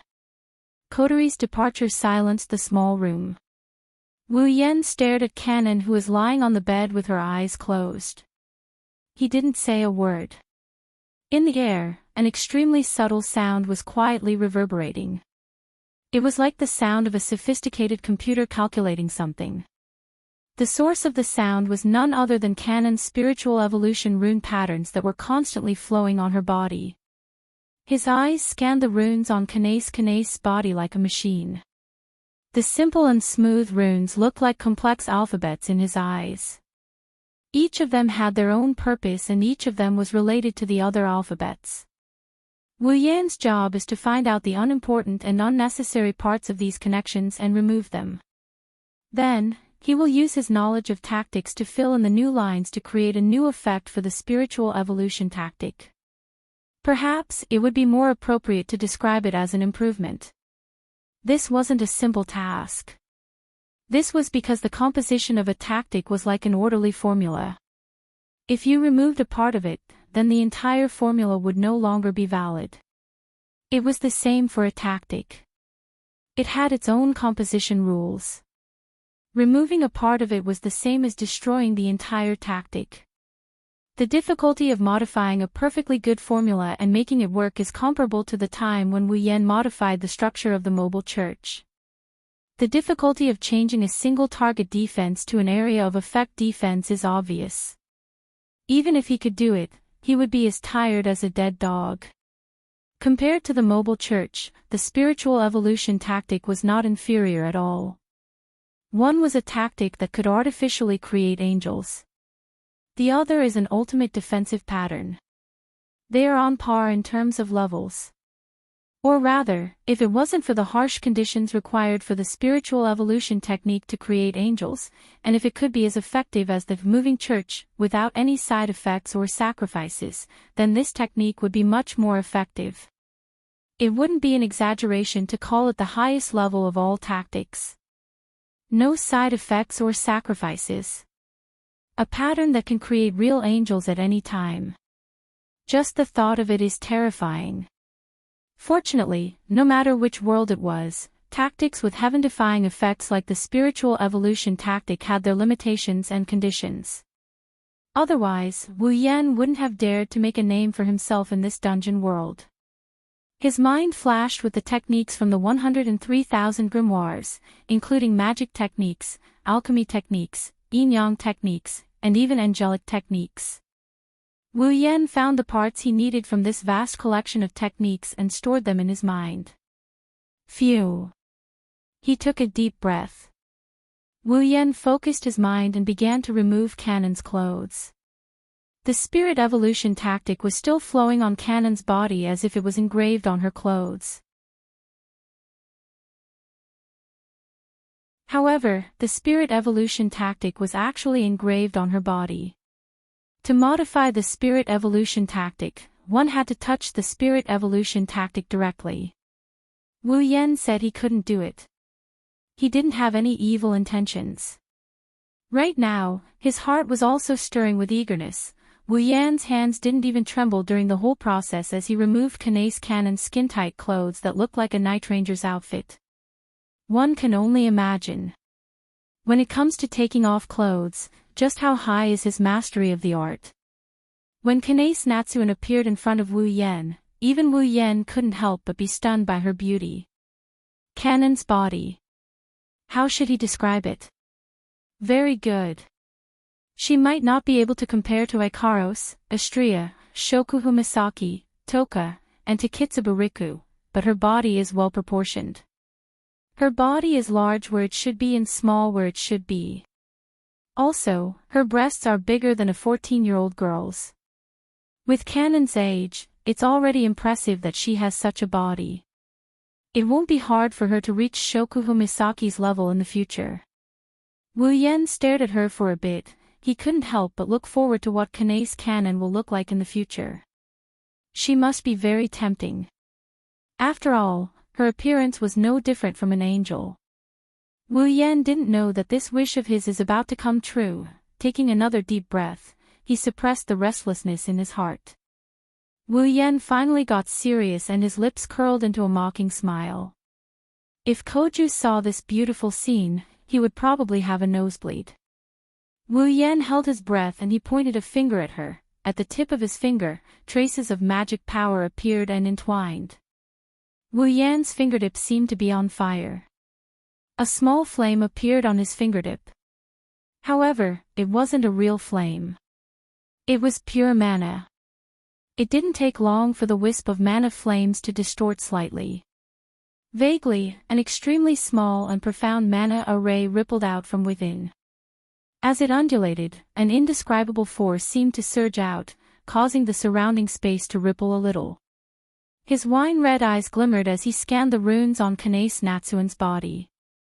Then, he reached out with his burning finger and he tapped one of the runes on her body. Wang! As if sensing danger, the spell patterns on Kanan's body vibrated violently. The light that was flowing at a fixed speed increased in speed. A repulsive force rippled out and blocked Wu Yan's finger. That was the behavior of an existence of a higher dimension rejecting the attacks of a lower dimension. Modifying the runes of a tactic was equivalent to an attack. Therefore, as an angel from a higher dimension, Kanae Natsuen's body automatically blocked the attacks from the lower dimension through the runes. His fingertip seemed to have hit a wall as it was blocked just like that. Feeling the repulsion coming from the front, Wu Yan secretly praised the wonders of the spirit evolution tactic. He also sneered at the same time. Even if a real angel was lying defenseless in front of me, she wouldn't be able to stop me, let alone someone like you who has only met the requirements. The magic flames on his fingernails expanded and the magic formation started spinning. The magic formation started spinning and the magic formation started vibrating. Then, the magic formation collided with the repulsive field created by Kanan's runes. Pang! A soft muffled sound rang out, clearly audible in the surroundings. In the next moment, the repulsive force released by the surgical pattern was disintegrated, dissolved without any suspense. Not long after, it disappeared without a trace. Wu Yan smiled. He controlled the magical power on his fingertip and compressed the flames to the same size as before. Then, he extended his finger and pressed it on Kanan's body. A soft sensation passed through his fingers and into his brain. Wu Yan's focused mind almost got distracted. His eyes couldn't help but wander towards Kanan's boobs. He quickly averted his gaze. After calming himself down, Wu Yan smiled bitterly. She's only 14 or 15 years old. She's already so charming. When this seductress grows up, she'll ruin the hearts of many impure young men and women. What a seductress! Sighing, Wu Yan closed his eyes. He adjusted his breathing, his mind, and his mana. When he opened his eyes again, the only thing left in his mind was the seriousness and concentration of his mind when he modified the runes. It was as if he was drawing a picture. His fingertips, burning with magical flames, slowly slid across Kanan's skin. Sometimes, he traced the lines of the spell patterns engraved on her skin. Sometimes, he bypassed them to create new parts. Sometimes, he erased some of the spell patterns. Sometimes, he added a few more lines to form a picture. The long and arduous work was still going on.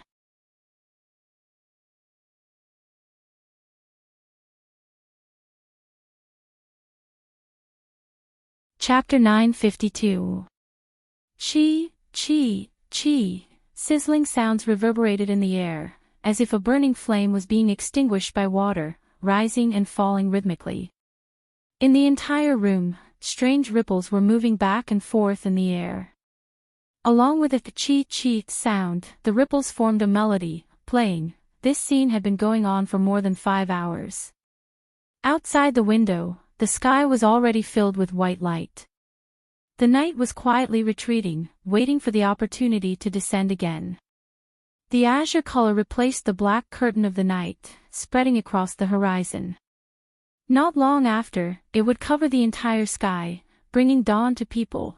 The only thing left is the painful sunlight that has yet to appear on Itagami Island despite the 4 seasons of the island. The sky turned white. A new day has begun in Itagami Island. No one knows that Kanace Kanon is lying on Wu Yan's bed, enjoying his caress. After a night, Wu Yan did not show any signs of exhaustion. His wine-red eyes were still glowing, and he appeared to be very serious. His fingertips slid over Kanace Kanon's body more smoothly than the night before. Obviously, his master was gradually getting used to the task. At this moment, the runes on Kanon's body began to flow again. Along with the sizzling sound of its fingertips brushing across its body, its voice also started to work. At first glance, the surgical patterns on Kanace Natsuya's body did not seem to have changed at all.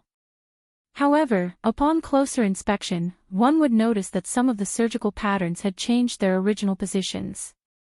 They were connected to the surrounding surgical patterns and were gently flowing around them. Moreover, in some corners that couldn't be seen with the naked eye. There were also some patterns that were constructed from spell patterns.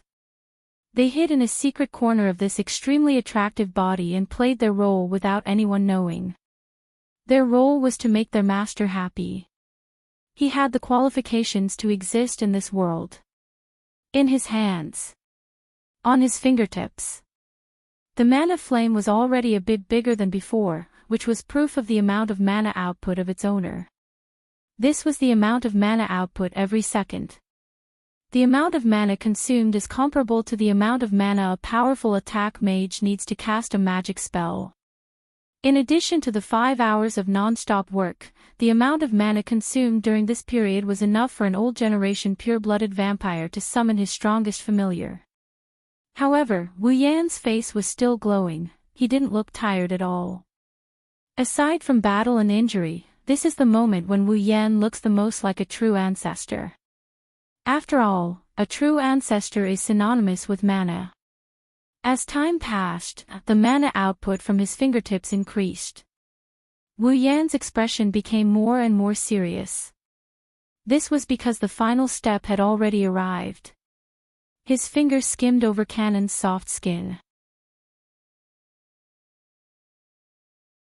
It passed through her shoulder and reached her chest. Each time his fingers skimmed over her chest, he would leave behind a rune mark. Then, he moved his finger and connected it with the rune mark on Kanon's chest. Bang! The moment his finger connected, the mana flame on his fingertips expanded by a few times. The mana output also increased by a few times and flowed into the surgical pattern on Kanon's chest. Wang! Almost at the same time, the runes on Kanace Natsuya's body emitted a humming sound that had been suppressed for an entire night. The light on the runes surged wildly like water through a dam. It lasted for about 10 seconds before it calmed down. Under Wu Yan's gaze, the newly constructed spiritual evolution pattern rippled and gradually melted into Kanon's body. At the same time, the pair of holy wings on Kanon's back slowly retracted into her body. The current Kanace Kanon looked exactly the same as she did before she was turned into a fake angel. She no longer looked like a monster. She was still as holy and noble as before. Her delicate and beautiful face exuded a delicate and pitiful aura. Her tightly shut eyes seemed to have relaxed and opened slightly. She was no longer as pitiful as before, as if she was having a nightmare. Phew, the magic flames on his fingertips slowly dissipated, but Wu Yan didn't stop channeling magic power at all. After a night of reconstruction, Wu Yan managed to connect the surgical pattern on Kanon's body with his. This way, even if he is not by her side, he can continue channeling mana to her to maintain the operation of the surgical pattern. As long as Wu Yan does not stop channeling mana, Kanon will be able to live normally in this world. However, the amount of mana required to maintain the operation of the surgical pattern is a bit too much. Even a vampire would not be able to handle it. Only a primogenitor would be able to maintain the operation of the surgical pattern without any hindrance. Wu Yan wiped the non-existent sweat off his forehead as he felt the connection between him and Kanon. A smile finally appeared on his face. He shifted Kanae Natsuen's body and covered her with a blanket. Covering up her seductive white hair, Wu Yen stroked her bangs and chuckled. In that case, you're back, right? Wu Yen said gently as he smoothed out the wrinkles on Kanan's forehead. Kanae, welcome back. Maybe it's because she heard Wu Yan's voice. Kanan's frown loosened up. Her expression turned serene and Wu Yan nodded in satisfaction.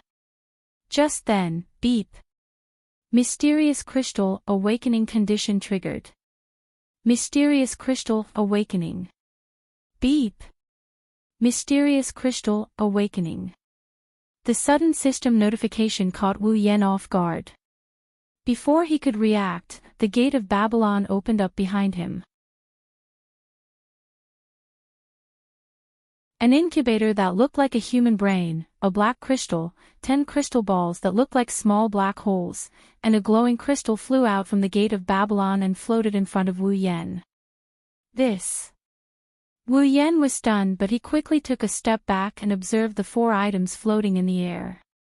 They are completely unrelated to each other. The mysterious crystal rotated and the special items Wu Yan obtained from the dungeon worlds, the control brain, dark crystal, and dimension orb all exploded as the mysterious crystal rotated. Bang! After a series of explosions, the control brain, the dark matter crystal, and the space bead all turned into light spots and surged back into the mysterious crystal. When all of them had entered the mysterious crystal trembled and actually exploded as well. Wu Yan watched in astonishment as the mysterious crystal exploded into a ball of light and rushed into his chest like a hot knife through butter. He didn't even have time to react to the whole process. Staring blankly at his chest, Wu Yan regained his senses and quickly tore off the front of his shirt. On his chest, there were 3 red jade hooks silently announcing their existence, waiting for Wu Yan to wake them up. Above the 3 jade hooks, there was a white mark. That was the appearance of the mysterious crystal. Beep. Mysterious crystal awakening complete. Beep. Obtained demon beast mark. Demon beast mark. Hearing the system's voice, Wu Yan asked with a puzzled expression. What is this demon beast mark? User, the demon beast mark is the incarnation of the demon beast sealed in the mysterious crystal. Incarnation of the demon beast. Hearing the system's answer, Wu Yan was even more puzzled. Before he could ask again, the system answered on its own. The demon beast in the mysterious crystal has an extremely violent consciousness and almost no self-consciousness. After the system's judgment, the possibility of it being controlled by the user is infinitely close to 0. Therefore, the system automatically erased the demon beast's consciousness and body and turned it into a demon beast mark. As for the specific ability, the user is required to figure it out by himself. Wu Yan was at a loss. Even now, he was still in a daze.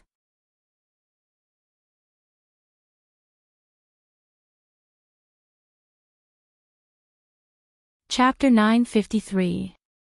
The scorching sun shines down on Itagami Island, the atmosphere is hot and humid. Perhaps the weather on Itagami Island was really hard to come by.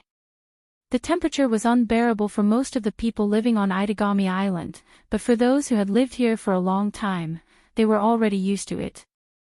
Therefore, even though the temperature was terrifyingly high and their backs were covered in sweat, the pedestrians who were exposed to the sun continued to walk.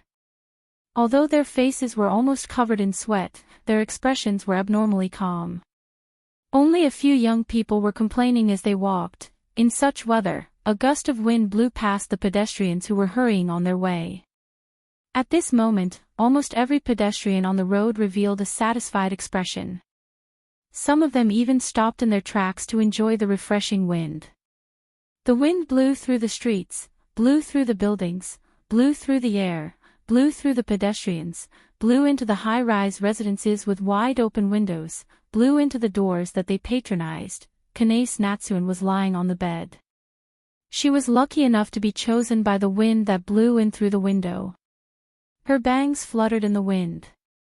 Coupled with her exquisite face, she looked exceptionally beautiful. Kanae's Cannon seemed to have felt the wind blowing on her body. She seemed to have been summoned by something. Her calm face and eyelids finally broke the silence. Her eyelids trembled slightly. Like a newborn chick, Cannon struggled to open her eyes.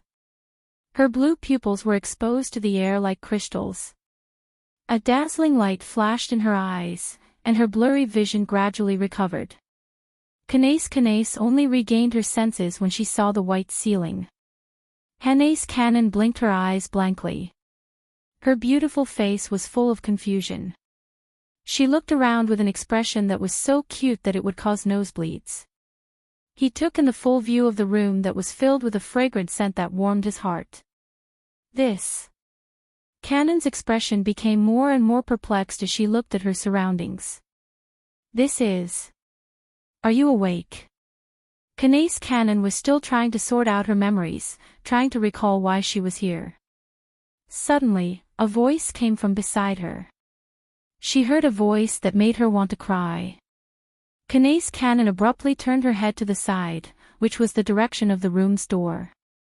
The tightly shut door opened without anyone noticing, and Wu Yan is standing there.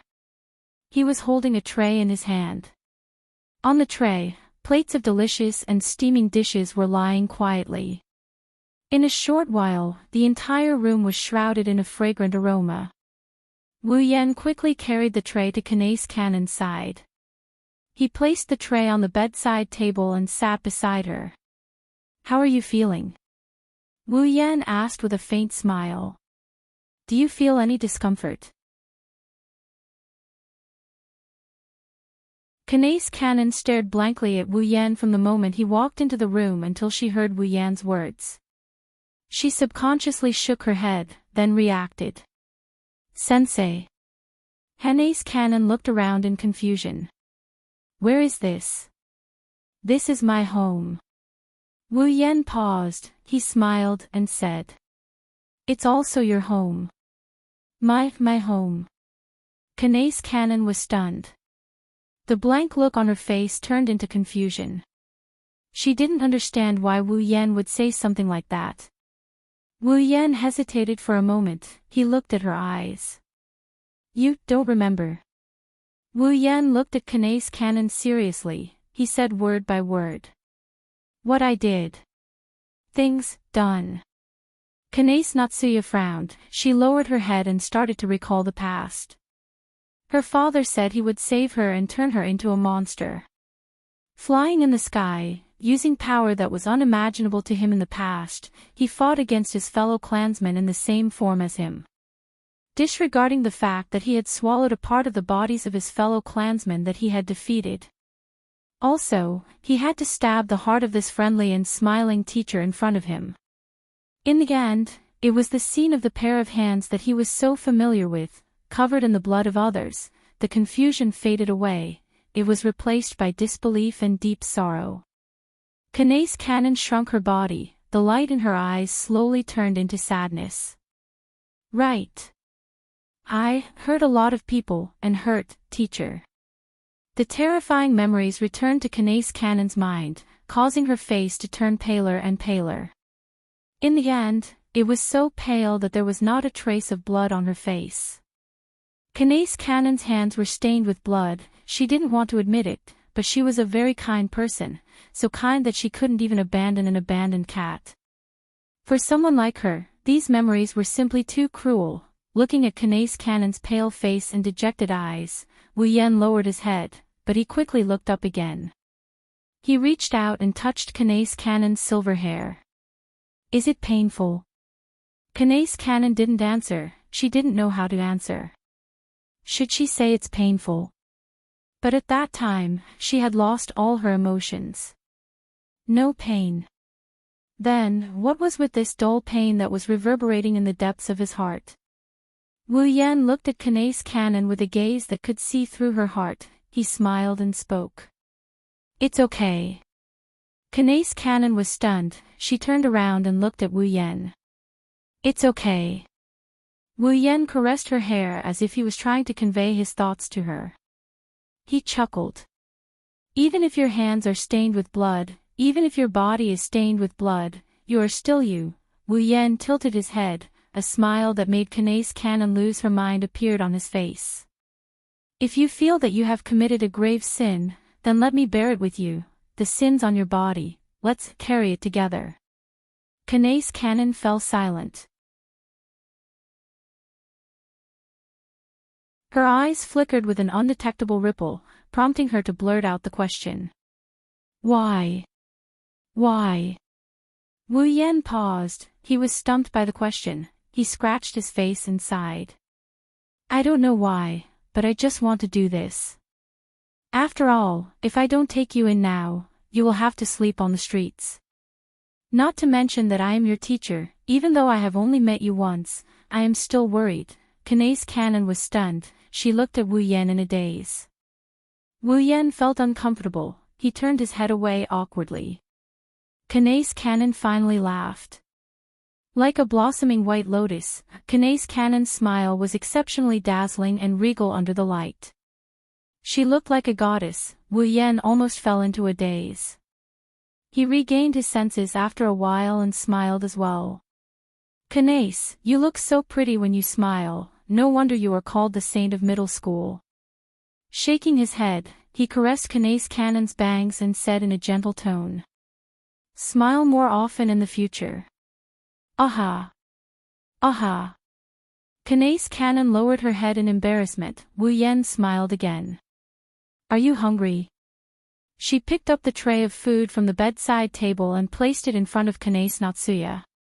Come, let's eat. I made this myself, I am quite confident in the taste. Wu Yan teased as he placed the tray on Canon's lap. He then stood up. My sister went out to buy some clothes for you. Before the clothes are back, you will have to stay in bed. Of course, if you want to get up, I won't stop you. Kanae's Canon realized she wasn't wearing anything under the covers. Her pretty face couldn't help but blush. Wu Yan laughed heartily and walked out of the room. Kanae's Canon tightened the covers around her and looked at the tray in front of her. She reached out and picked up a bowl of clear soup. Kanae's Canon's eyes sparkled as she felt the warmth from the bowl. Something in her heart melted. It's so warm.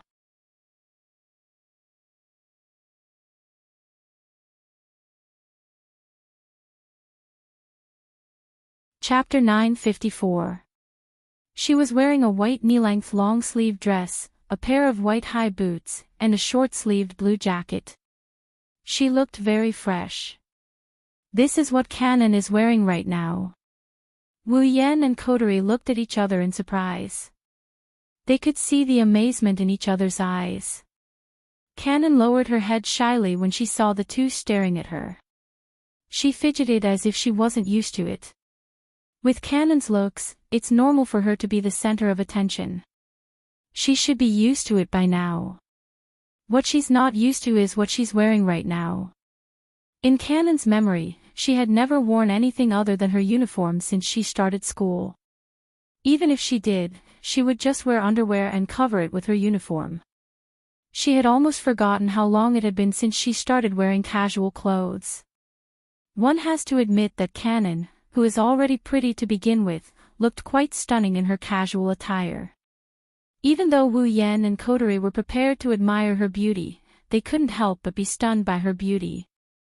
At the same time, they smiled bitterly. Well, let's leave it at that for now. Kodori put her hands on her waist and tilted her ponytailed head to the side. But is this really enough? Looks like it's quite hot. Itagami Island is like summer all year round. The temperature is terrifyingly high. On this island, the only ones who would wear long sleeves were demons with strong heat resistance or attack mages with special skills. For ordinary people, in such a terrible temperature, it was better to wear as little as possible. There's no doubt about it. Canon is just a normal person before she transforms into an angel. Even though she has a powerful medium constitution and her spirit body is strong enough to survive the fake angel ritual and become a real angel, her spirit energy hasn't been developed yet. She's still a normal person before she's used. It was very painful to wear long-sleeved clothes here. No, it's fine. Kanon smiled shyly. I'm used to it, so. Indeed, even if she's wearing her uniform. Kanon would also wear thick underwear under her uniform. Back then, she didn't complain about the heat. Rather than saying that it was a habit, it was more accurate to say that her undeveloped physique had some minor effects, such as resistance to heat and cold. I would like to say that you look great in this outfit, but you don't look like you're used to it. Wu Yan scratched his cheeks when he saw Kanon hesitating on the spot. Wear this for now. I'll apply for a new uniform for you when we get back to school. Kotori will take you to buy some daily necessities later.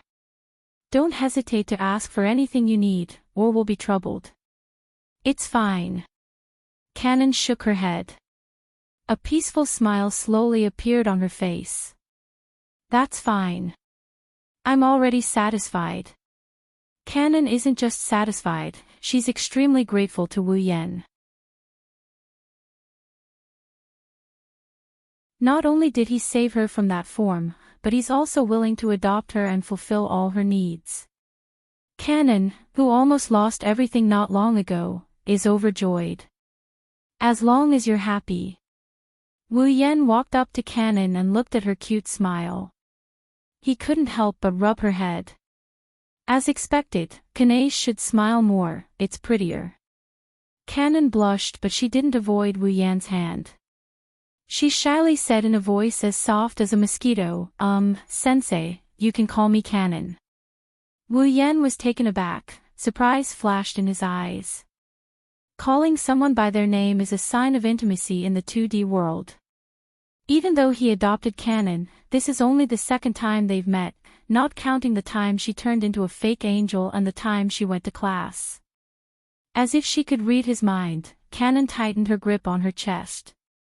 She lifted her head and flashed him a beautiful smile. Sensei is my family. Kanon's eyes sparkled as if she was looking forward to it. Family members have to be addressed by their names. Looking at Kanon's beautiful face, Wu Yan smiled as well. His smile was both helpless and joyful at the same time. All right, I'll be looking forward to your guidance, Kanon. Okay. Kanon squinted her eyes happily. Oh. Kotori smirked as she looked at Wu Yan. You're pretty capable, aren't you? Ha. Wu Yan raised an eyebrow and put on a fake smile. What you just said has distorted the entire reality.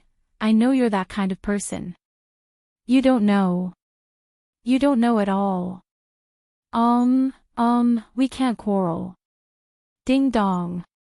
Just as the three of them were in a mess, the doorbell rang outside the door. Immediately after, the sound of the door being opened and a sweet and cheerful voice came from outside. Sensei. Kotori-chan. Good morning. Are you up already? You're going to be late for school. Nagisa, Yukaina, and a lazy Koju walked in from the direction of the entrance. Nisha-chan. Kanon felt completely different when she saw her best friend again. She felt an impulse bursting out of her heart. Ah. Nagisa was surprised to see Kanon here. Kanon-chan, why are you here? That Kensei Kanase is too despicable. Nagisa yelled when she heard Wu Yan's explanation. Her cute face was filled with anger. How dare he treat his own daughter? Even Nagisa, who was the most cheerful of them all, reacted this way. Koju, who had a sense of justice, and Yukaina, who was meticulous, were even more so. Yukaina, in particular, was furious to the extreme.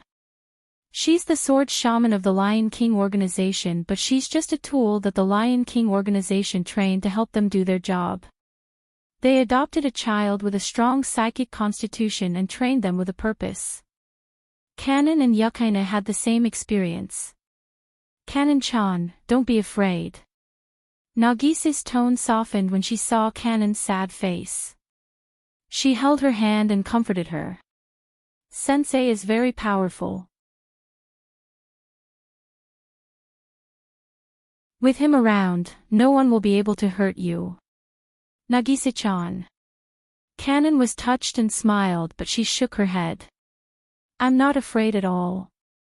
I'm just worried that I'll get everyone involved. Don't worry, Kanon-chan. Nagisa puffed up her chest. She didn't know where she got her confidence from. Nagisa, I'll be fine. Oi, Nagisa, this isn't something you can meddle in. Don't meddle. Koju jumped out anxiously. Unlike him and Yukaina, who were true ancestors of vampires, Nagisa was an ordinary person. If she was involved in this incident, she would be in grave danger. What are you saying, Kojo-kun? Nagisa glared at Koju. Kanon-chan is a very important friend of mine. How can I not help her? But you. Koju didn't know what to say. Should I say that you're a normal person and shouldn't get involved in this? But on the surface, he and Yukaina are normal people too. Sensei. Yukaina frowned and looked at Wu Yen. Why don't you talk to Nagisa? Wu Yen pursed his lips and smiled. I say, Koju, Jijua, don't underestimate Nagisa. She's stronger than you think. Nagisa puffed up her chest proudly. However, Wu Yan's next sentence made her choke on her words. I'm still afraid of the demons. That last sentence is unnecessary. Nagisa shouted angrily. Everyone in the hall burst into laughter.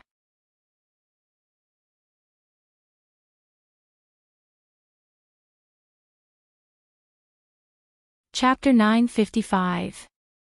As dusk approached, the temperature on Itagami Island finally dropped. The stifling air was gradually replaced by a sea breeze that swept through every corner of Itagami Island. It was as if the island was trying to lower its temperature. Not long after, the temperature dropped to a level where people who didn't exercise wouldn't sweat. Of course, if they were running around outside, they would still feel hot. However, Wu Yen, Kotori, Nagisa, Kanon, Yukaina, Koju, and the others didn't have much to do with this. They entered a large shopping mall. The air conditioner filled the mall, isolating the outside world from the inside world. Wu Yen and Koju let out sighs of relief when they entered the mall. We're alive. Moa. Nagisa pouted unhappily when she saw their half-dead state. It's rare for us to go shopping together. Can you two be a little more spirited? No. No. Why are you still so spirited? Wu Yen wiped the sweat off his forehead. Kotori, Nagisa, Kanon, and Yukaina didn't seem to be sweating at all. Wu Yen couldn't stay calm. Normal people wouldn't be able to stay spirited in that kind of temperature, right? That's right. That's right. Koju agreed. No matter what, they wouldn't be sweating. Isn't that a little too much? Hearing the two's words, the four girls appeared to be rather disdainful and indifferent. Kotori was a fire spirit, so she wouldn't be afraid of high temperatures. Yukaina was a sword shaman, so she had a certain amount of spiritual power in her body, so she could easily move around in high temperatures. As for Kanon, even though she hadn't developed her physique yet, her physique was extremely powerful. She was even stronger than Yukaina.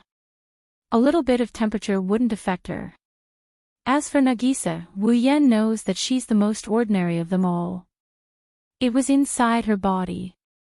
There was also a terrifying ice familiar. Even if Nagisa couldn't control or even sense the familiar, it was still ice's familiar. It probably wouldn't even need to wake up from the heat. Apart from Nagisa, the other three girls were aware of their own condition, but they still looked at the two true ancestors lazily. No matter what, you're still two grown men. Isn't your performance a little too unbearable? Kotori was as merciless as usual. Those with weak mental fortitude would be ashamed to death. That's right. Nagisa put her hands on her hips in agreement. You can go shopping with so many cute students, juniors, and sisters. What's there to be unhappy about? If the boys in my class knew that they could go shopping with Yukina-chan and Kanon-chan, they might even fight for the seat. Isn't that a little too much? Koju, who had a negative EQ, couldn't understand what was going on, let out a sigh. Are all the boys in the middle school division? He's so stupid to go out and fight with a girl. Wu Yan chose to distance himself from Koju.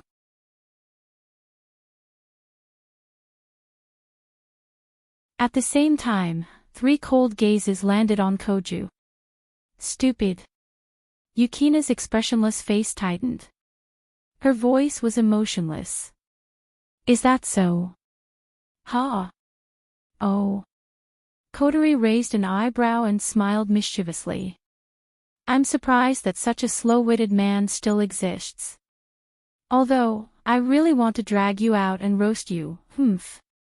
Nagisa narrowed her eyes and announced as if she was announcing a death sentence. Kojo-kun, there's no dinner for you tonight. Hey. Hey. Hey. Hey. Gu Qing was stunned for a moment before he let out a sorrowful cry. What he got in return was the joyful laughter of the 3 girls. Wu Yan shook his head with a smile. Kotori was right. There are still such slow men around. If they don't have any skills, they'll be lonely for the rest of their lives. While shaking his head, Wu Yan noticed Kanon, who has been observing her surroundings without saying a word. He couldn't help but ask her. What's wrong? Kanon, did you notice something strange? Kanon opened her mouth in shock. Then, she quickly shook her head and lowered her head in embarrassment. And no, it's my first time here. I'm just curious. Wu Yan paused for a moment before remembering. Kanon was an orphan from a young age. Ever since she was conscious, she had no information about her parents. According to her, she was adopted by a monastery and spent her childhood there. However, an accident happened to the monastery 5 years ago. Other than Kanon, everyone else died in the accident. Even the monastery was damaged beyond repair and almost turned into ruins. If Kensei didn't adopt her, it's hard to imagine how Kanon would have survived without a place to call home. She wasn't lucky to be adopted by Kensei. She was transformed into a monster with the name of an angel. She was forced to participate in inhumane killings. Only when he rescued her was Kanon truly free from the abyss of suffering. In other words, before today, Kanon's past wasn't too bad, but it wasn't too bad either. Even so, she still has a kind heart that others can't compare to. Even though her life was tough and painful, she always had a saintly smile on her face. Really, no matter how you look at it, you can't help but want to hug her and comfort her. Looking at Kanon's pure smile, Wu Yan suppressed the pity in his heart and stroked her beautiful silver hair. If that's the case, then let's enjoy ourselves today. Buy whatever you want, buy as much as you can in one go. Wu Yan's mood lightened up quite a bit after saying such bold words. Don't worry about my wallet. At least I'm richer than you think. Really? Kanon wanted to reject Wu Yan's suggestion. Just like he said, she was worried about Wu Yan's wallet. No, she didn't want to burden Wu Yan. After all, she's staying at his house and might have to be taken care of. If possible, Kanon didn't want to burden Wu Yan. Unfortunately, Wu Yan's suggestion was too tempting for Kanon. It was one thing that she had never been here before, but it was also because Kanon was also a girl. Almost all girls like to shop to their heart's content. Kanon didn't want to cause any trouble for Wu Yan. But, her real thoughts came out of her mouth first. Of course it's true. Wu Yan patted his chest. Don't forget, I'm a teacher and an attack mage. I'm pretty rich with both salaries. Don't worry, I have enough to spend. Even if it's not enough, I can sell it for a few gold coins. Of course, Wu Yan wouldn't say that out loud like an idiot. However, Kanon was still as happy as a kitten, her eyes narrowed into slits. Thank you, sensei. You're welcome. Wu Yan wanted to reply to Kanon with a smile, but he felt a piercing gaze on his back.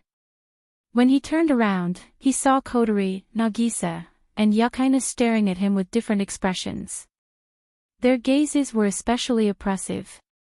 Weren't you listless just a moment ago?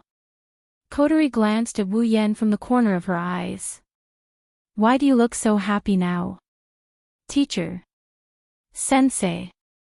Yukaina looked at Wu Yan as if she just got to know him again. I didn't expect sensei to be the same as senpai. My impression of you has changed, idiot.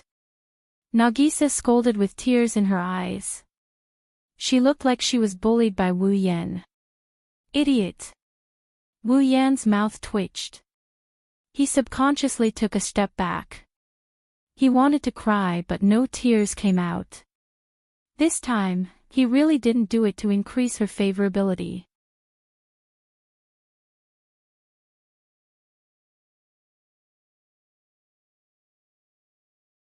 Chapter 956. As everyone knows, Itagami Island is a demon special district. This island exists for the purpose of researching demons. Because of this, the most common buildings on the island are the research facilities, followed by the residences of the residents. Even though there are plenty of places like the commercial district that provide daily necessities, they are still lacking compared to the first two. After all, Itagami Island is a man-made island, its surface area is only so big. Once all the buildings are built on it, there is no way to expand it. Because of this, there are so many man-made islands around Itagami Island for garbage disposal. This is to reduce the need for land on Itagami Island. Perhaps due to the fact that Itagami Island was a special demon zone, there were a few shopping malls that took up a lot of space. Basically, as long as it was necessary for daily necessities, such as clothes, food, entertainment, etc. It was very convenient to have everything. This time, Wu Yan's group came to the shopping malls not just to shop, but also to prepare daily necessities for Kanon. Even though she was adopted by Wu Yan, Kanon came to Wu Yan's house as a pauper. She didn't have any money on her, she didn't even have the daily necessities that she used to own. Otherwise, she wouldn't be wearing the casual clothes that she's not used to, she would be wearing her uniform. Therefore, Kanon's daily necessities had to be bought from scratch. For example, clothes, toiletries, bed, sheets, etc. It was quite a lot. Because of this, when Nagisa heard that Kanon needed a lot of things, she volunteered to help. She brought Yukaina and Koju along. Of course, a big part of the reason was that Nagisa also wanted to buy a lot of things. Moreover, after walking around the shopping mall for almost an hour, Nagisa's enthusiasm did not diminish at all. Along the way, other than buying necessities for Kanon, she also paid special attention to the snacks. From the moment they started shopping, her mouth did not stop moving. Not only Nagisa, but Kotori and Yukaina as well. Even Kanon and the other two girls showed a different level of enthusiasm. After walking around the mall for so long, the four girls did not rest for even a moment. They did not complain about being tired. Wu Yan couldn't help but feel suspicious. It said that girls love to shop, this he knows, but why would such thin and weak girls like them? Why did they have so much energy to use up when they were shopping? Especially Nagisa. Her physique was not good to begin with. She was not good at sports, but after walking around for an hour, she was still as energetic as ever. Not only Wu Yan, even her brother Koju was confused. Looking at the four beautiful girls who were running in front of him, laughing and chatting along the way, he felt a chill run down his spine. Wu Yan, who was carrying bags, sighed. He asked Koju, who was also full of bags. Koju, do you think we are the immortal vampires or immortals? Why are they all so energetic, while we're half dead? Who knows? Koju was sweating profusely. I haven't been able to figure out the answer since the first time I went shopping with Nagisa. Koju said. Wu Yan was speechless. Is this really a natural ability of girls? Entering a state of unlimited energy while shopping. Ha! Koju said with a fake smile. If there is such a skill, I want one too. For example, entering a state of unlimited energy in the morning.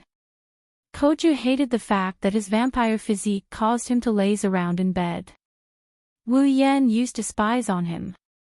How can you understand how blissful it is to sleep in the morning? Hey, do you think this is something a teacher should say? Koju complained. Shouldn't you say something like early to bed and early to wake up? It's good for your health. Ha! This time, it was Wu Yan's turn to smile. Although I teach junior high school, I'm still a kindergarten teacher. In your heart, do I look like a kindergarten teacher to you? Tisk, who knows? Koju's tone was laced with hatred. Regardless of whether it's kindergarten or middle school, I don't have a good impression of a bad teacher like you who laid your hands on your own students. Wu Yan's mouth twitched. This damned Siscon. Fortunately, he didn't know Nagisa was taken down by Koju, otherwise. The image of Koju going berserk and releasing Lion's Gold when he found out his sister was taken down surfaced in his mind. For some reason, Wu Yan was looking forward to it. He was looking forward to Koju's reaction. You too. Come over here. While the two true ancestors were engaged in a meaningless conversation, Nagisa waved at them cheerfully with a cheerful smile on her face. Her short ponytail swayed from side to side with Nagisa's movements like a puppy wagging its tail at its owner. She was extremely adorable. In an instant, the vampire teacher and the Siscon vampire, who had already subdued their student, were shaken. Without hesitation, the two of them lifted their feet and immediately wanted to rush forward. Just as the two of them were about to rush forward, a strange feeling emerged from the bottom of their hearts, causing their charging posture to abruptly stop. The movements of their feet also became sluggish on the spot. This feeling. Koju frowned, his nose twitched. The smell of blood. Wu Yan's eyes flashed and he stopped moving. Yukaina suddenly ran over with a serious look on her face. Senpai, just now. It was obvious that Yukaina, with her extraordinary, astral vision, also felt that something was wrong. Wu Yan waved his hand to calm her down. He took off the bags on his body and handed them to her. You two stroll around, I'll be right back. Are they here for Yanasi-san? Yukaina took the bags from Wu Yan. She stared at Wu Yan. I'm not sure. Wu Yan shook his head. But apart from this, I don't know any other reason why we would be targeted. Are you still not going to let Yanasi-san go? Koju clenched his fists and gritted his teeth. He turned around and looked at Wu Yan. I'll go with you. If you leave alone, Nagisa and the others will be suspicious. Wu Yan pondered for a moment and nodded. Yukaina hurriedly said. Then Jijua, you don't have to go. Wu Yan interrupted her. If too many people go, it'll only arouse suspicion. But Yukaina panicked when she heard Wu Yan. If Senpai does something stupid. As the fourth primogenitor, Koju is still incomplete. But because of that, his familiars could easily wipe out the entire island if he goes on a rampage. How could Yukaina let him out of her sight under such circumstances? Don't worry. Wu Yan smiled at Yukaina. Don't you have me to watch over him? That's why I'm worried. Yukaina didn't try to hide her thoughts. Sensei, don't forget that you're a vampire that's no safer than Senpai, she said angrily. Don't confuse me with Koju. Wu Yan retorted. It's not like I only know how to summon familiars. Do I look like the type of person who would casually summon familiars? In fact, Wu Yan only used his familiars once during his first battle with Valor. Apart from that, he only used his familiars once during his first battle with Valor. To him, vassal beasts were his trump cards. Who would use them unless it was absolutely necessary? Besides, Wu Yan narrowed his eyes at Nagisa and the others. You still have to protect them.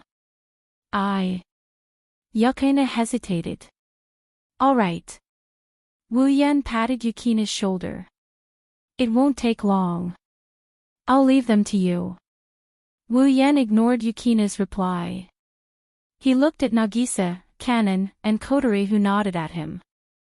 He turned around and left with Koju. You're tuning into the LoveLore Library YouTube channel. We're so grateful for your support, and don't forget to subscribe to join us on this incredible journey through captivating stories.